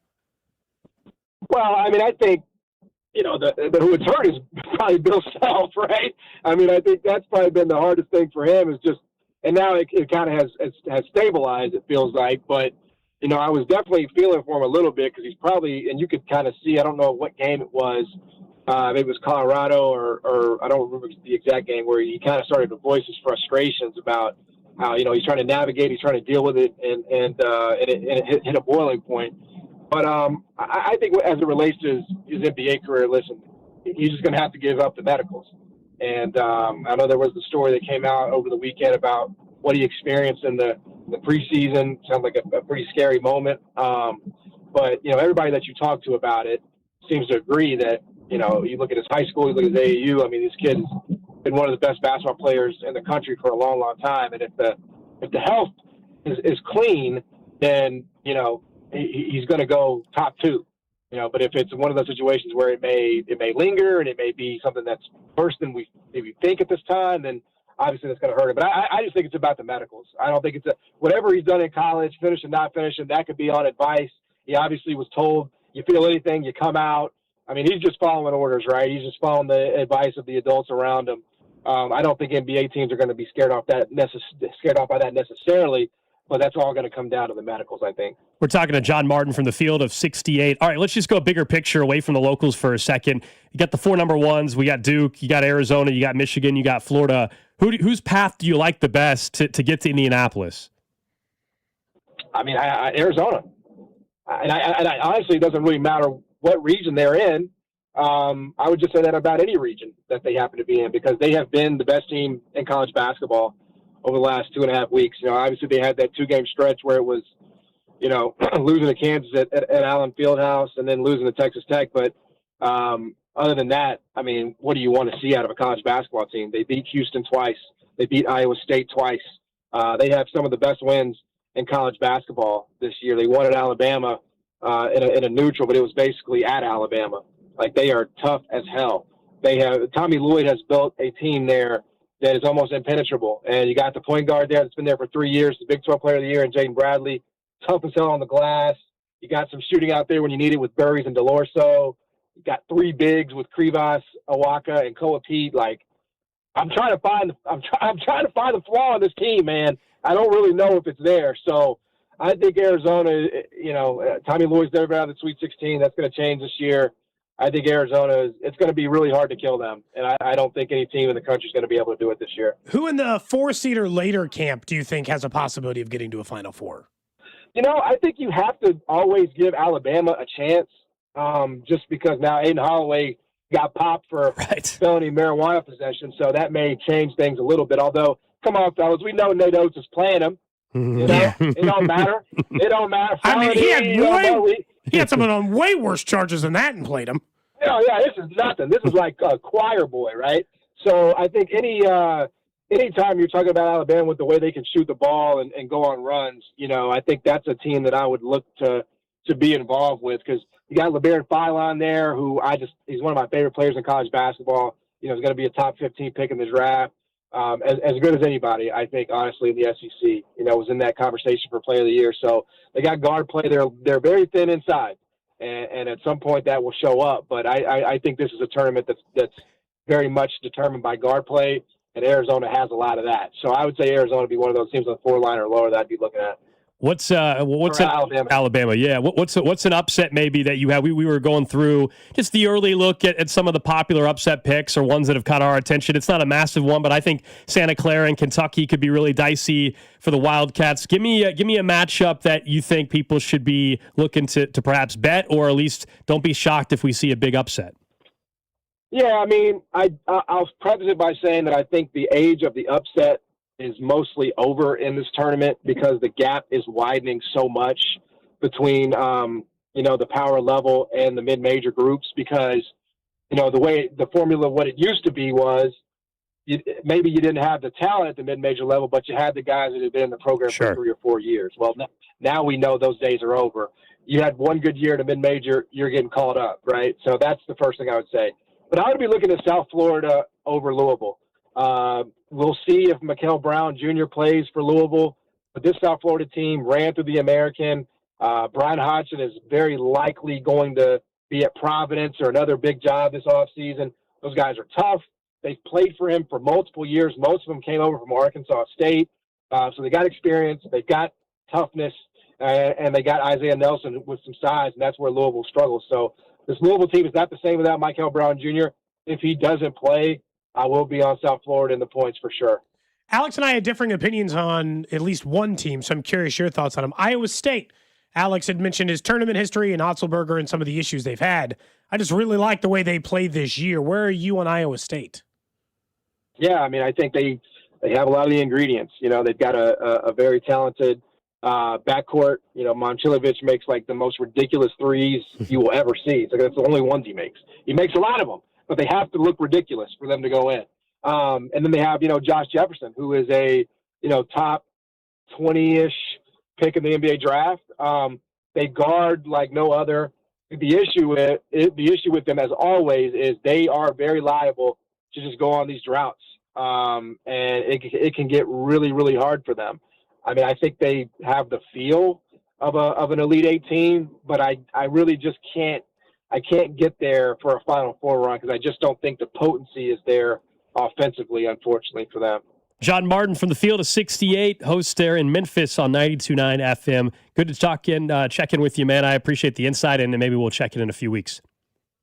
Yeah, anytime. Thanks, fellas. There you go. John Martin there in Memphis, giving us a little insight on the brackets. He mentioned South Florida as well. That was a team Drew had pointed out that maybe could upset against Louisville there. I don't know how you guys feel with the brackets. I always get nervous. Like everybody's mentioned Arizona. I love Arizona. I think they can win the national title, and they're going to be my pick. Spoiler to win it. Everybody's on them though. Yep. That scares me. A lot of people are on South Florida for an upset. A lot of people are on Santa Clara to beat Kentucky. Like anytime that I get nervous, I'm like. I think it's just because there's so many people picking these things. Yeah. It just feels like everybody. Maybe that's what it is. It's the entire sports world. Last year was super chalky. And what John was saying, is there a chance that we just have to, when we're picking brackets, that you got to go way chalkier than you know? Like in the past, you were always like, oh, you can't go chalk.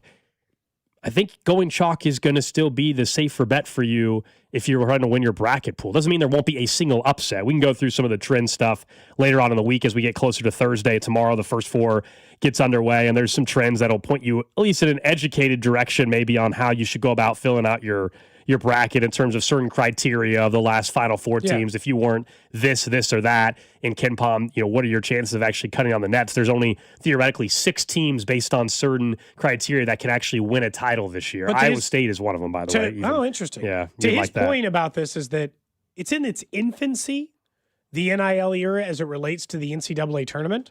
So the fact that it happened in one year does not mean that we have an idea. We won't know for another decade, probably, how NIL's impacted the NCAA tournament and if it's taken a wrench to the knee of it and allows us. On Alabama, by the way, if you guys missed the story earlier, Aiden Holloway, their second leading scorer, was arrested after having a felony quantity amount of marijuana in a traffic stop. He had a little over a pound is what it said in the news story. But to his point, Nate Oates is going to play him, Drew. Nate Oates isn't going to sit Aiden Holloway. If it's up to Alabama, they're going to play him, of course, if it's up to them. Yeah. You don't remember from a couple of years ago. We know how this goes. Yeah. I'm not sure every coach would, but he would. He would. I think, Alex had that whole situation the last time a couple of years ago. Nate Oates was on his short list of possible Kansas coaches, and he doesn't like it after that. Yep. That is true. I did say that. I think he would have been the number one choice for a lot of people. I don't know if that's the case anymore. Well, he handled that weird. Now, as time goes on, things can change. We'll see. Who was that?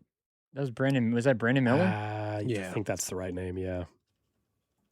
Brandon Miller is one of my favorite. He is so good in the NBA. He is outstanding. That was Brandon Miller, 3 other ex-members of the team. But he was like under His car investigation. That whole thing was bizarre. His car was hit with bullets, right? It was His like was, 2023, and then it was like, hey, what's going on? And then there were no ever charges, but he was being investigated. And then Jaden Bradley, who's now on Arizona. It's the same kid, the Jaden Bradley Player of the Year. Yeah. Weird. The talent that Nate Oates had on that Alabama team a couple years ago was absolutely insane. So we'll see. We'll talk more brackets as we get through the week. Don't forget our tournament coverage presented by Busey Bank, the official bank of the Big 12. Random question. For you, Gold. For you, Drew, over in the text line, 913-586-7965. Random question today brought to you by C.M. Mose & Son. HVAC, plumbing, and electrical. One call solves it all. And over on the YouTube, Twitter, Twitch, and Facebook, on the chats, YouTube and Twitch, where I try to stay as active as possible over there as well. Question I have for you today relates to your guys' time in college. All right. Because as you know, I teach over at UMKC, and once a semester I find myself running into a similar problem, so I wanted to know what the common answer was. What do you think the most times you missed a single class was in college? Once a semester. For one class. For one class. Once a semester, I have a student who I won't see for weeks. Oh. And I'll send the old email and be like, yo, haven't seen you in a couple of weeks. Be nice if you stopped by. Probably not going to do great in the class. Almost exactly. Probably not going to do great in the class if you're never here. Hope to see you soon. That's pretty much how I put it, Drew. Maybe a little less aggressive, but somewhere in that ballpark. But in all the semesters I've taught, once a semester I run into they just stop showing up for a little while, and then you got to hit them with the, yo, are you planning on being here? And then they start showing up again. So what's the most you've ever missed a single class, do you think? Oh, there's probably a semester where a class I missed that same class twice or something That's like it? that. This person's missing it in a that week. one particular class doesn't mean you spread it around. I'm not saying I only missed 2 classes every semester. My point is for pick the class. Yeah, I was never gone more than 2 for that particular class. Yeah, that's what I'm saying. This person might miss 2 in a, depending on the semester. One time they were gone like 4 out of 5 classes. And they're like, hey, can I make up this work? No, you're never here. You could just do it while you're actively in this class. Drew, you think the most you've missed? Maybe you hated your class. He didn't like you. I'll bet it's 3, maybe 4 times in the busiest semester of my life. But I would have spread it out, man. It'd have been like once a month. I would have really spread it out. You wouldn't have noticed. I never missed a class because I was busy. I missed because I overslept. That happened multiple times. The same class? 9 a.m. Spanish. 9 a.m. Spanish. Rough. College, man. You don't be again. scheduled 9 a.m. classes in college. I mean, that was my freshman year. Yeah, that was. That's a mistake. That's a lesson learned. Yeah, that was a lesson learned, and it never happened again. How many times do you think you missed? At least 3 times. Okay, so maybe still again less than the maybe 4 Are times. students different? Yeah, I didn't. But there's always one. I mean, you're pointing out one kid. Yeah. That is Once not a going. We semester. all knew. I mean, there in those big lecture halls that we would have freshman year when you're in your 100 level classes when there's 300 plus people in there. Oh, you just have your buddy sign in for you. People would go in and out of that class and show up for 5 minutes and leave or not show up at all. I mean, that was different than as you got further in and you're in a class. Yeah, this is a classroom of 18 kids. If someone's gone multiple times, I know. Yeah, I noticed sure. you were not here. Which I It's think not- I don't think that's why I miss class less. But the same thing at Butler, you have everything is more, I guess, intimate of an environment. Yeah. I think the smallest, smaller the rooms. biggest class I had was probably 30 people. I never had a single lecture hall class, but I went No? to. I didn't have a lecture hall class. That's either. not what I did. I went to UMKC starting junior. If you went, obviously, freshman year at KU, some of those, massive Budig or whatever was the hall. It just feels like, what's the point? What am I even going here for? You don't actually care to teach this to me. We're all just wasting our time, spinning our wheels. Hey, man. Can I test out of this? What's it take? Earthquakes and natural disasters was a very important class freshman I'm year. glad I didn't take Yeah. a single solitary science class while I was in college. Thankfully, Somebody That said would've been bad. I paid my tuition. There wasn't a chance I was going to miss a bunch of classes. They're like, I always saw it there as you go. my money There you go. going out of my pocket. That's the way you should Yeah. look at it. because that's kind of what it is. Look, it's not ultimately what my it thing is, in the end, I'm not going to just bend over backward. Like, this isn't public school. It's not, like you're not in high school. I'm not going to like try to make sure that you consume that. If you don't want to be there and you don't want to learn it, I think Cody will give you an it's F. your money. Professor Tapp says, I'll give you an F. I'll fail you. Dude, I had to last semester. That's right. You did fail, kid. Yeah. Whoops. In fairness, it is very interesting. My class, you know how embarrassing that is for you? Yeah, it should be an easier class for them. It is very interesting how, we talk, well, you need to go to college, you got to go to higher education. You don't have to. You don't have to. If you do, though, you would be smart to take advantage of the opportunity to make the most of the money that you're ultimately spending. I'll bet I missed 4 or 5 classes in one semester once. Probably in that early going when, again, you thought you could like spread it out. When I was working full time, I'm like, I got a job. Sometimes I just can't be here. I never, but It is what it is. so I never, did you ever, I think intentionally missing versus unintentionally missing. I don't unintentionally miss anything. I intentionally missed. I never intentionally missed a class. I never intentionally missed that Spanish class, but there would be times where like I was like, there was one time in particular, I wasn't doing that great in the class, and I was like, I really don't want to go to this class today, so I didn't go to class. That was that would be intentionally not. What's funny to me about this conversation is, Drew, that's every class I missed. I have never every class you intentionally were like, I'm not doing this. I have never unintentionally missed a class ever. I've never That was all slept in mine and were, missed a except for a class. few. I know how to get up on time. I know how to set an alarm. I got no problems. I know when my classes are. I don't get my schedule mixed up. I got no problems getting to class. Every class I've ever skipped in my entire life, middle, high school, college, that was on purpose. I wasn't going to go. I had no plan to be there. I had other things going on, I had a reason. I'm assuming it's similar to you, right? When you were missing, it was on purpose. There was only one or two times. There was only one time or two times that I intentionally missed. I unintentionally missed a lot. I told you guys about that one time 4, that 5, teacher 6 claimed I times wasn't there all semester. total in a year. I had to go up the chain. You and Drew both ran into an issue with the professor. Drew almost got kicked out of college. You were told you weren't out of class all semester and had I don't know what was going on. Yeah, so my whole situation, it wasn't even with the individual professor. The dean. We technically we didn't really have a dean of the community. There was a weird time at Butler. They figured it out since then. Jake over on shout out to Twitch them. said, when I played baseball, one of my teammates missed 60 classes in one semester, so the whole team had to run because of him. I was so pissed. 60 classes. And one semester is crazy. You don't have to go to college. It's optional. You can go become an electrician. You can get lots of different. You can be an entrepreneur. You can do all kinds of work. There's you're not obligated to do this. If you don't want to ever go, don't go. I'm very thankful that all of the classes that I took, for the most part, I liked all of them, which is very good. Except for Spanish. Spanish was tough. I did not like Spanish. All right, coming up next, we will get back into Bobby Wood Jr. and what the WBC stage is doing for his MVP chances, as well as what Darren Peterson had to say about the cramping saga. For the first time, he opened up about what occurred all the way back in the fall. You're listening to Cody and Gold. We're going to try to tickle your tonsils. Brought to you by Heartland Men's Health, the leader in men's sexual health. Thousands of men have been successfully treated for low T, ED, and more, all with discretion and compassion. Make your appointment at heartlandmenshealth.com. Is your garage door too loud and whining for help? Overhead Door Company of Kansas City will make it all better. They will perform their full 26-task garage door tune-up for just $79. That's just $79 for up to 3 garage doors and openers. You need this done once a year, so why not now? And for just $79. Call Overhead Door Company of Kansas City at 816-221-0072 or schedule online at overheaddoorkc.com. Right now, FanDuel is dropping bonus bets into everyone's account for the tournament. All you have to do is opt in to claim your bonus. Use FanDuel bonus bets on your bracket picks, money line, spread, totals, game props, or even a same-game parlay.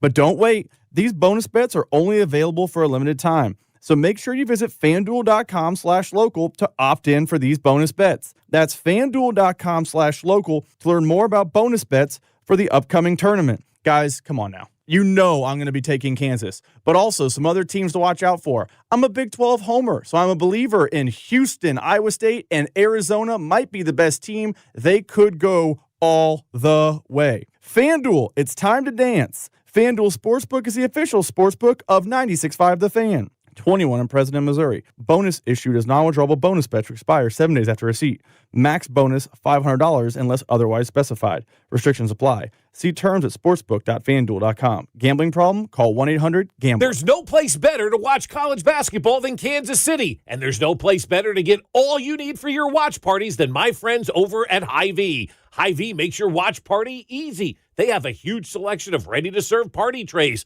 boneless wings, barbecue, pizza, sushi, and fresh baked goods. They've got it all. And what you can do is order ahead through the Hy-Vee app, online, or at your favorite store. Even if your bracket is a bust, your watch party will be a winner. You can get everything you need only at Hy-Vee. Feeling the squeeze of high prices? Then stretch your budget this Friday through Sunday at Hy-Vee. Stock up and save big on 99-cent deals throughout the entire store. Like pork loin chops, just 99 cents. Skippy peanut butter, 99 cents. Green Giant vegetables, 6-pack ramen noodles, and much more, just 99 cents.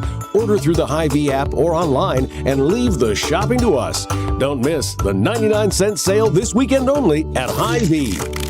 Need to sell your house in Kansas City but not sure where to start? Selling a home can feel overwhelming, especially if you're facing foreclosure, a divorce, an inherited property you don't want, or just need to move quickly. But you don't have to figure it out alone. Rex Buys KC is here to help. As a local home buyer, I understand the Kansas City market inside and out. My family and I live right here, so I know the neighborhoods, the trends, and the challenges homeowners face. That's why I take a consultative approach, helping you explore your options and find the best path forward. We buy houses in any condition, no need for repairs, no agent commissions, and no hidden fees. You'll receive a fair cash offer with a closing timeline that works for you. Whether that's in as little as 7 days or at your own pace, just a simple, hassle-free process designed around your needs. If you're ready to talk through your options, call me today at 816-330-6000 or visit rexbuyskc.com. Let's find the right solution for you. Rex Buys KC. Local, fair, and focused on you.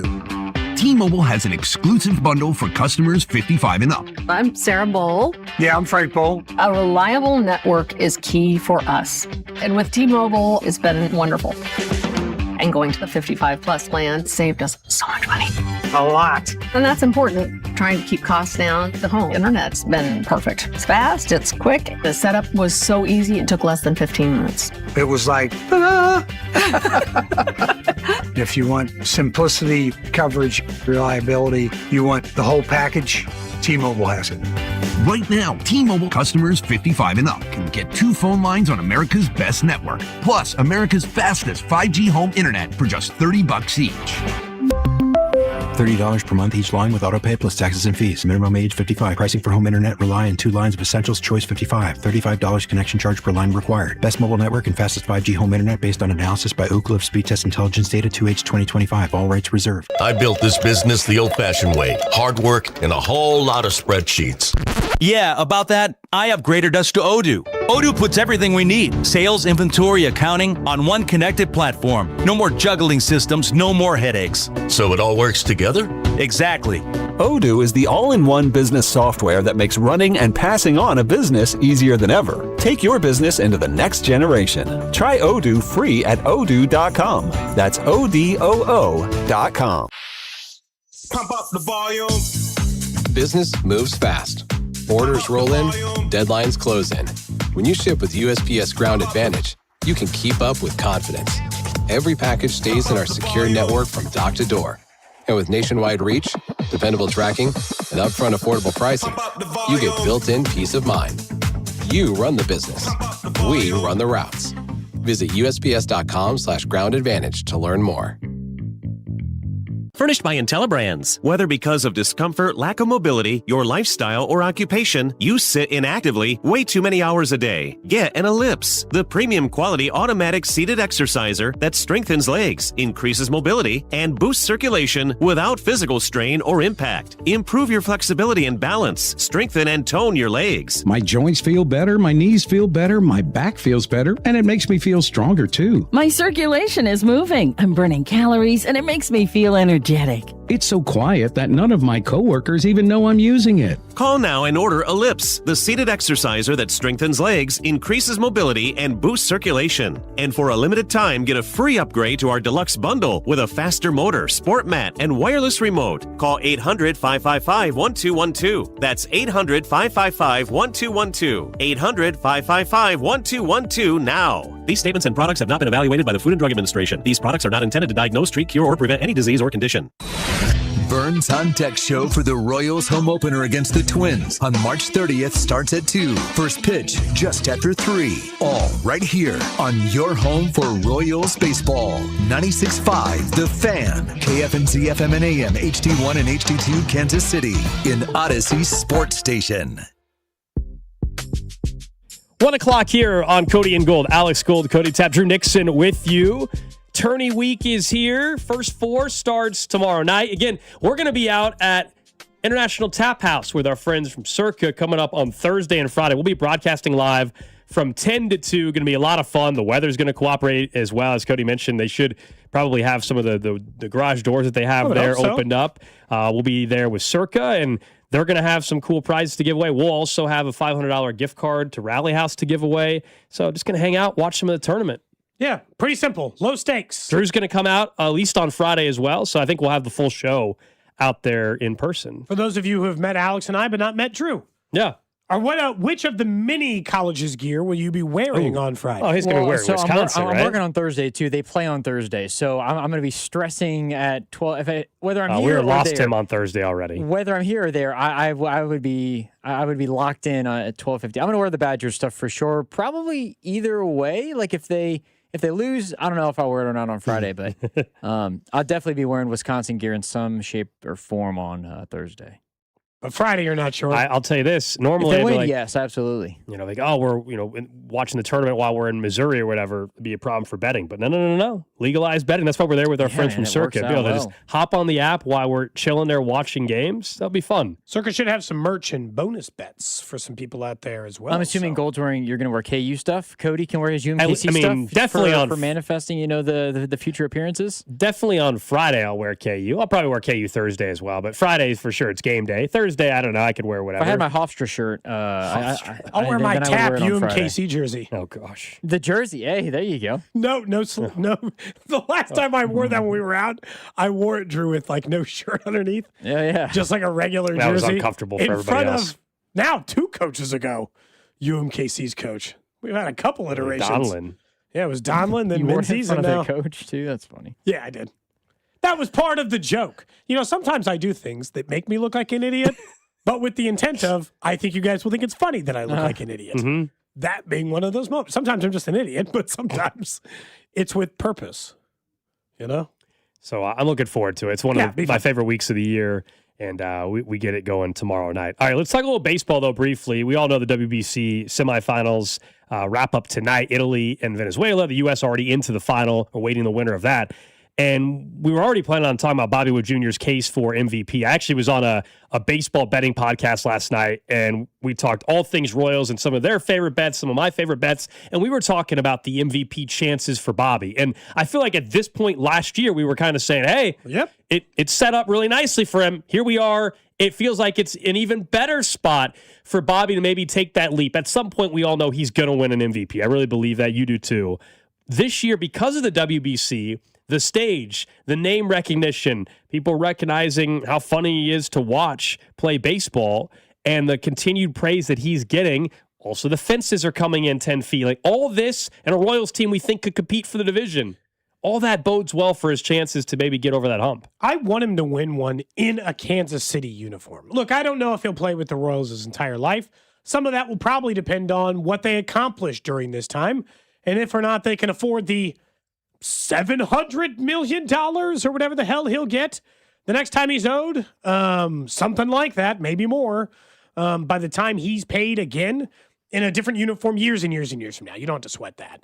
But the only thing that you can't prevent or that you can't know in this, if you just tell me the guys who are regular players in this, he's got as good a chance as any. Good a chance as Judge, good a chance as any of the other guys you would anticipate in there. The problem is you don't know who's going to have that year. And that's where you run into a problem. It's one thing to have to get past Judge. That's hard enough, right? He's one of the best players. He'll hit 1 million home runs. He plays for the New York Yankees. All of that works against you. But then in a case like last year where Bobby ended up finishing fourth because, well, Cal Raleigh had the season of the year. He was a catcher and hit 60 homers. And so, like, if you got to combat both of those things, it's going to be hard for Bobby. The thing that still helps him is premium position, premium player. But I actually think for him to win it this year, the team has to help him. They need to win. Bobby cannot just put these numbers up on his own. They need to be in first place in the division on August 15th. They need to be in the playoffs. They need to be a playoff team by the time these voters put in their votes before the regular season ends.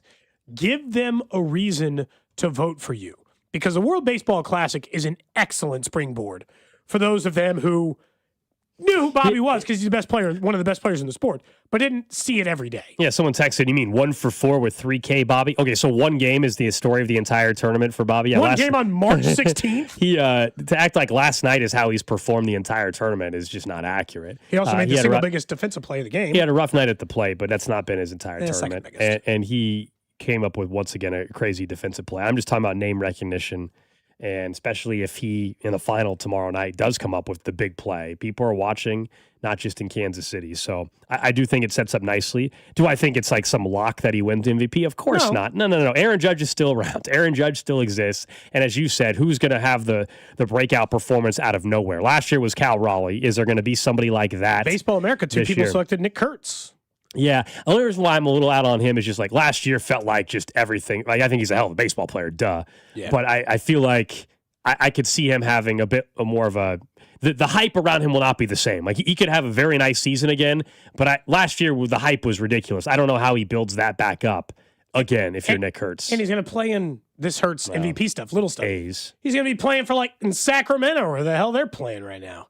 So that is no money. By the way, for what it's worth, Bobby in the World Baseball Classic this year is hitting .286 with a .423 on base and 5 walks. So he's got on base more than someone else said. He hasn't been very good at the plate at all in this tournament. What are we talking about? He just hasn't hit a homer. He's hitting .286 with a .423 on base. He's been hitting leadoff and doing I would argue, an excellent job of putting himself on the base paths. He's only scored 2 runs, so the team's let him down, but that goes back to that's why you haven't noticed him as much offensively. When he gets on base, he's not scoring.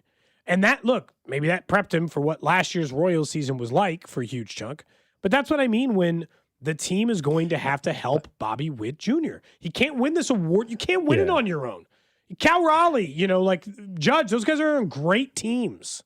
Yeah, my favorite tweet, and it fits this show perfectly. We're talking about Bobby Witt Jr., and we know if you listen to the show for a while, you know the history of Cody's Derek Jeter take. He's a hater. Cody's a Derek Jeter hater. And so this tweet was so perfect for this show. This is from Connor Sin on Twitter. He said, so Bobby Witt Jr. is like if Derek Jeter was actually good at defense plus more power? Yeah, pretty much. That's exactly how I feel. How many career home runs did Derek Jeter have? I have no idea. I have zero. You're the supporter on this show. Yeah, I just think you've hated on him too much. I'm not some Derek Jeter fan. I think you've hated on to answer your question, 260. Weak. Sad numbers. Okay. You know what? There's something to be said about longevity. I'll give him that. Plus no steroids. I mean, look, anybody who played in the 90s, I refuse to say no. And this is not a Derek Jeter hate thing. If you played in the middle 90s and you played on a team with Andy Pettitte, who was juicing, Roger Clemens, who was I'm not saying he did. But I just kind of go into the guise of pretty much everybody in the 90s was using his steroids. Number would have been higher than 260, though, surely. Well, maybe he would have been a 7 home run hitter, and he was 25 because he was roiding up. Everybody doesn't just take that Brady Anderson jump and just hit 50. You're saying so instead of 260, he might have 150 in his career. Then. Yeah, I don't know. Or maybe he just did it for 1 year. That's definitely. I'm not that saying he used. Coming out. It could have been a 7 home run hitter a season at 25. That's crazy. I don't rule out. This is again not Derek Jeter. I do not rule out anybody who played in that era for the possibility of using steroids. I get it. It was everywhere in the sport. I don't assume. When it comes to that grouping of the steroid era, you're not wrong that there's a chance plenty more guys were doing them. I also don't want to just like definitively say, well, he was doing them. Like either you can say that there's a chance, but I don't want to act like Derek Jeter was doing that. I wasn't trying to make it seem like he was. And you're Derek Jeter haters. That's okay. That's all right. You hate on Derek Jeter consistently. I just said he's a Hall of Famer. He's a very good baseball player. He is not one of the 10 best baseball players of all time. That's ludicrous. I don't think he's a top 10 of all time either. I never said that. Yeah. I said he was Barry Larkin. You said he was Barry Larkin. I think that's too much. That's an insult. That's too much. And somehow that's an insult. Yeah. Barry Larkin, who was another great baseball player. Is Bobby Witt going to be a better all-time already shortstop? better than in people's eyes or my eyes? No, I'm going to go. He's better already than Derek Jeter. Is that what you're about to say? Is that what you're about to say? That's what it sounded like. He's far more talented than Derek Jeter ever was. Just for starters. And if he has anywhere close to a long career, if he plays till he's 35 or 36. The talent argument, sure. But Derek Jeter, 310, 34 something, 3,400 or so hits. I mean, the guy won 5 Silver Sluggers. The glove was golden 5 times. I mean, Bobby's already got probably 3 each of those. I understand. There's also the 5 World Series titles. There's the Hank Aaron Award twice, the Clemente Award. Those on and on and on. The World Series stuff. Oh, it doesn't matter now to you. Poo-poo. Doesn't matter. Imbalanced sport? The captain of the New York Yankees that won 5 championships just doesn't matter. Okay, like in the write end, it off. When I got to hear that Cody Bellinger has like 48 World Series titles because he spent his whole career with the Dodgers, I don't care. I think it's different. They make him one now. of the best first basemen ever. No, it was even worse in the 90s. No, it's the combination of everything. You're using Cody Bellinger as if anybody's trying to say Cody Bellinger is one of the greatest. Derek Jeter has the stats and the accomplishments to put him in a very special category. He's a great player. Just not one of the best all time. Where does he rank on the all-time hits list? He's got to be pretty high up there. Yeah, and you'll just say it's because of longevity. You don't want to give him any credit. No, it definitely is because of longevity, but he also led baseball in hits, I imagine, once or twice. I don't know that for sure, but I assume so. He is... Well, trust me, I can't stand the Yankees. So the way this has happened... I can't believe you. To where suddenly, crazy. Cody, do you think... 6th all time. Cody, do you think LeBron James is the best basketball player of all time? Oh, here we go. I think he's... God, I think he's probably the most talented. But I think I would give it to Jordan. But I think it's... Because I was going to say, if you're going to say LeBron is, well, then a lot of the record, and you were going to reference the records, then, well, it's all longevity because I think it's the same thing. But here's the difference. So Derek Jeter played for 20 years in baseball. He led baseball in hits twice. LeBron James led the NBA in scoring, Drew, more than twice. I know. I understand that. So longevity is one part of it, but it's also like at your most dominant level, what is the thing you did dominantly? And for Jeter, one, I just think he was kind of an overrated defender. I thought he got the Gold Gloves because he had a play people remembered, even though I think it showed his lack of range. Oh, gosh. See, you can't get... I mean, that right there is just complete hate right there. It is absolute hate right there, man. Oh, it was a really great play, but also it actually showed that he wasn't very good. Never won an MVP. That's true. That's never like won saying, an MVP. That's like saying, the play that Bobby made in the World Baseball Classic, if he was a little bit faster, actually, he wouldn't even had to dive for the play. He would have been able to just backhand it. Just to be clear, numbers, as Bobby's sensational, but advanced metrics support this. Derek Jeter did not have good range. He was not an elite level defender. Look, Bobby Witt Jr., in terms of talent, yes, but to already at this point in time claim that he's just a better baseball player, going to have a better career, that's just crazy. I just said if he makes it to like 35 or 36, I will think he's a better baseball player. Yeah. I mean, we'll see where his career ends up. Yeah, we don't know. It's so early for Bobby, too. That's always the crazy thing about when we're talking about like the MVP stuff, like legitimately, that makes it kind of crazy about his careers. In our heads, he's just been around forever now. Mm-hmm. He's only in year 5. He is still 20, I think he'll be 26 this season, years old. Like prime baseball playing years, prime power number years, which he'll need to do in order to win the MVP, hit 35, hit 40 home runs. I think at one point in his career, he'll hit 50 home runs. I just think and you can say, look, I hope Bobby Witt Jr. spends his entire career in Kansas City. There's a great chance that may not happen, but I don't want to just discount what Derek Jeter did in the postseason because, he was on the Yankees. The guy he performed and was clutch as ever in the postseason. It wasn't just that he played a bunch of postseason games. There's a reason why he had the most hits in the postseason ever. And on and on and on we go. So, and it's weird. Again, growing up, I couldn't stand the Yankees growing up. So I feel disgusted even discussing Derek Jeter this much. But yeah, here we are. I'll give you that. He never won an MVP. He didn't win a World Series MVP. And we give Aaron Judge a hard time for being bad in the postseason. Jeter was the opposite. It's why Yankees fans love and forever will love Jeter. He was a great postseason performer. I won't take that away from it. Oh, that's so nice of you. I'm glad he got your stamp of approval on kind. that. Yeah, so kind. I'm glad we got that. Who's the player you irrationally hate? Ooh, that's a good question. Irrationally, and not irrationally, just like who's the player that your opinion varies different the most from the rest of society? Ooh, that's a great question. Maybe that's LeBron. I would have to think about that. Maybe that's because everybody has one. Yeah. Like sometimes it's an active quarterback in the NFL where you're like, I don't get everyone's obsession with Herbert. Josh Allen. It probably is Josh Allen. That actually is the one for me. That's definitely the answer. He thinks Josh Allen's like the 7th best quarterback in the league. No, Josh Allen is top 5. Mm-hmm. But 5. But he's definitely not top 4. He's definitely not 2, and I would not take him at 3. Man, that's a good question. I'm trying to think of what's the player. Man, someone said Nate Robinson. Why the heck did you hate Nate Robinson for?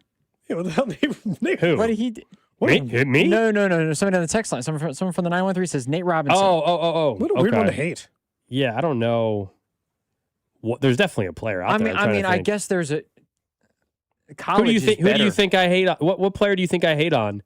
Then that is not fair. Who do you think there was a player you're like, oh, come on? I'd have to think about it. That's like a more. I actually opinion. there's players I don't like as much as others, but I think I'm fair when I talk about Joe Burrow. I really do.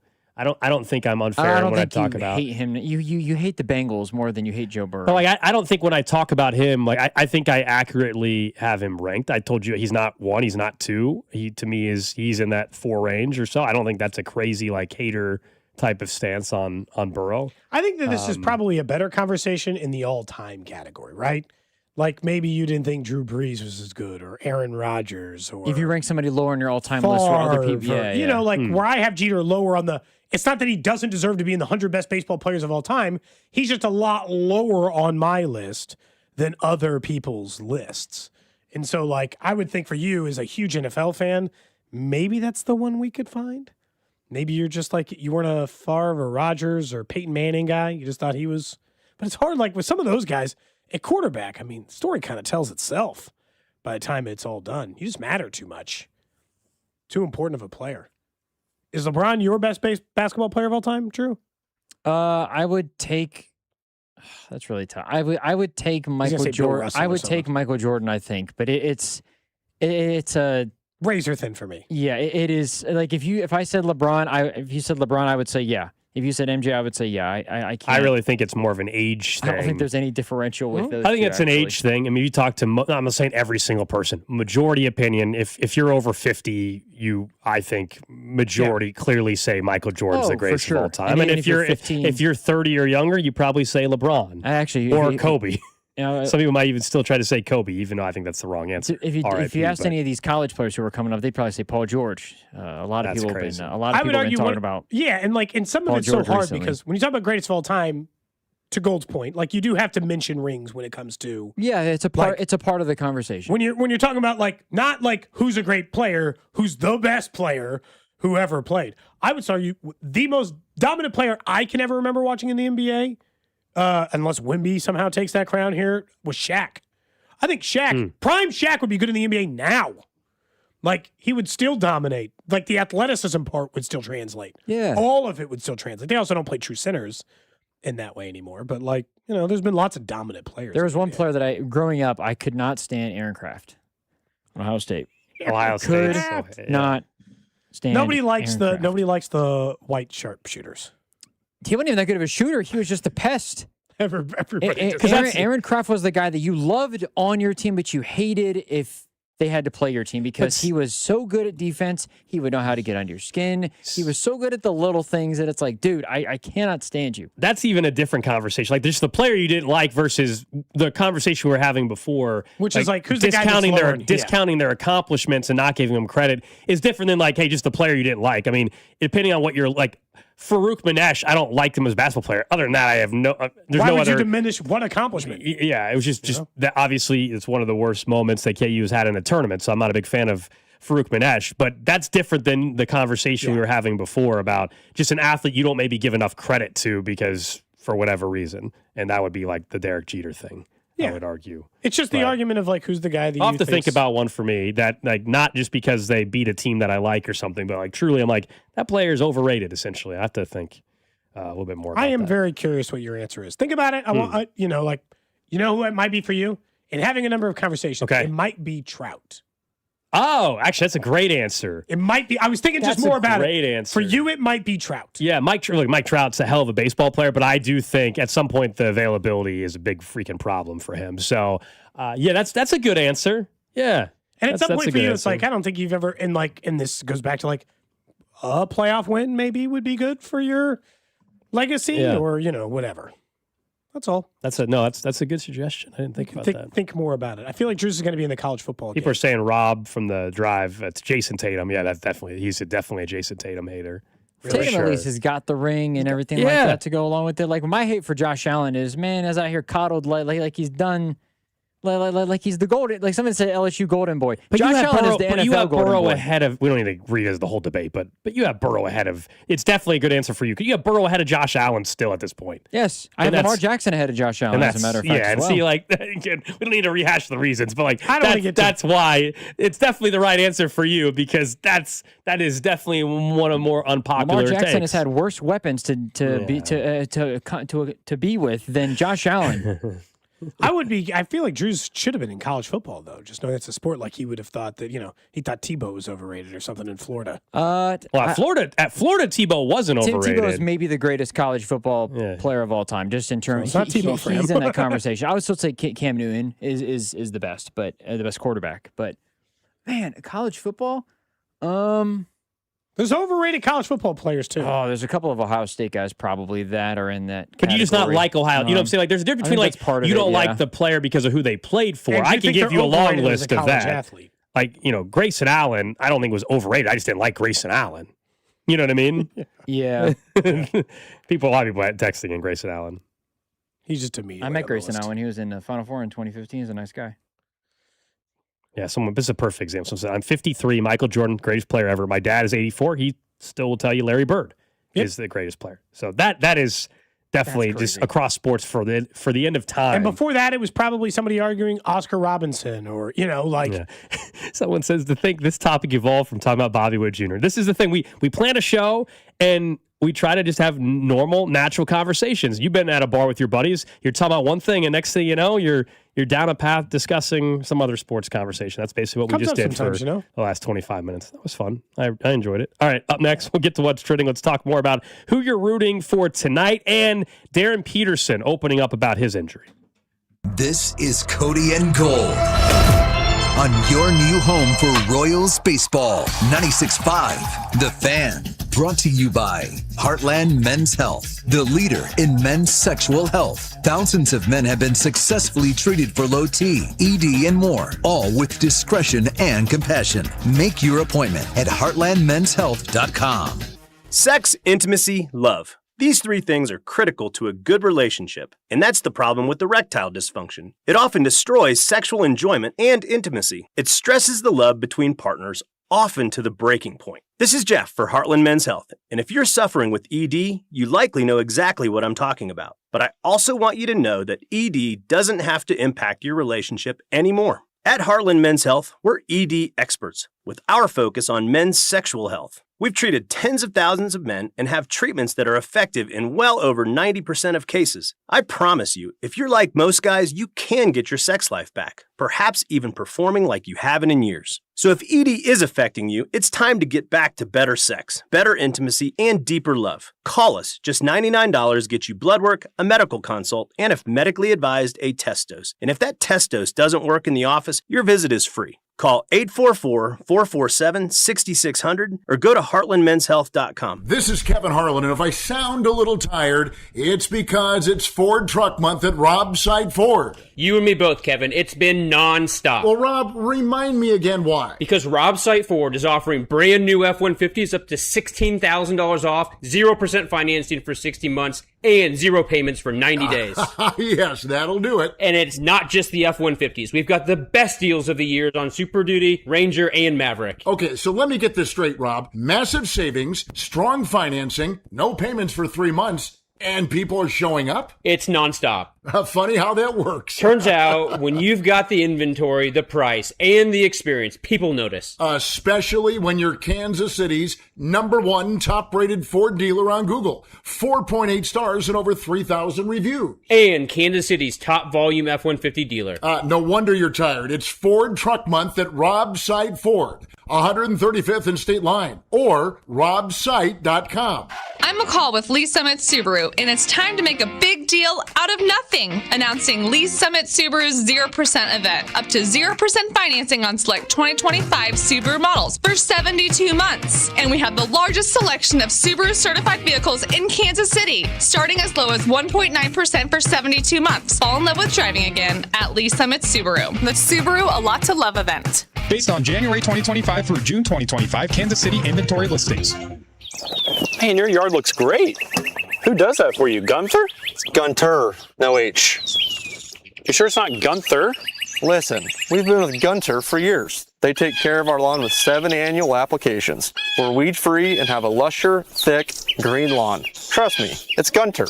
No matter how you say it, we've been helping Kansas City homeowners improve their yards for decades. For greener, thicker lawns, it's Gunter. I'm pretty sure it's Gunther. I'm pretty sure it's not. What if you could have the most reliable Wi-Fi? And get this, what if you could keep it at the same price for 5 years? That's the Xfinity 5-year price guarantee. Just 5 years of fiber-powered Wi-Fi that boosts speeds to the devices that need them most. That finds and fixes problems before you even notice them. Like super intelligent Wi-Fi with a 6th sense. And that keeps you gaming in the fast lane, even when the whole family's banking on bandwidth. And here's the best part. No annual contracts, no hidden fees, and our best equipment included. Plus, get online in minutes with same-day Wi-Fi. Hey, let's face it, a lot can change in 5 years. Kids grow taller, dreams grow bigger, but your Wi-Fi? It would stay reliable and the price would stay put. The Xfinity 5-year price guarantee. Lock in your price and unlock the possibilities. Xfinity, imagine that. Select plans only. Restrictions apply. Powered by fiber. Connected to the premises by coaxial cable. Actual speeds vary. I need a little ranch, step to the ranch. There's a new flavor in town, the Jalapeno Ranch Club at Chick-fil-A. With that juicy Chick-fil-A original spicy or grilled chicken, a buttermilk ranch bun, candied bacon, pepper jack cheese, and jalapeno ranch sauce. It's got big ranch vibes with a little heat.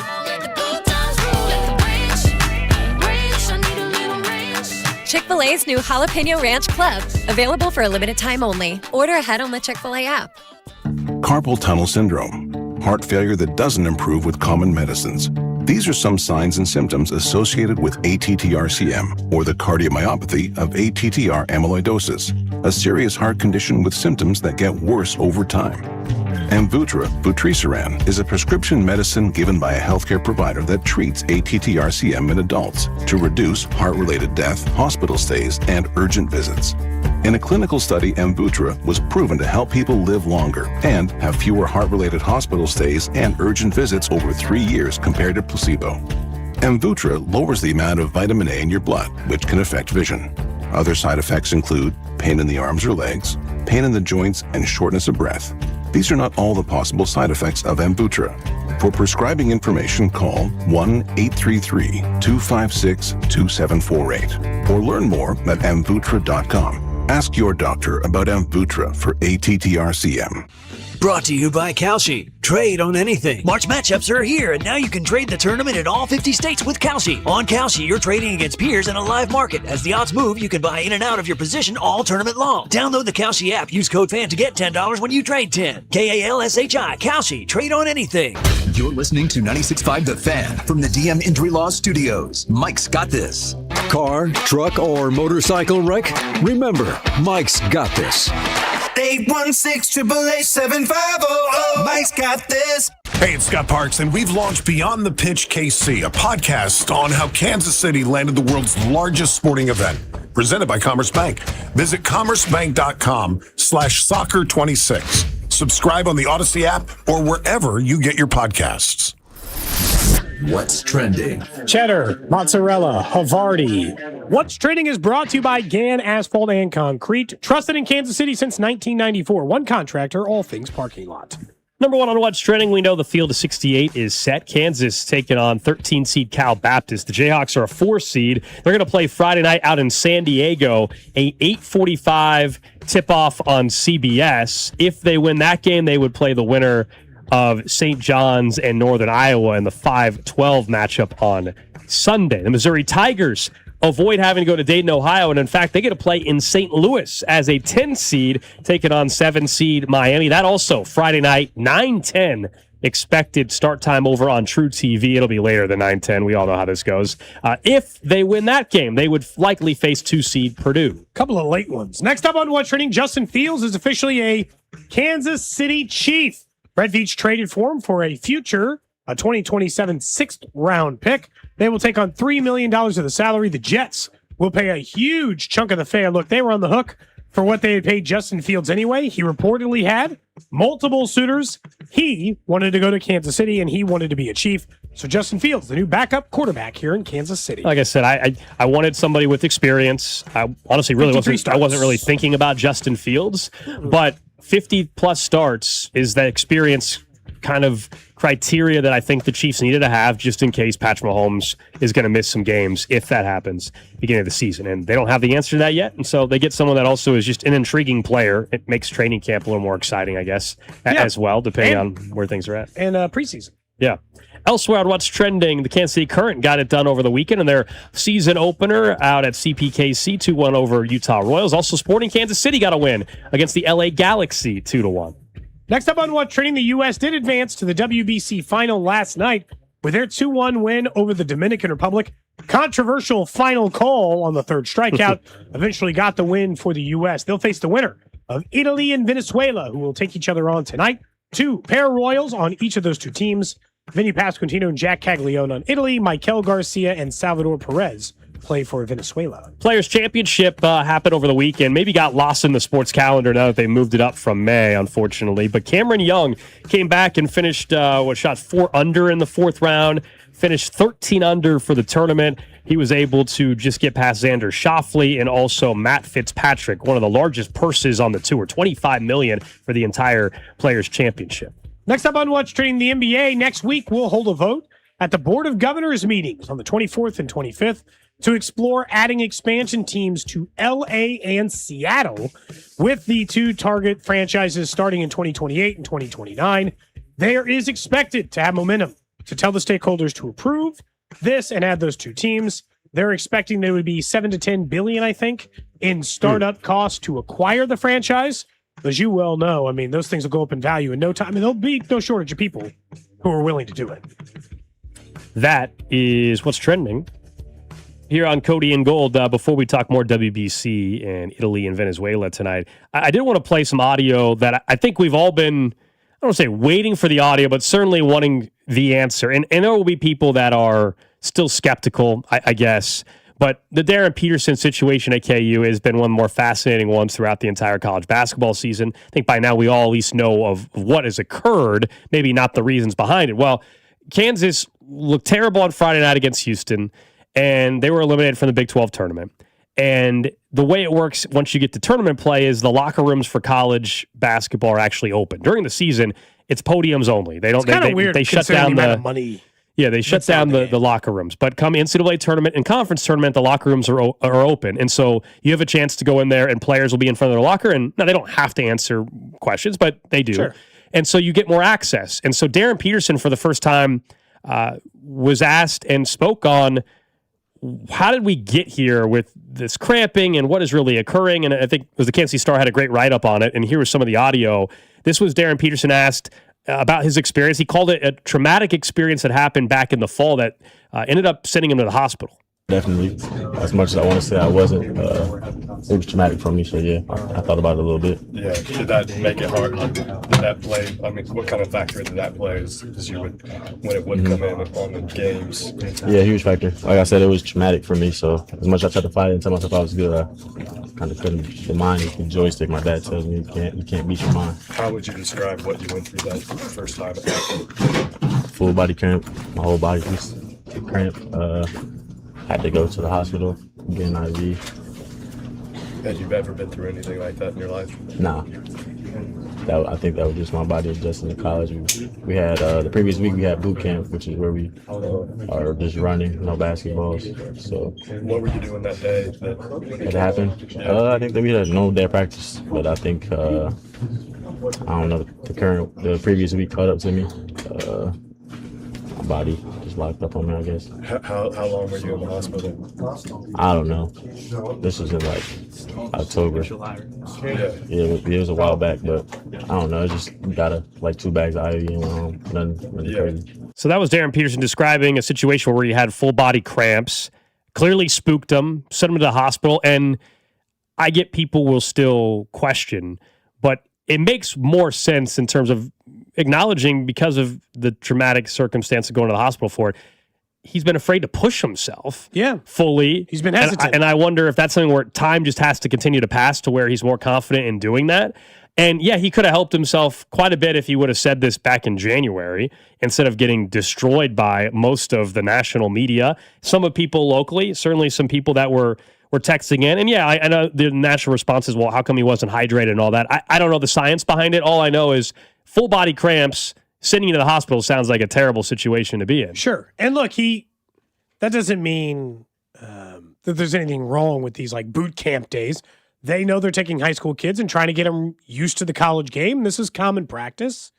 But it's weird. I obviously believe him. I think he's telling the truth, and it explains the mental hurdle he's trying to get past. But when you're a NBA scout or if you're a coach, that's a way harder thing to fix. Mental, that's tough. Except built-in load management is already happening, so that you can protect yourself there. But yes. Sure, but like the mental, like I can work around an ankle sprain. I can work around a pulled hamstring. If you're mentally having a hard time pushing yourself, that's a much tougher thing to get through. When Ben Simmons legitimately would no longer shoot, remember, he just stopped shooting in a playoff run? Like I can't force you to do that. Right. And so like if I were a scout, weirdly enough, even though this is the most honest moment, this is also probably the most concerning thing, that he's had 6 months to overcome this mental hurdle. And I'm not saying it's all mental. Obviously, he's continued to suffer the cramps and is afraid and has to he push overcome through some of it? I don't know. He's not playing as well, but if you look at the last 7 games, he's playing plenty of minutes. That's not the issue anymore. No. There was no hey, I'm only going to play a half the game kind of stuff happening. He just hasn't played as well. And the Royals, the Jayhawks offense has really struggled in the last 2.5 weeks. And he's not playing as good, and he's not shooting as well, right? Obviously, late in that was the TCU game in the Big 12 tournament. He was very good late there and helped him, but nobody played good in the Houston game. So it was one of the worst performances in years from them. Awful. And so, like, when you look at it that way, I appreciate the honesty. I really do. And it does explain a lot of it. I wish he would feel comfortable. Like, if from the beginning he had said, I had full body cramps. That's something I've never happened before. I'm going to be really cautious, making sure that my body is up for a full season of college basketball.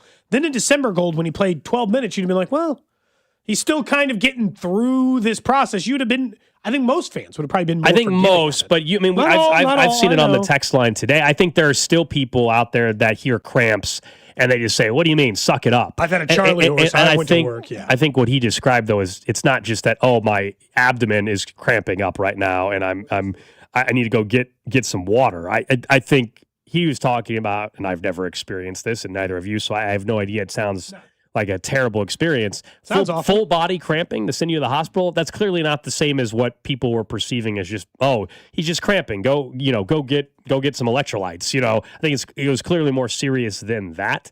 Hopefully, as time goes on, it is something that he could just move on from. So it's more that is more about his NBA career and what it means for that. In the short term, for Kansas's chances in the tournament, look, I think Drew mentioned the player side versus the team side. I agree with Drew saying that on the player side, what he does in the tournament may not change what the NBA thinks of him one way or the other. But I do think there are KU fans that if he goes and somehow surprises most people and leads them to a Final Four, and I'm not predicting them to do that, but if he did that, I think the fans that were extremely frustrated in February are not going to give a damn anymore. But the same thing also applies. If they beat Cal Baptist and then lose to St. John's and they stink, fans are going to continue to be frustrated and disappointed with the failure of the season, and he will be getting the brunt of the criticism. It's weird. Pre-January, I'll just eliminate that part for Kansas for just a minute because pre-January was pre-conference play. They weren't even playing with Darren Peterson pretty much at all at that stage. So I'll just bury that for a little bit. They have had 2 completely different seasons. They went on a stretch where they beat Iowa State, BYU, Texas Tech with JT Toppin, Arizona, all in like a 4-week time period. And then since then, they're 4-5. And every big-time opponent they faced, so like Houston or these others, except for the one game against Houston at Allen Fieldhouse, they've gotten beat badly. Like Iowa State beat them pretty handily. Houston in this tournament beat them pretty badly. Arizona beat them really badly at home. But they beat all those teams at some other time in the tournament. So like they're just a really tough team to predict. Peterson's been their best scorer this entire time. Their bench has been short this entire time. None of that's changed. But now they're not winning. And some of that could easily just be chalked up to the Big 12's hard. But it's the way in which they're losing that's really shook my confidence on Kansas in this particular tournament run. Because it seems like they're getting these matchups, they're just getting killed lately. It's weird. Last year, I remember going into the first round matchup, people were predicting them to get upset, because how bad the team was. This year, I'm not saying they're going to beat St. John's, although I think people are overlooking just completely overlooking the chances of Kansas winning that game. I definitely think they can win that game. Famous last words here. Cal Baptist is not a bad matchup at all for Kansas. They're like 300 and something in 3-point shooting this year. They have one very, very good player that can score. That's about it. I'm not this is not one of those years where I go in fearful about the big upset in the first round. Like there's some games where everybody just knows going in it's going to be a bad matchup. It's going to be a grind. You got a team that doesn't fit the formula you would typically see for the upset. It is really weird. Like this is like the one sport where we all have to never have watched a single Cal Baptist game the entire year. I watched one half of Cal Baptist, the Big West or Big Sky. Big West Big West championship, and it was a crazy ending because Utah Valley should have won, and then at the very end, some guy had a point blank alley-oop dunk, lob dunk, I should say, and just flat out missed it. Would have sent the game to overtime. Oh, brutal! Or double overtime or overtime. But it's like if I can't sit on the show and pretend like I understand the level of score Dominic Daniels is. Top 10 scorer in the country. He can score. There's no doubt about that. But he also, was scoring against guys in the Big Sky, or Big West. KU's a 14-point favorite in that game right now. I think they'll be fine because if you look at Cal Baptist, it's Dominique Davis Jr. Or Daniels, right? Yeah, Dominique Daniels Jr. averages 23 points a game. It's 5th in the country. They have one other double-digit scorer, and everybody else scores like 5 points. So you make somebody else beat you. You take Daniels out of the game, and you make somebody else beat you. Yeah, Cal Baptist, 321st most. They shoot the 321st most threes in the country. 33%. They don't shoot threes, which I think is the most interesting thing because Dominique Daniels is 5'10", and he's not shooting threes like that. Although he made a huge three late in that game the other night. I find it fascinating. I think KU will be fine because their biggest strength is defense. I think they'll be all right. Which is also what makes the Northern Iowa St. John's winner interesting because St. John's obviously can play great defense. Northern Iowa plays one of the slowest paces in the country. So in terms of what that matchup would be, possessional significance, obviously you need to make the most of your possessions and all these other things. KU, that's not good for them. If they're struggling to score, then Northern Iowa, I hate to say it, Gold, but Northern Iowa is going to be right there once again with Kansas in an NCAA tournament game. I mean, that'd be fun. Sign up for that that's fun. Even with the bad blood. Yeah, that's so far removed as far as the team. It's a fun storyline, but I'd play Northern Iowa again. I'm just saying, I'd rather play Northern Iowa than St. John's. Absolutely. I mean, come on. I understand no, of course you would. I'm just saying if the game is if KU's not shooting well, St. John's at least is defensively they're good, but they have some struggle parts where Northern Iowa also slows it down too. Someone said, I'm with you. Someone said there was a year where Oakland only had one really good score. Sometimes it all take. Yeah, the Golke thing was historical. Couldn't miss a three. Dominic Daniels would have to drop a 30-piece. Yeah, but that's not who. Golke was making threes. I guess I would say he made 10 or 11 all year for Oakland. Not to that level, but that's what his game was. that's shot a lot not of not the game for Daniels. So it's always the 3-point shooting that has gotten Kansas. Northern Iowa, of course, made tons of threes way back in the day. VCU, like that. It's been that when it's been the mid-major upset, not the. If they lose to St. John's, that's not a mid-major. That's just a team being flat out better than you. The mid-major stuff is it's that perfect storm of somebody just goes off and has a night where they shoot 65% for three, and you're like, you got to be kidding me. Is the Northern Iowa one the worst one in Kansas tournament history? Well, Belmont Belmont's pretty high up there. That was first round too, wasn't it? Mm-hmm. Or Bradley. There was a couple. Remember the Bees? The Bees. The Bees got them for a little while. VCU was tough because I legit thought they were going to the Final Four, but that wasn't an Elite Eight game. But the VCU one was brutal because you're like, the bracket's set up perfectly. They're going to get to a Final Four. I'll tell you a team that I thought was definitely had a chance to win a championship was the one that Jordan Bell here in Kansas City absolutely ruined Kansas in that game. They had for him specifically, they had no answer. But Kansas has a lot of teams that have a chance for a national championship. They just, because you're one of the best programs, just whether or not you can. They don't even have the fourth best odds to get out of their region. They're 75 to 1. Yeah, they don't even have just to get out of the region. St. John's is 9 to 1 to get out of the East. Of course, Duke is the favorite still because of their number 1 overall seed. But yeah, I mean they got it stacked against them. I'm not expecting them to go on a deep run by any means. It'd be surprising. I'm just saying if they play St. John's, I don't think it's like the 0% chance they win the way nationally people are talking about that matchup. That's all. What's crazy What is about Missouri? What about Missouri? Miami? You heard our guest join us earlier. He said they're similar styles, Missouri and Miami. I don't think there's any chance they're getting past Purdue. Miami, I just think that's like a 50-50 game.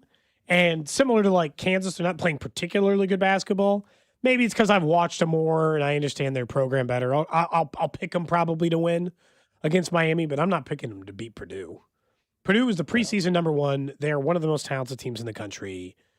And I know Missouri's beaten Florida and some other top teams in the country. I just don't think that favors them. The only thing for Missouri that they got going for them, they're playing in St. Louis, and they're going to have that crowd can turn in a hurry. Yeah, they get up in the second half them. against either of those teams. You would think that the crowd would certainly be on their side, but is that enough? Yeah, I mean, I will say, Drew knows this. I'll continue for the most part to fade the Big Ten in a lot of matchups. I'm just going to keep on doing that. So. You don't like them this year? Nope, this is going back multiple years. So I know he's high on his Badgers, and they can score with the best of them, but I don't trust Wisconsin. I don't trust Ohio State against TCU either. Drew was complaining about... I think TCU beats Ohio State. Yeah. Drew was complaining about his Wisconsin's draw last night. Oh, yeah, it's a tough draw. You don't like you thought they got screwed? Oh, Where do you think they should be? I'm just curious. They're a 5 seed taking on 12 seed High Point, and if they win, they'll play most likely Arkansas. I think I think it's that he doesn't like the division. Arkansas. He's the one with A-Cuff. It's probably just that. It's Arkansas and then having to play Arizona when I think that just collectively I know that Nebraska had a better record and everything like that, but Wisconsin was, again, seeded higher than them. Okay. They made it further than them, and I just feel like the way that Wisconsin's... You think they should have Nebraska Wisconsin has maybe the 4 best string of wins in the country this year. What were they? At Michigan, at Purdue, at Illinois, beat Michigan State by 20, and then beat Illinois again in the Big Ten tournament. That's impressive. Just the on the road part, they have one of the best stretch of wins in the country. What happened the rest of the way? This is always like when you don't watch these But teams. again, if you look at who they lost to Ohio State, they lost to Nebraska, they lost to Villanova, they lost to TCU. Like their losses really Those are all tournament they're teams. really I'm not offended by that. Their resume is really not bad. It's interesting that they have them where they do. You're going to have to play. I just don't trust the Big Ten. You're going to play ACUF and then you're going to play Arizona. It's Hasn't tough. bode well. It's just a tough road. I will say, having to do ACUF and then Arizona, it's going to be a short. Same it's thing for going to be Arkansas. a short tournament. Same thing for Arkansas. You got to face Nick Boyd and Blackwell, and then you got to play Arizona after that. I mean, Arkansas should also not be very happy. That's fair. They're definitely. If we're talking just within the seed range, Nebraska and Arkansas should have to switch. I know that they're not going to do that because they would end up playing Wisconsin potentially, but Arkansas should absolutely be a little bit disappointed with where they got seeded. Gold, will Nebraska get their first NCAA tournament win? Troy will be tougher than people think, but yes, Nebraska will finally get an NCAA tournament win. They're going to have. I was talking to somebody who's in Nebraska. They think they're going to have 10 to 12,000 Nebraska fans down in Oklahoma City. I guess it's not that I mean, it's probably like an 8-hour drive. They've been preparing for this for a while, and their fans thought they were going to Oklahoma City for quite a bit based on the start they were having, and it paid off. So they're going to have a huge crowd there, and then they'll have a tough one against Vandy if Vandy beats McNeese. You put a big if on that. Are you? It's a 5-12 matchup. 5-12 every time. Again, I'm curious to see. There were 7 first-round upsets last year, but there were 11 the year before that. So you at least know the general range you should be looking at. So, most years it's between 8 and 10. Yeah. Someone's pointing out, sorry, I said Belmont. Bradley and Bucknell, I'm sorry. But you're asking Belmont about KU's was history. Missouri's. Yeah. Someone mentioned UTEP all the way back in the 90s when KU lost to them in the Sweet 16. Didn't see that one. 92, I was a year old, so I didn't either. You didn't catch that one? I did not catch that 92 KU Did your parents lost go to to UTEP. Kansas? Are they Kansas fans? No. My dad went to UMKC. Well, that's right. One of my sisters went to